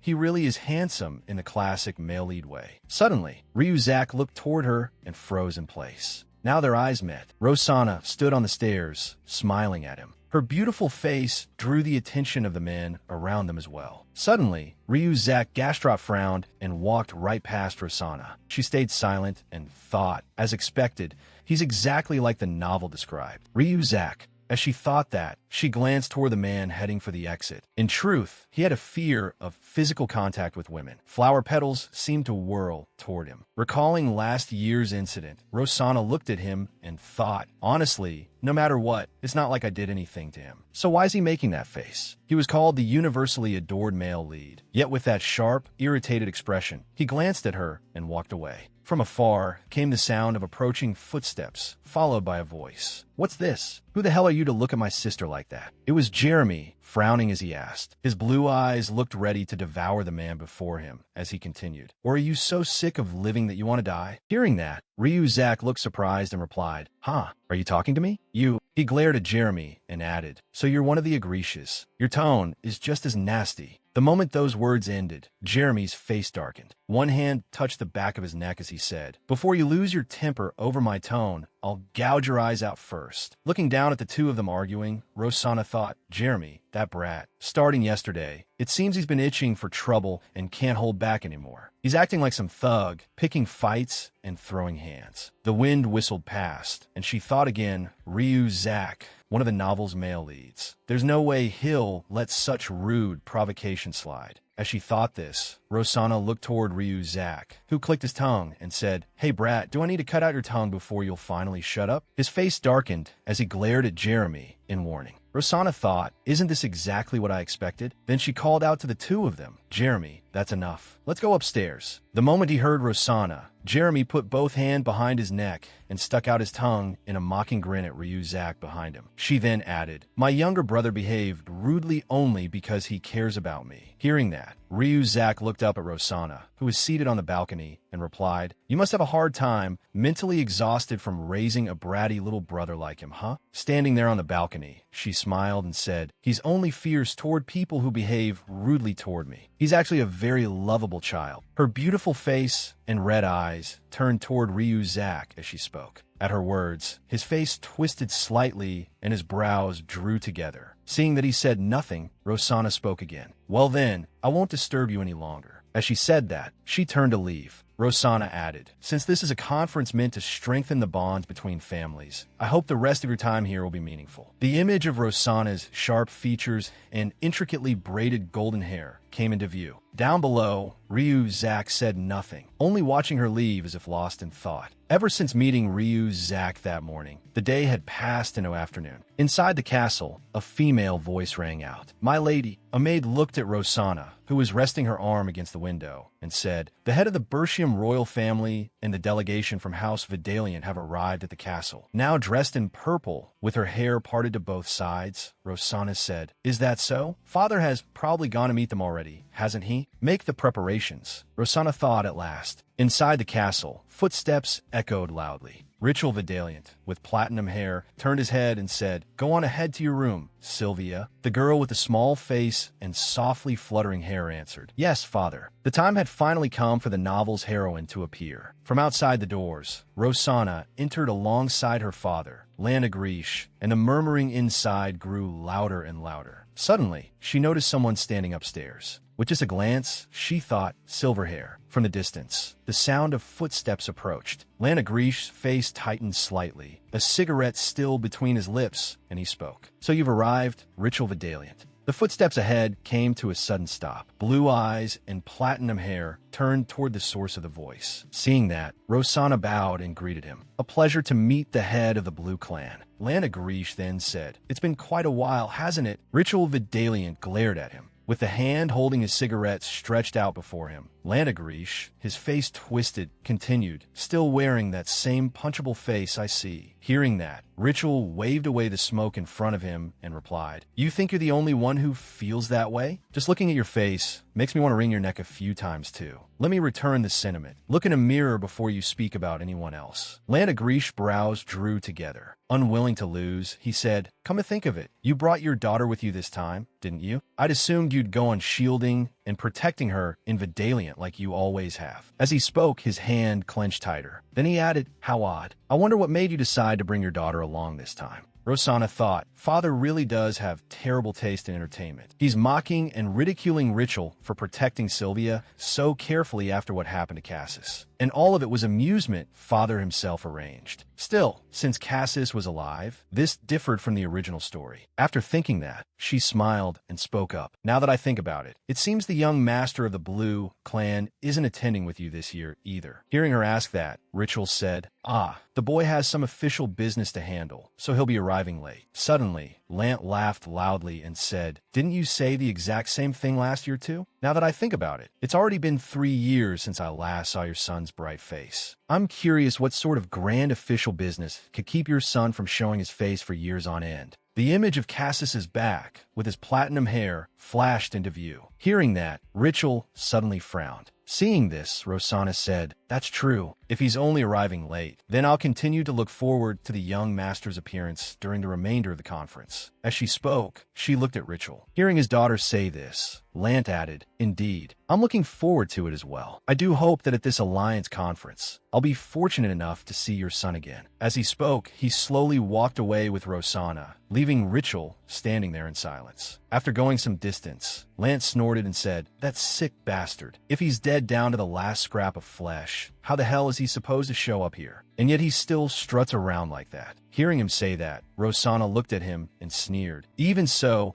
the way he has to force himself to keep pretending is rather entertaining. Hearing his daughter say that, Lant laughed. Right, exactly. A little while ago, the glow of sunset had still been filtering in through the windows. But now the sky outside had gone dark, and only the sparkling lights hanging from the ceiling remained. A head of platinum hair fluttered softly, drawing secret glances from countless men around her. It was Sylvia. At that moment, she was wearing a blue dress, and her beautiful face left everyone around her enchanted. Her golden eyes sparkled like fragrant flowers in bloom, and her hand was clasped in that of her father, Rachel Vidalian. Wherever she went, people whispered among themselves because she stood out so much. Suddenly, an unexpected voice rang out. "Damn, she looks just like that Blue Clan bastard." It was Jeremy, sticking out his tongue as he looked towards Sylvia and her father. He added, "Makes me want to puke." "Ugh, over here." Ryu Zak was frowning as he watched the two of them slowly walk away. Swarms of butterflies fluttered through the room, and suddenly, one settled on Rosanna's red eye. Now dressed in a nightgown that accentuated her figure, Rosanna closed her eyes and let the butterfly rest on one of them. Then she spoke. "This is different from the novel. I overestimated Jeremy's attitude." She thought to herself. It seems Jeremy came down to the banquet hall because he was curious about Sylvia's appearance. In reality, Jeremy had fallen for Sylvia, so he probably wouldn't do something like kidnap her. As she thought that, she lifted a hand to send the butterfly away and said, "Thank you. That's enough." Thud. Rosanna lay back on the bed and rubbed her eyes with her hand. Then she continued, "As expected, summoning poisonous butterflies here for too long makes my body tired and drained." Rosanna thought further. From what I heard through the poisonous butterflies I sent to scout the banquet hall, Sylvia was the star of today. Beautiful silver hair like moonlight, shimmering eyes like starlight. As she thought, the image of a silver-haired man and woman appeared in her mind. Suddenly, a voice called out, "Rosanna." Looking at her, Cassis said, "I don't think that was the last time we'll meet." Cassis took hold of her hand and continued, "So let me greet you properly for when we meet again." As he spoke, he looked at her with expectant eyes. "I hope that by then, you'll still be safe and sound." Whether it had been a dream or reality, Rosanna covered her face with one hand for a long while without saying anything. Then came a rustling sound, and she slowly got out of bed. Outside, the bright moonlight illuminated every step she took, while soft gusts of wind brushed past her. As she walked, Rosanna said, "It was obviously warm during the day. I should have worn a thicker cloak." Still in her nightgown, she went outside step by step. Suddenly, she stopped and looked up at the building that was still lit, thinking, that should be Lord Rachel Vidalian's room. It's already past 4, and he's still planning to stay up all night? Then again, someone out at this hour like me shouldn't be saying that. With not a single person in sight, she slowly walked over to a grassy area surrounded by trees. As soon as she arrived, Rosanna spoke up. "Good. It's not dead yet. Still alive and thriving." She thought, "Last year, because I felt too suffocated, I came outside for a walk and happened to discover this poisonous plant. Though I call it poison grass, its toxicity only causes diarrhea." A pale pink clump of grass swayed before her eyes. Looking up at the sky, Rosanna continued, "Is this how it feels, seeing something familiar in a strange place? It makes me feel at ease here." The full moon peeked out from behind the clouds, and the rustling of leaves made her feel lighter.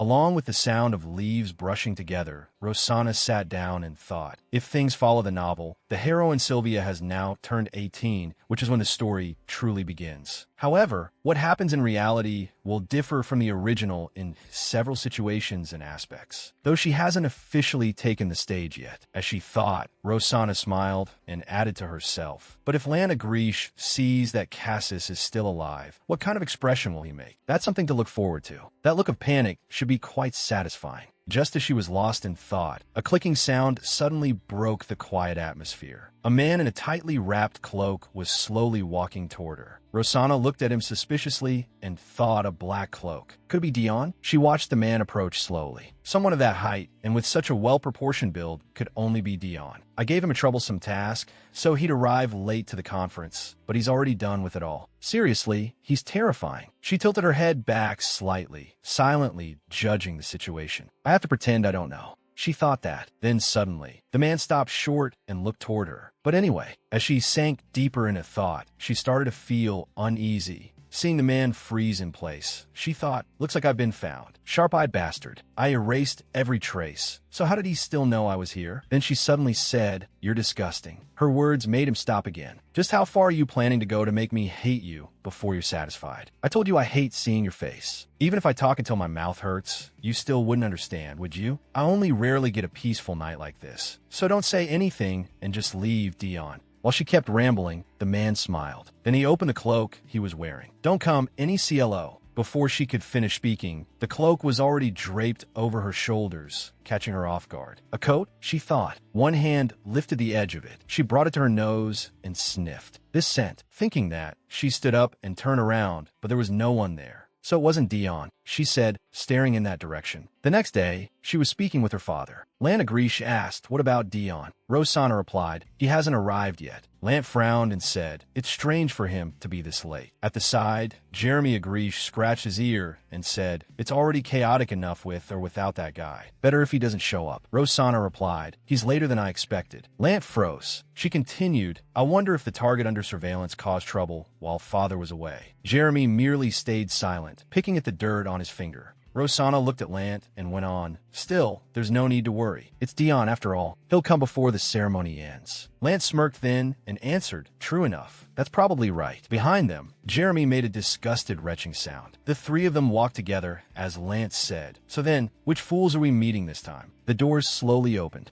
They stepped out into the banquet hall, where music was playing. The other men at the party turned to look at Rosanna, their faces flushed red. Jeremy sneered and said, look at those red faces. The faces of a bunch of idiots. Huh? Rosanna said, ugh, I'm starving, he complained. Meanwhile, Rosanna's eyes met Ryu's Zach Gastrot's. She looked straight into his gaze. No wonder I kept feeling someone staring. It's Ryu's Zach Gastrot. He glared right back at her. His expression seems even more severe than yesterday. She thought, seriously, pull yourself together a little. A small voice rang out, drawing everyone's attention. Straighten your chest a little. Fix your clothes. Oh, honestly, the voice came from one of the rooms. Stop dragging this out and stand properly. Another shout followed. Ugh. Noel was yawning now. He leaned against the white-haired man beside him as he walked, muttering nonstop, I want to go home already. I want to eat the Costella Nick made. The man next to him replied irritably, we're going back tomorrow anyway. So why are you being so troublesome, my lord? Noel kept mumbling. Then Nick can feed Noel. Ugh. Nick had to continue. Everyone's looking. Please at least stand properly. The people around them kept staring. Rosanna watched them and thought, that clingy man, that's Noel Bertium, the head of the Bertium royal house. He's exactly how the novel described him. I should feel fortunate about that. Noel kept rubbing his eyes and whining, ugh. Costella. Then suddenly his attention landed on Rosanna. Huh. Rosanna looked at him and smiled. Huh. He flopped right onto the floor despite Nick trying to drag him along. Seeing blood, Nick panicked. Lord Noel, what's wrong? Are you all right? And my Lord Noel, blood. Your nose is bleeding. While Nick was in utter chaos, Noel simply stared blankly. Huh. What?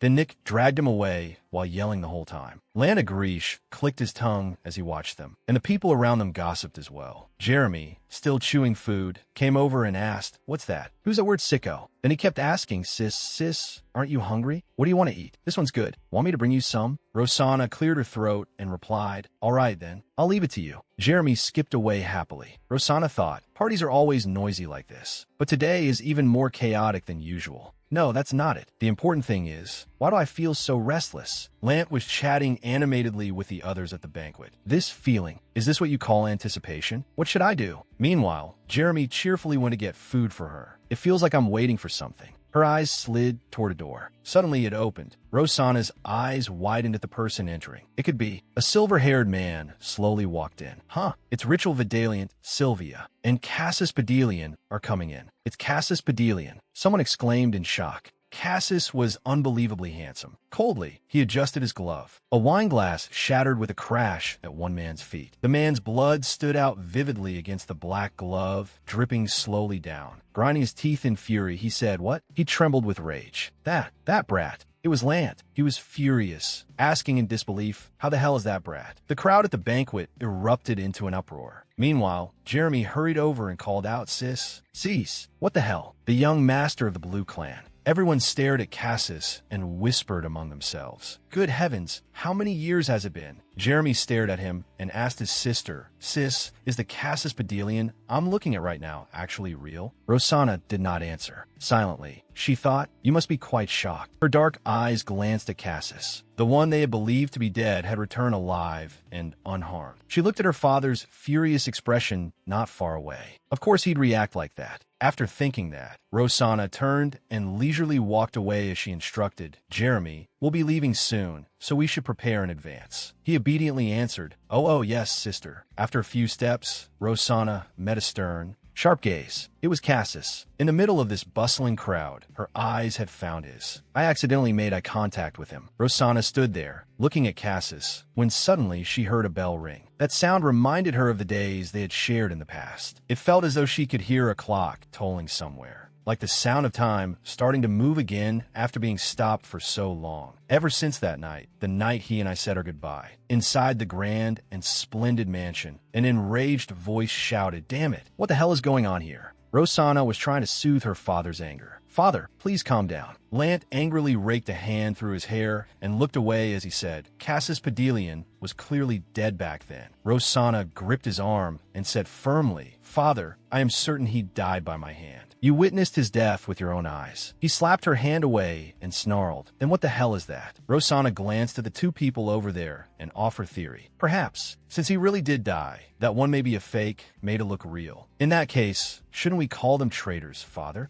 Above them, Noel was sniffling while the man beside him admonished, "Lord Noel, during this banquet, you mustn't make such an unsightly display like earlier, understand?" Rosanna and her father continued discussing Cassis. "But I'm certain the aura coming from that brat belongs to a Pedelian. It might even make people think he's Cassis's twin, don't you think? The truth may be simpler than we imagine, Father." Rosanna revealed a piece of information that made Lance stop short. There is someone in this world capable of making puppets so exquisite they look alive. His face twisted viciously. A puppet? That means someone is controlling a puppet that looks like Cassis. He lowered his head as Rosanna whispered, "Don't you know, Father? I've told you before. Not long ago, I confirmed that there has been contact between the Pedelian family and the Bertium family. I only confirmed it recently, but who knows? Maybe they only acted that way to avoid drawing suspicion, while in reality, they had been secretly communicating long before that." The two walked side by side as they spoke. After losing their heir, the Blue Clan, the Pedelian family, fell into crisis. That's why, for the past 3 years, they've had no choice but to bow their heads and keep to themselves. But if they can create a puppet that looks like Cassis Pedelian, wouldn't that be practically demonic? Lamb paid attention to what his daughter was saying, but he had something more urgent to deal with and moved ahead, saying, "Bertium must be in a lounge. I need to see him right now." Behind her father, Rosanna looked up with a chilling expression, then let a sly smile appear for a moment. "Take care, Father." Looking at the back of the man she called father, she thought to herself, "Father, thank you for believing my words without the slightest doubt. Of course, no matter how desperately you run there, it'll all be for nothing." Suddenly, someone seized her wrist, slammed her against the wall, and trapped her between it and his body. Even so, Rosanna did not panic. Calmly, she said, "What is this?" That's quite an enthusiastic way to greet someone. He heard her call his name, but instead of letting go, his grip only tightened. "Dion." In the vast space where only the two of them stood, Dion asked, "So it seems Cassis has regained his radiance, hasn't he?" Hearing him speak, Rosanna noticed blood dripping from his hand onto the floor. "It's been a long time since we've seen each other. Aren't you happy? You knew Cassis was still alive, didn't you?" "Interesting." Rosanna smiled softly and replied, "If you already know that much, then why bother asking me?" Looking at Dion as he came to find her wearing that expressionless face. Why was he showing that sort of emotion now? Dion looked at her coldly, and his hand suddenly tightened as he said, "Sometimes I feel like killing you and getting it over with." Then suddenly, from the distance, Cassis stepped in and cut between them. Well now, I didn't expect to find someone here who doesn't even understand the purpose of the Alliance Conference. Frowning coldly, Cassis said, is threatening and coercing the other party like this the Agrish family's idea of a greeting? Rosanna glanced at him in silence and secretly let out a sigh of relief. Luckily, I lured Lant somewhere else. Seeing this, even Lant Agrish. Watching the two young men glare coldly at each other in the bleak air, Rosanna thought, wouldn't be able to avoid doubting what I said, that Cassis Pedelian is a fake. At last, Dion moved. Rosanna looked at him and called his name. That made him glare at her coldly. Dion. Finally, his hand left her wrist. Dion walked away, and Rosanna turned back to thank Cassis. Thank you for stepping in to help me. She smiled faintly and introduced herself with graceful poise. My name is Rosanna Agrish.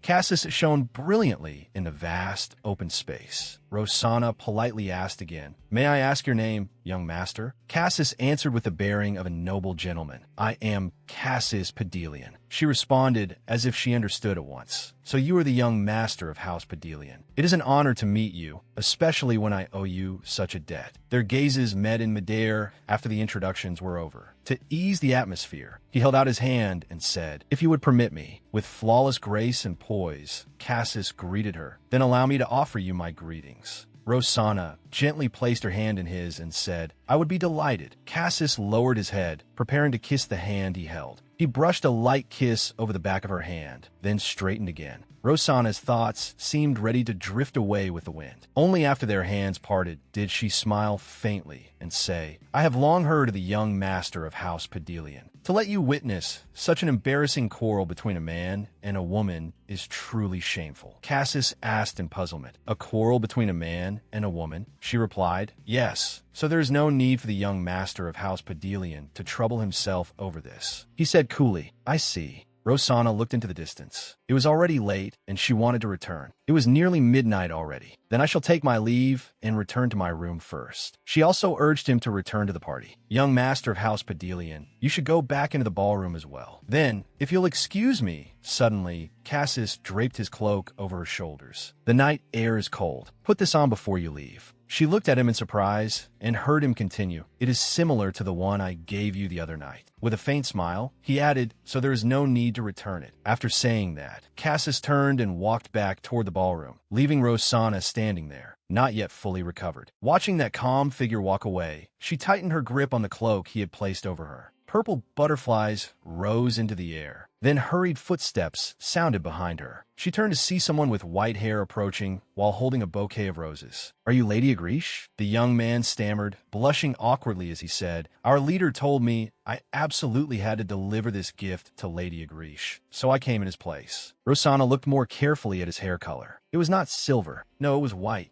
The young man stood there looking terribly flustered. Rosanna reached out and accepted the bouquet. Please convey my thanks to him. But the young man only fumbled and stuttered. Then, seeing her turn to leave, he hurriedly called out, wait. At last, Cassis had shown himself like this. Rosanna lifted the bouquet high as the petals fluttered in the wind and thought, so the time is finally ripe. In a calm, unhurried voice, she spoke her thoughts aloud. That's right. A magnificent banquet is about to begin. Back in her room, Rosanna met her father again and immediately said, Father, I think we must return to Agrish at once. Lant frowned and asked, What do you mean by that? She calmly revealed something extremely serious. I just ran into Dion, and he told me that while you were away, Fontaine caused trouble again. Father. At those words, veins bulged on his face as he said furiously, What? Gritting his teeth, he added, I haven't even met Bertium yet, and now. The Agrish family carriage rattled away into the night. We should return to Agrish immediately. In a certain room, someone reported, Young master. The man knelt and reported, Lan Agrish is leaving the city now. Inside the room, Cassis was already wearing a different coat. Hearing that, he asked, How are the preparations? The man replied, We have finished preparing everything according to your instructions. Satisfied with the answer, he said, Good. Cassis stepped out of the room. He carried himself upright and commanding, his cloak fluttering behind him. Suddenly, his younger sister's voice came from behind him. Brother, wait. Cassis called her name, Sylvia. She was breathing hard as she carefully warned him. Brother, you must be careful. All right. He turned and walked over to Sylvia. To reassure her, he said, I know. Don't worry. Go back with father. Once everything is over, I'll return to Pedelian immediately. He smiled gently and patted her on the head. Then go on ahead and wait for me. After parting from his sister for only a short time, he gave the order for his close aides to move out. That's right, the time was finally ripe. We depart at once. On Rosanna's side, she was sitting in the carriage on the way home. The grudge and resentment between her and Cassis would soon be settled. They had arrived at Agrish, the place where I first met him. At the break of dawn, the sky was dyed a blood-red color, shining down on the carriage heading toward House Agrish.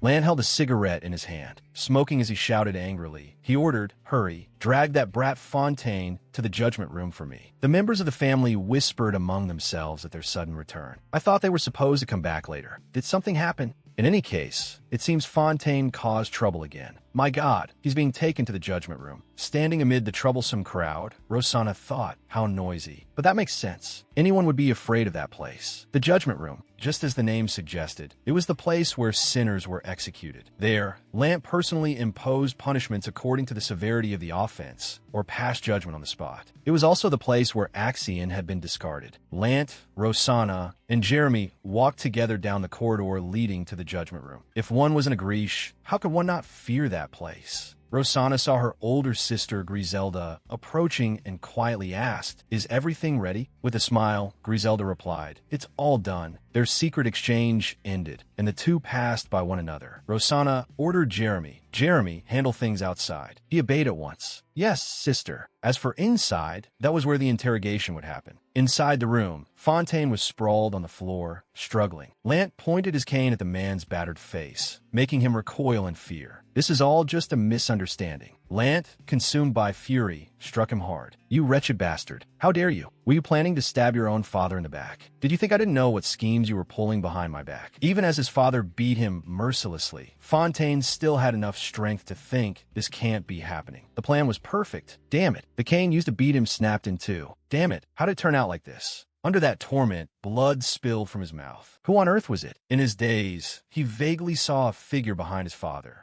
A lighter. Yes, Fontaine lay there in a stupor, and suddenly anger flared within him as he thought of that person. Dion. The sight of Dion's cold face drove him mad with rage. That's right, if only that bastard Don hadn't gotten in the way. But after thinking that far, he abruptly calmed down, dropped to his knees, and pleaded, Father, this was all Dion's trap. I am truly innocent." Lant took a drag from his cigarette, smoke curling through the air, and said with a cold, hard expression, "You're still spouting nonsense. It seems you still haven't come to your senses. From the moment you secretly began gathering soldiers behind my back, I gave Dion the authority to monitor you." Hearing that, Fontaine thought in shock. Does that mean from the moment I first began planning? Lant yanked hard on the cloth around his neck and said, "And that's not all. You're going to tell me every little trick you've been playing behind my back all this time." With his other hand, he slapped Fontaine across the face. "I gave you so many chances. Just how lightly did you take me to dare?" Fontaine was startled when his father told his servant, "Bring it here." The servant brought over a sharp knife, and Lant picked it up. He cut the ropes binding Fontaine. But after this little incident, it seems a worm like you does have some talent after all. Now then, where are the soldiers you stole while I was away? Fontaine answered with difficulty. The soldiers I stole? Terrified, he thought, what the hell is he talking about? "Father, I don't understand what you mean." Lant viciously chopped off his hand. "That's right, my son." Blood splattered across Lant's face as he growled. "Didn't I teach you never to open your mouth so easily and spill everything?" Fontaine collapsed heavily to the floor. "Let's see whether you'll confess if I carve your body apart piece by piece." Rosanna, who had been watching the entire time, finally spoke. "Father, I don't think you need to waste time like this any longer." He glanced at her and asked. Seeing her smile with absolute confidence, he said, "So, you found the soldiers?" Hearing that, he broke into a smile. "Well done. You handle things quickly and neatly, as expected of my daughter." When he turned back again, he saw that his daughter had already stepped up to the chair he always sat in.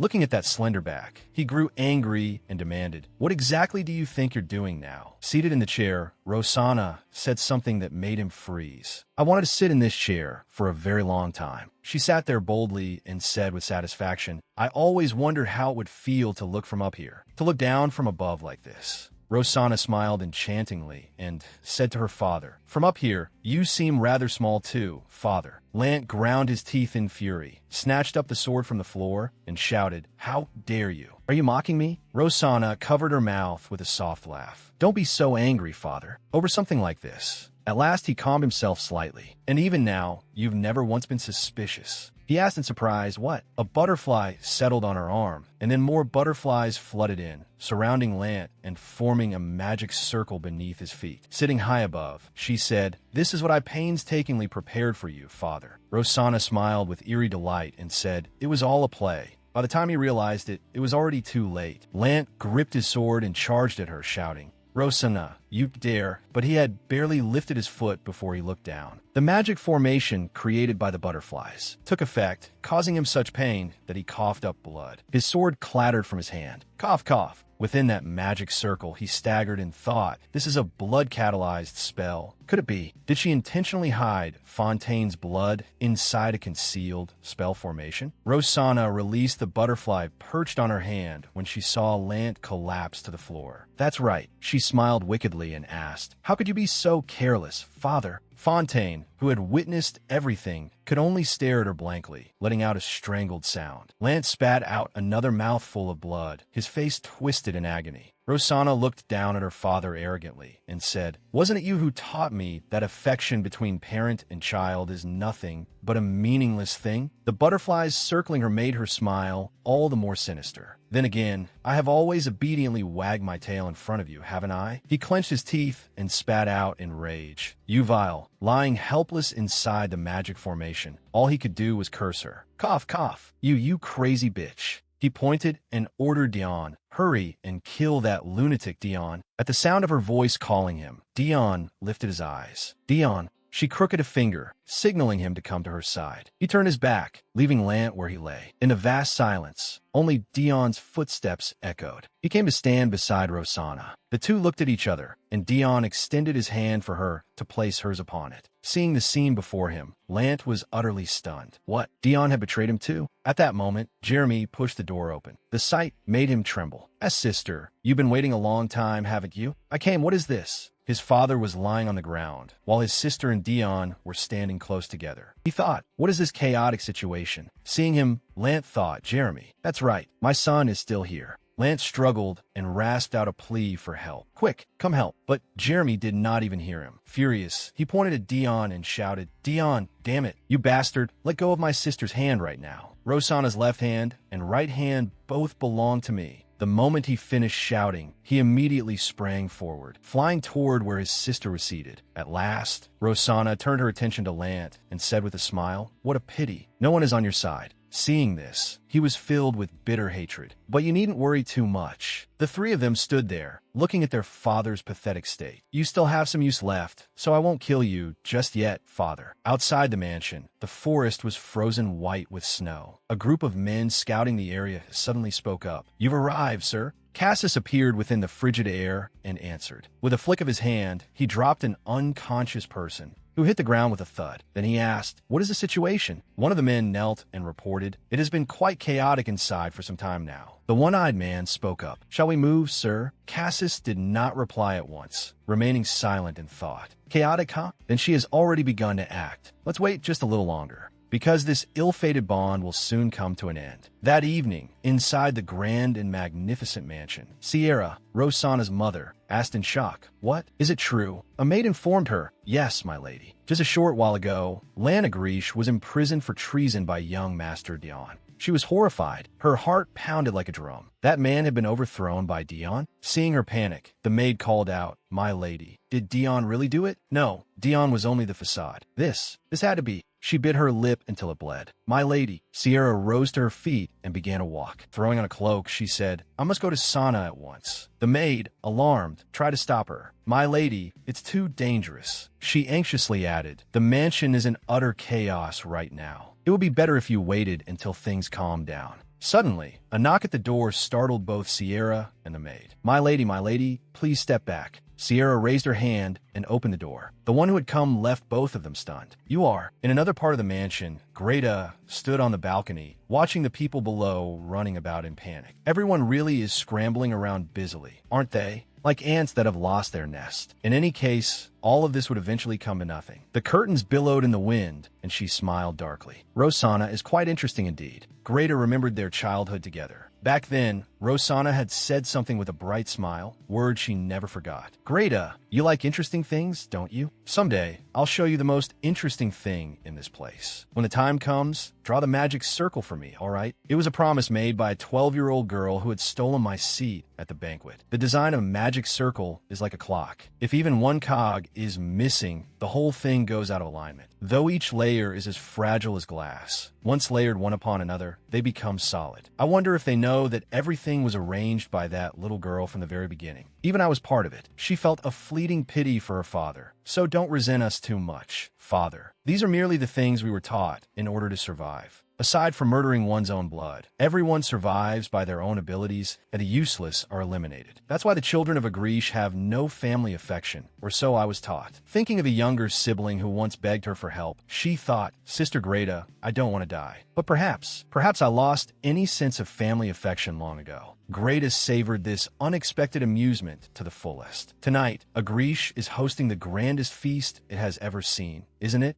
Lant breathed inside a cage, his hands bound with iron chains. It's cramped in there, isn't it? Rosanna said, smiling in satisfaction. Only now do you finally look as miserable as suits you, Father. Oh, are you not going to answer me? His saliva and blood mixed together and dripped onto the floor as a miserable gulp escaped him. In that bizarre scene, father and daughter glared at each other with hatred. She said, Do you know what I've thought all this time whenever I had a look at that disgusting face of yours? How should I kill you so that you'll finally feel contempt and despair? No, compared to death, is there a way to make you suffer even more? Blood-red butterflies settled on Lance's face. You should be glad you're in Agrish now. Even if poisonous butterflies gnaw at your flesh, you won't die easily. So endure for a long, long time, Father, so I can repay every last bit of your kindness without missing a thing. Looking at the horrifying sight before him, he let out a wretched scream. Aya, elsewhere. Jeremy dropped a severed head that rolled into the grass, shocking those nearby.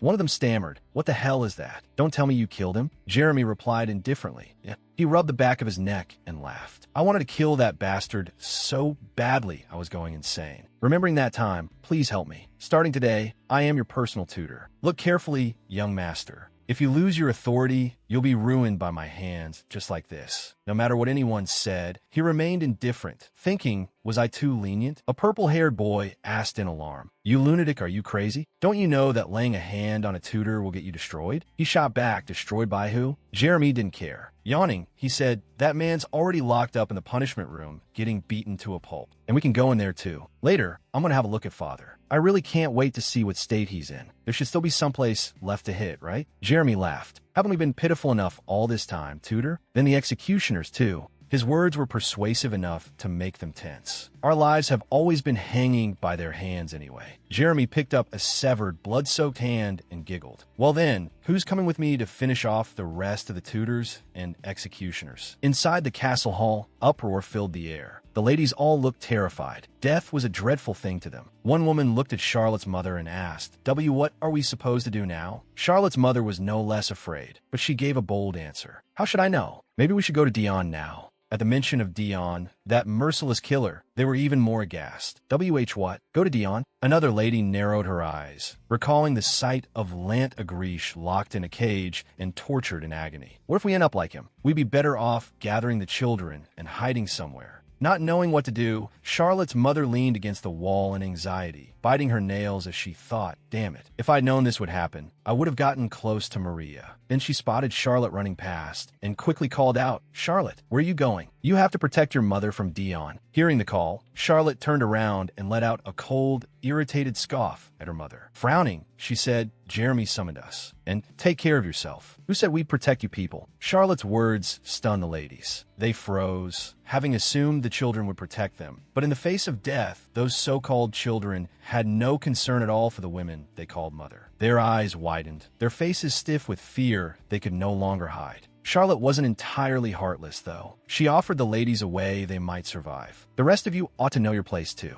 If you want to live, then figure out how to run away or something. With that, Charlotte quickly abandoned her mother and ran down the stairs. Clutching the stair rail, Charlotte's mother stared after her daughter in shock. Charlotte ground her teeth and moved forward with an angry frown. And what was that supposed to mean, Dion? Ridiculous. I may be stupid, but even I know Jeremy would never listen to Dion. In the end, Sister Rosanna will seize everything. She'll take Agrish. The Agrish castle was now drenched in blood, crimson pooling around every place of death. One of Jeremy's people laughed madly as he kicked and finished off another man. He said loudly, "Aren't they dying way too boringly? Hey, how many have you killed?" "I've killed 5. That's the most, right?" Even after saying that, he kept beating the man, looking down at the one below him. Another person landed a kick and took one down, then turned around. TCH, just because you can count doesn't mean you've killed the most. Besides, the one who's killed the most is definitely Jeremy. At Jeremy's location, he was slaughtering people outside the castle. Dozens of corpses lay strewn around him, with blood splashed everywhere. It sprayed all over Jeremy's face and limbs. He frowned and breathed hard, hearing footsteps and assuming it was one of his own men. "You're late as hell. I've already killed them all." Rydar stood behind him with his arms crossed and laughed. "I came to deliver a message from Rosanna." Hearing that, Jeremy suddenly paused. Rydar walked over, handed him a small paper sachet, and said, "Take this to Aunt Maria's room and burn it." Jeremy remembered Maria sleeping with steady breaths, her face like a baby's, no different from a kitten sleeping soundly. He took the paper sachet and shook it in his hand, grumbling, "That aunt's like a child. She's already dead asleep, so what does she need this for?" Rydar didn't answer and only reminded him, "Oh, right. Once you're done, gather the servants at the annex."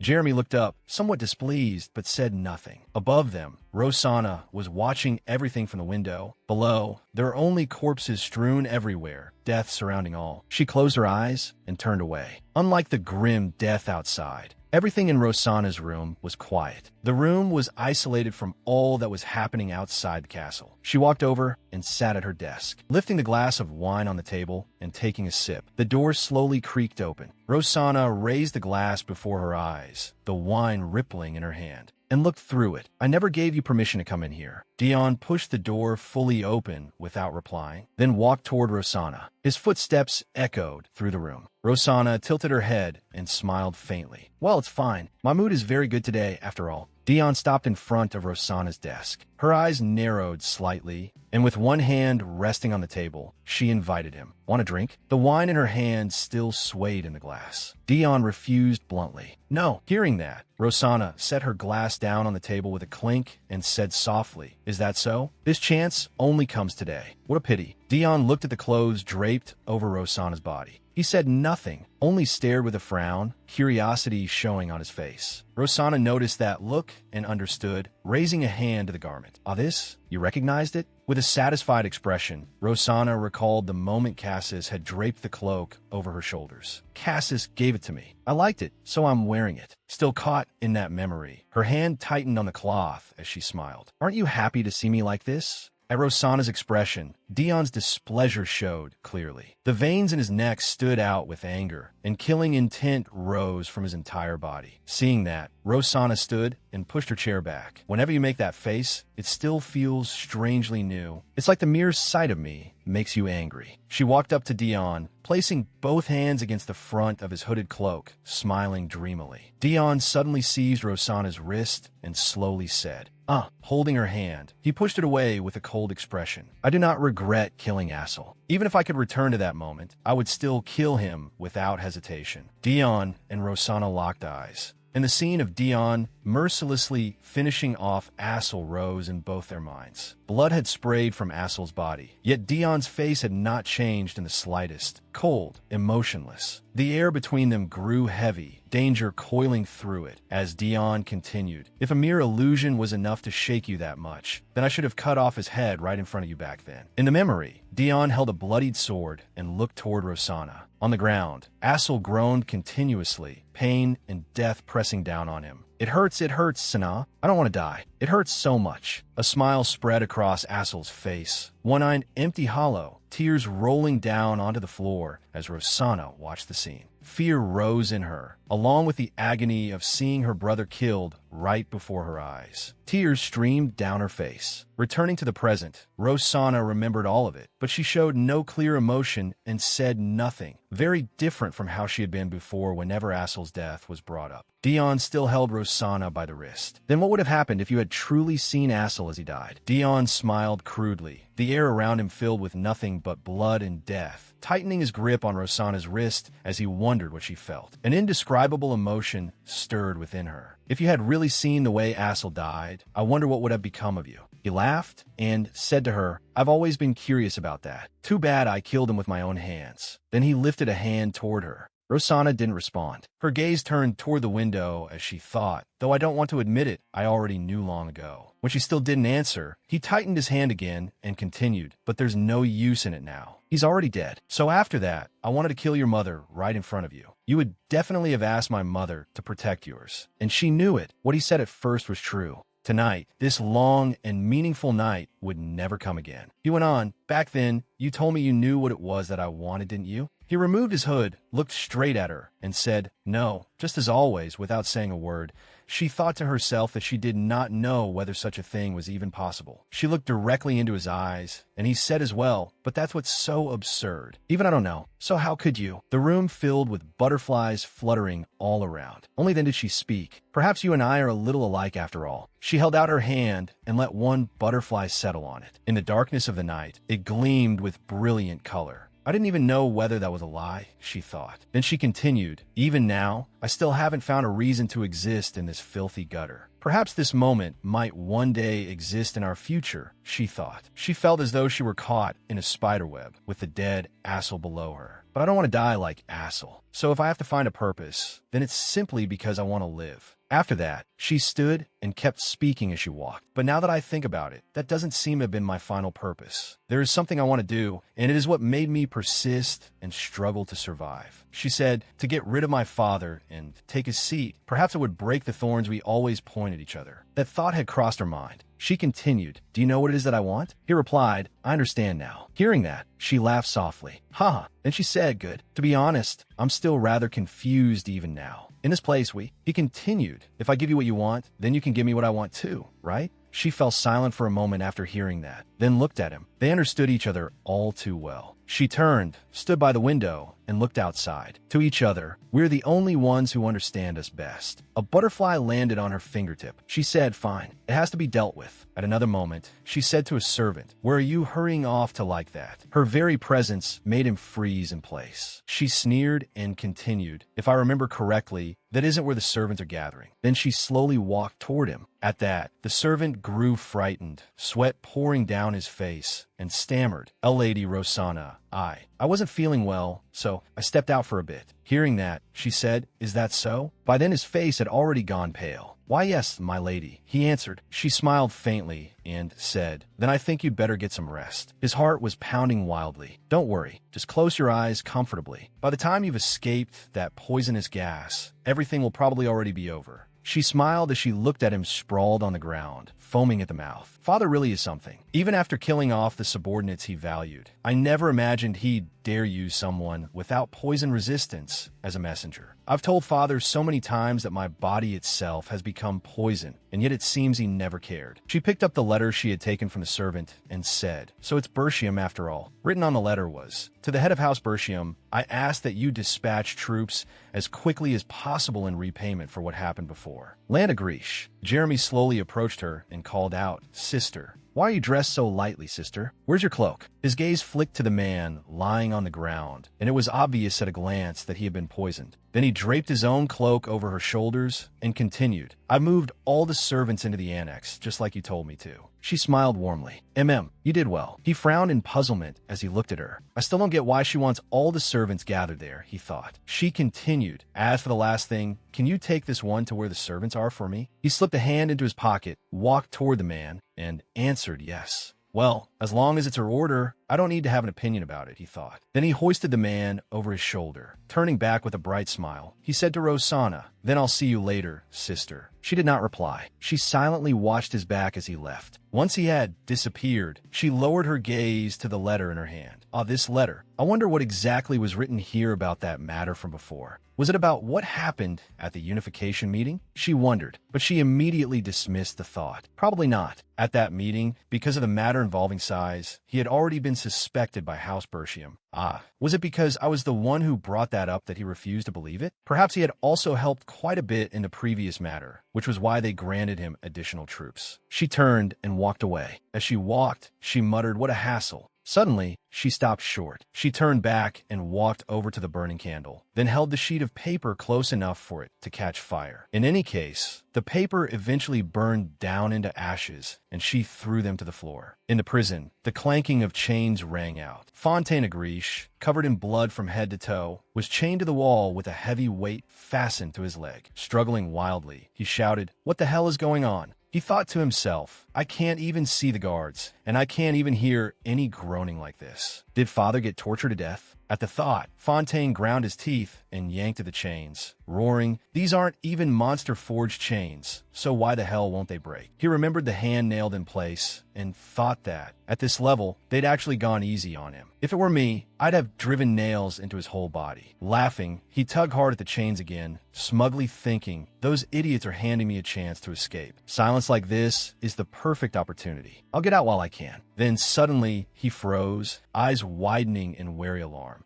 Another person approached and asked, "Where's Lant?" Fontaine saw a man in a black cloak with dark red eyes. He asked, "So it's you, Dion." He curled his lip in a mocking smile. "So now you won't even call him father, huh?" As for the old man, he's either dead or fled far away. Seeing Dion remain silent, he called again, "Hey, Dion." Standing on opposite sides of the barred gate, Fontaine asked, "Even if you were planning to use me to take the old man's seat, you didn't have to go this far." He thought this was his chance, and with sweat beading on his face, he smiled and said, "I never intended to be the leader anyway." Thinking of the moment he would smile in victory with Rosanna in his arms, he hurried to explain, "I was only briefly bewitched by Rosanna, that's all." At the very least, he felt he wasn't as utterly ruined and pathetic as the old man was now. Fontaine tried to persuade Dion, "Actually, I'd rather you become the leader." Then he quickly realized that this man, who always pretended to be noble, had finally shown his true nature. He raised his crippled, maimed arm. "If you let me out now, I'll use these hands to bring you the old man's head." Dion's silence made him think he had succeeded. Smiling, he continued, "If you want, I'll leave Agriche and hide myself away as if I never existed." Inwardly, he smugly thought, "So what you want is the same thing I do, Dion." Encouraged, he kept babbling, "I'll even write a pledge. From now on, I absolutely won't stand in your way." At that, Dion suddenly spoke. "Stand in my way?" Calmly, he said, "You're under a misunderstanding." Those words made Fontaine flinch. Dion sneered again. "Something like you becoming an obstacle to me? That has never been the case, nor will it ever be." Fontaine furiously cursed him in his heart, but his body trembled as he pleaded, "Then just let me go. After all, if my existence..." At the same time, a large black ant appeared at Dion's feet. Still trying to persuade him, Fontaine said, "If it won't affect you, then there's no need to keep me locked up in this prison." He had no idea that many more ants were slowly crawling toward his feet. Dion scarcely seemed to care and merely looked down. Fontaine gave a laugh. "Isn't that right?" Yet inwardly he was irritated. Damn it, what the hell is he staring at like that? When Dion lifted his gaze to look at him, Fontaine continued, "Does it really take that much thought? Just do what I said, and that's that." But Dion remained unmoved and said, "Right now, I'm considering whether I should open this door and kill you." Fontaine stared blankly. "What?" He paid no attention to the ants climbing onto his shoes. Dion lifted his heel and said, "Now that I think about it, I haven't liked you much for quite some time." He brought his foot down with a sharp crunch, crushing the ant in front of him. The prison lock was opened. Fontaine panicked and asked, Wait, are you serious?" Pressing himself against the wall, he stammered, "Why you can't kill your elder brother." Sweat poured down his back as he thought, "He's bluffing. That specially forged iron gate." But just as the thought crossed his mind, using only his bare hand, the iron bar was wrenched aside with a crack. Brimming with murderous intent, Dion said, "What I especially want is to gouge out those eyes." Watching the other man's shoes come closer and closer, Fontaine nearly collapsed. "Why?" he thought. "I groveled, so what did I go wrong? Am I going to die?" Suddenly, some kind of sound rang out, and Dion cast a glance behind him. Fontaine, sweating anxiously, listened. An alarm. Seeing Dion leave, he thought, "I don't know what it is, but I survived." Outside the gates, countless warriors were spurring their horses into a charge. A man carrying a bucket of water said irritably, "We're already busy putting out the fire." "What invasion?" The man behind him suddenly shouted. "Wait!" Sweating, the man yelled, "Tethys, this is the enemy." Seeing them leap off their horses with swords in hand, he staggered back. "Warriors? Where the hell did these warriors come from? The man who had spoken earlier was so frightened he fell backward, spilling his bucket of water, and stammered, "See, come to think of it, I did vaguely hear something in the corridor earlier." With the prison blazing, the warriors rushed in. Young Master Fontaine has seized all military command. Cassius Padelian said to a man with one eye covered, "Isidore, though I gave the order, our objective is not to annihilate House Agrish." Isidore answered, "Understood." Remembering the cross emblem of the family, Cassius thought, the goal is to isolate Lant Agrish's newly recruited forces. So those who are not holding weapons. Raising his hand, Isidore shouted, "Do not pursue those who flee. Act according to the young lord's orders." The warriors behind him shouted in unison, "Yes." It was the greatest respect House Pedelian could offer. A loud noise erupted from inside the castle. Saclate hurried after a man down below, shouting in alarm, "What's going on? Why has House Pedelian suddenly stormed in?" The man replied, "I don't know either." He yelled, "The main hall suddenly caught fire. Father lost power, and now there's an attack too." At the same time, as he angrily cursed, "Damn it, what the hell is all this madness in a single day?" The door below was also lifted,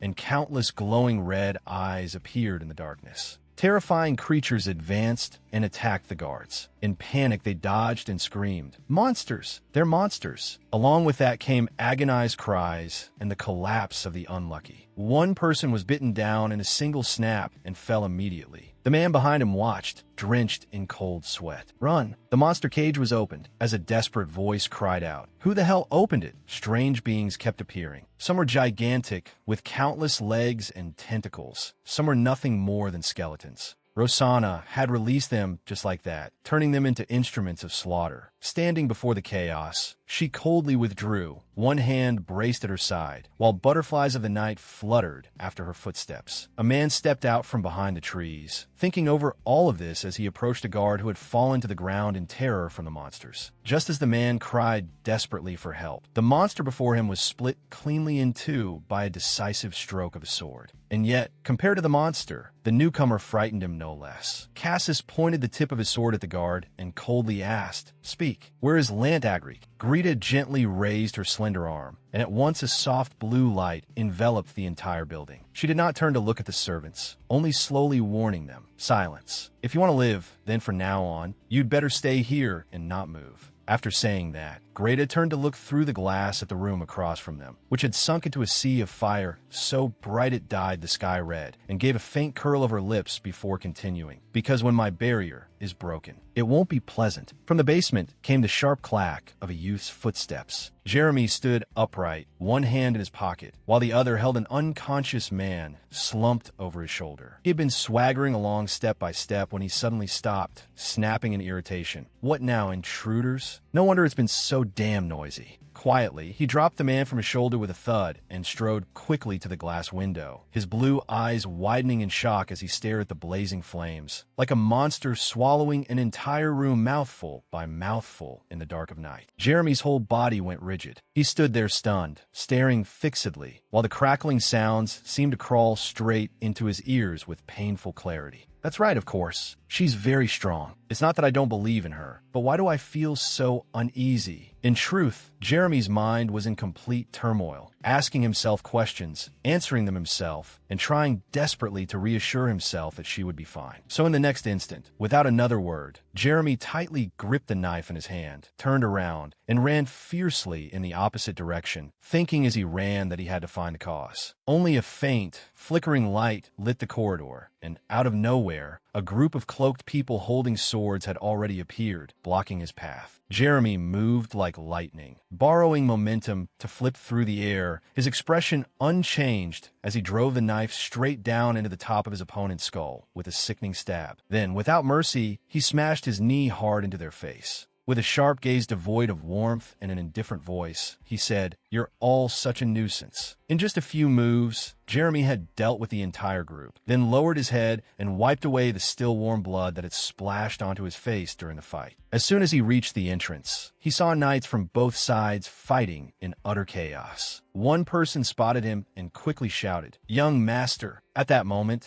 someone from the other side also charged forward, yelling back. Watching both forces fight fiercely, neither side giving way. Jeremy remarked that it was like they had sprung straight out of stone pot. Then he quickly got ready as well, pulling out his weapon and preparing to engage. "I'd like to play with you slowly, but the house has too much going on." Suddenly, before their eyes, the sky was filled with a vast swarm of blazing red butterflies, wildly scattering in every direction, so many that the entire area buzzed with a shrill hum that filled everyone present with terror. Both sides temporarily stopped fighting and focused only on this strange phenomenon unfolding before them. Voices rose in noisy confusion. One person reached out and caught a fluttering red butterfly in his hand, murmuring in confusion, "A blood snowstorm." Jeremy had been silently observing until now, and only then became certain. "No, this is Sister Sanas." The butterflies seemed to have gone mad, flying in swarms, beating their wings furiously and emitting piercing cries like screams for help. People quickly warn each other, "Wait, don't move." Then, as if a blinding flash had exploded, everyone instinctively narrowed their eyes. But when they opened them again, they discovered that they were standing inside a gigantic cage. Around them was nothing but pitch darkness, and red eyes with brilliantly colored butterfly wings perched atop the cage, as though carefully observing them. The swords in their hands dissolved into small butterflies, which lightly fluttered away on tiny wings, leaving behind nothing but bewildered faces unable to understand what was happening. One person blurted out in shock, "The space has changed." As they watched the butterflies fly away, they trembled even more. "All the weapons are gone too, so it really is a spell." Suddenly, within that space, a blood-red eye flashed, sending a chill through them. At once, beneath everyone's feet, a huge, black, unfathomable hole appeared. Losing their footing, all of them dropped at once and fell straight into that bizarre pit. The whole thing happened so fast it lasted only a few seconds. Shrill screams filled with fear echoed through the void, along with arms desperately reaching upward from the black pit, grasping for even the slightest shred of hope to survive. Help! But it was all in vain. The black hole closed without hesitation, as if it had never existed. The people left behind had gone deathly pale, their eyes wide as they stared at the scene before them, trembling as they said they disappeared. Before they could even recover, they too suddenly dropped straight into a black hole in a flash.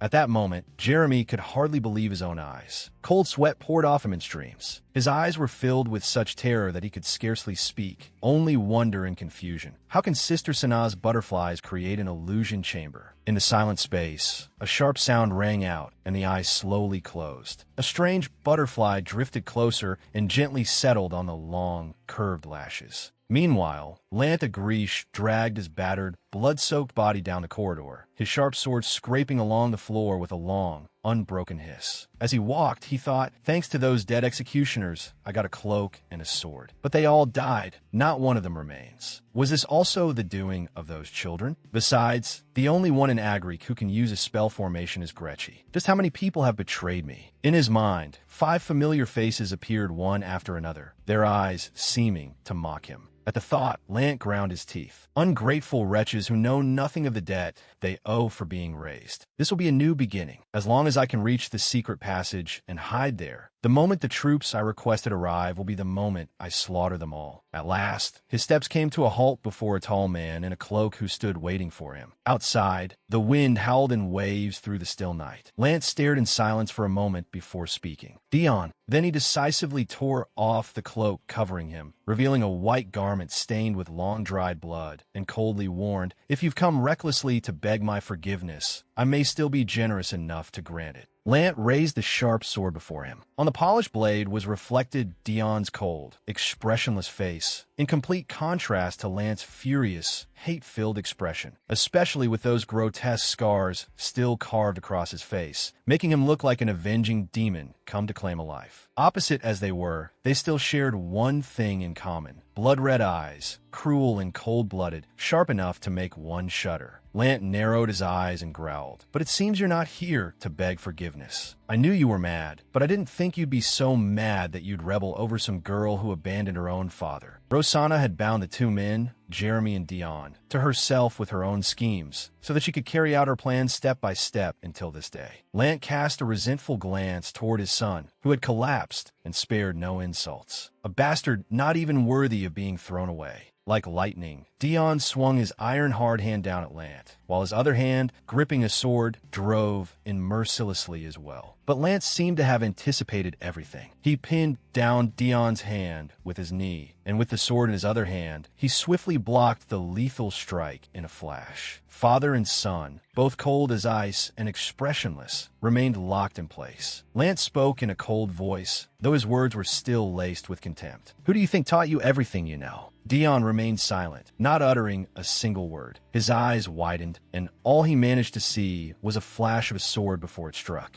Lant tightened his grip on the sword in his hand, his body swiftly returning to the proper stance of a swordsman. Dion staggered and planted his sword into the ground to steady himself. Bright, hot blood dripped heavily onto the floor, glaringly vivid. He said nothing, only lifted a hand to cover the wound on his face. Lant ground his teeth, his brows tightly furrowed, countless emotions filling his eyes as he spoke in a low voice. "You were the only one I trusted, and yet." After that, he recalled the scene from that very moment, the moment he had not hesitated to point his sword straight at his own father. Despite those hate-filled eyes staring at him, despite the man saying, "Lant, in the end, you still betrayed your father." Lant had not hesitated for even half a second. He had brought his sword down decisively, blood splattering everywhere. It was a sight Lant Agrish would never forget for the rest of his life. Lant looked at his son and said in a somewhat bitter voice, "That's right. The face of a son joyfully pointing a blade at his father really does look just like mine." Because before him stood Dion Agrish, wearing a cruel smile so chilling it made one shudder. Those sharp eyes looked even more terrifying now, with fresh blood streaming from the wound on his face. At a glance, he looked like a true monster, a bloodthirsty monster craving slaughter. Heavy, hurried footsteps echoed endlessly through the basement as a man ran. Fontaine ran while shouting frantically, "Damn it, how did I end up like this?" Anxiety and confusion kept swirling in his heart as he questioned himself. Somehow, I managed to break the chain, but why was I beaten into this state and even lost an arm? The ones who intended to betray father from the beginning were Dion and that woman. Those two damned faces immediately rose in Fontaine's mind, but his current condition was miserable. He had no idea how many footprints had trampled over his body. Worse still, his left arm had been mercilessly severed. Rage surged inside him, and Fontaine raised his voice in frustration, loudly lamenting, "Damn it all, my life is wretched. I'm like one of those pathetic fools who gets chewed up without a fight." His mind was already working on a plan to kill those bastards. He pictured himself standing at the head of an army with a sword in hand. "Once I get out of here and build up my own power, I'll kill father and that bastard Dion first. When the time comes, my sword won't show any mercy. It'll strike a fatal blow." After a moment, Rosanna's charming, jade-like face appeared in his mind, along with her soft, coaxing voice calling him, "Brother Fontaine." Suddenly, a wet thud rang out without warning, and the space fell silent. Fontaine stared blankly at the bloodied sword that had somehow pierced through his stomach. His mind froze, his eyes fixed on the blade as he let out a faint,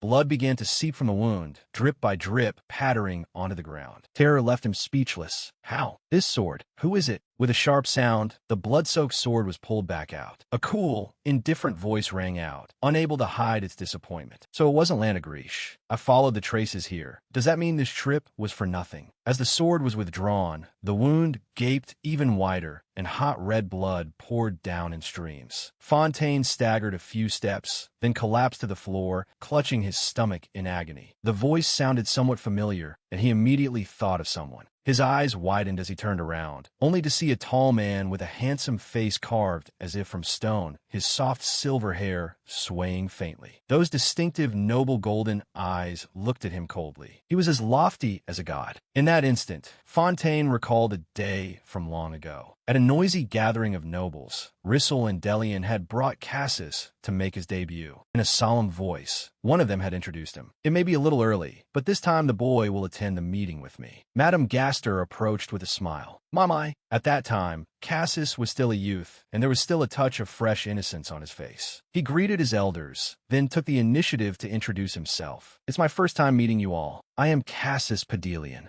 Madame Gaster glanced at her son, who had been standing silently behind her, and he tactfully stepped forward and said, "I'm Ryu Zach Gaster." After the greetings, Rysel turned to the main topic and spoke with the other two. "I heard the heir of the White House has already been chosen, but that person didn't come?" Madame Gaster smiled leisurely and replied, "That's right." The old man beside her coughed twice before continuing. "The head of the imperial family is a child too, but no one has ever even seen his face." At that time, on the second floor, Dion and Fontaine had silently watched everything from beginning to end. Fontaine had stared at Cassis as if he wanted to tear him apart and devour him whole. In a resentful, mocking tone, he had said, "What's with him? His skin's so pale, it looks like one hit would blow him away. Looks like there aren't many succession struggles over there. His life must be comfortable." Dion had also idly turned his gaze in that direction, but remained silent, as though he were thinking about something. Back in the present, Fontaine breathed with difficulty as he looked at the youth from those days, now grown into the tall, cold man before him. He was certain now, though the man's aura had changed greatly, he was indeed the heir of House Pedelian. But hadn't he heard that Rosanna had killed him? "I'd love to tear that face apart, but in this condition, it's beyond me." After careful calculation, Fontaine clenched his teeth and reluctantly informed him. Lant Agrish escaped first. Cassis replied softly, "Is that so?" Fontaine wiped the blood from his face and cautiously added, "A little while ago, Dion came here looking for Lant too. If you follow his trail, you might be able to find Lant." In truth, before saying that, he had already thought it all through and left himself a way out. "I heard the Pedelian family is upright and honorable, right? He stabbed me just now because he thought I was father, so surely he wouldn't attack an innocent person like me." Thinking it over, Fontaine slyly added one more sentence. "Rosanna, your enemy, is there too." Cassis looked at him coldly for a moment before speaking again. "Come to think of it, didn't you just say you were going to kill Rosanna?" Fontaine nodded vigorously, cursing inwardly. "That's right, I have the same enemy as you, so hurry up and go." But unexpectedly, instead of leaving, Cassis took another step forward and drew his sword, his voice sharp as a blade. "Then wouldn't it be better if I kill you right now?" Hearing that, Fontaine was shaken to the core. Terrified, he thought, did I hear wrong? What did he just say? Cold sweat poured from his entire body as he desperately tried to stop him. "Wait, I haven't done anything to you."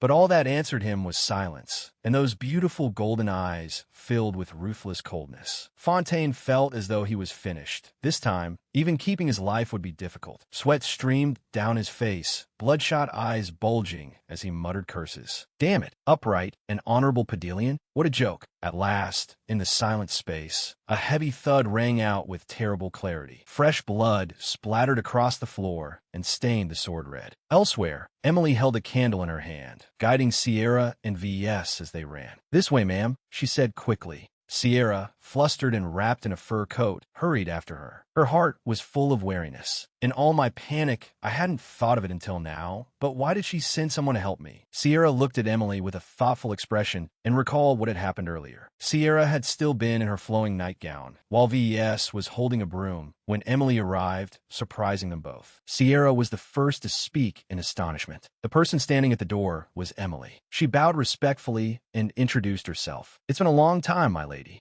Naturally, Sierra recognized who she was, and in an instant her face filled with anxiety. She quickly asked one question after another. "What about Sana? Is Sana all right? Where's Sana now?" Only after she had finished did Emily calmly reply, "You don't need to worry about that, my lady. Lady Rosanna ordered me to get you out safely." The candle suddenly went out, and a faint fragrance spread through the room. Sierra stared blankly, trying to confirm what she had heard. "What?" Emily quickly gave a brief explanation. "This place will soon disappear, so we don't have time to talk, my lady." Sierra's mind filled with doubts. What does she mean? How is the Agrish family going to disappear? Though fear and confusion were surging inside her, Sierra still insisted on asking. "Then what about Sana? What about Sana? If you're here with me, that means she's all alone, doesn't it?" A flicker of surprise passed through Emily's eyes, but then she fell silent for a moment before answering. "My lady has already gone ahead. If you go now, you should be able to catch up with her soon." Returning to the present, Sierra thought to herself, I agreed to follow after hearing that, but VS keenly noticed that her mistress was in an unstable state of mind, so she smiled gently and comforted her softly. "My lady, please don't worry too much. You'll get out safely without running into those intruders." Back then, the three of them had been such a happy family. Now each had gone a different way, some leaving, some staying behind. Sierra felt an indescribable ache deep in her heart, and she prayed silently. "Sana, Will you really be all right on your own? That time, after the mother and daughter finished speaking, Rosanna had not forgotten to look back at her mother before leaving, her sharp red eyes cold and hard. If you really care about me, then stop trying to help in ways that only make things worse and turn you into a burden to me. I don't think you're troublesome, mother. Every word from that moment felt like tens of thousands of invisible knives stabbing into Sierra's chest, making it hard to breathe. She quietly clenched her small fists, biting her lip as her fragile eyes trembled painfully. Suddenly, V.S. spoke up. What's that smell? Why does it suddenly smell burnt? Hearing that, Emily's heart stirred, and she immediately urged them on. We need to move faster, ma'am. Before she could finish speaking, a series of deafening explosions rang out. A figure was hurled straight through in front of them and slammed hard into the wall behind, cracking it open, then crumpled down motionless. Emily quickly stepped forward to shield the two women and pulled off her gloves. A purple light quietly flashed in her hand. Please step back. Behind her, VES kept checking on Sierra and trying to reassure her. My lady, are you all right? By then, Sierra's face had gone deathly pale with fear. Emily looked around and gritted her teeth. What is happening? I can't see anything through all this smoke. Then another man's figure flew past them, sword in hand, charging forward. He turned a pair of sharp, crimson, emotionless eyes towards Sierra, making her freeze for a moment. Shock showed clearly in her eyes. Her clear blue gaze, like a still lake, did not leave that face for even an instant as she called the man's name in disbelief. Dion.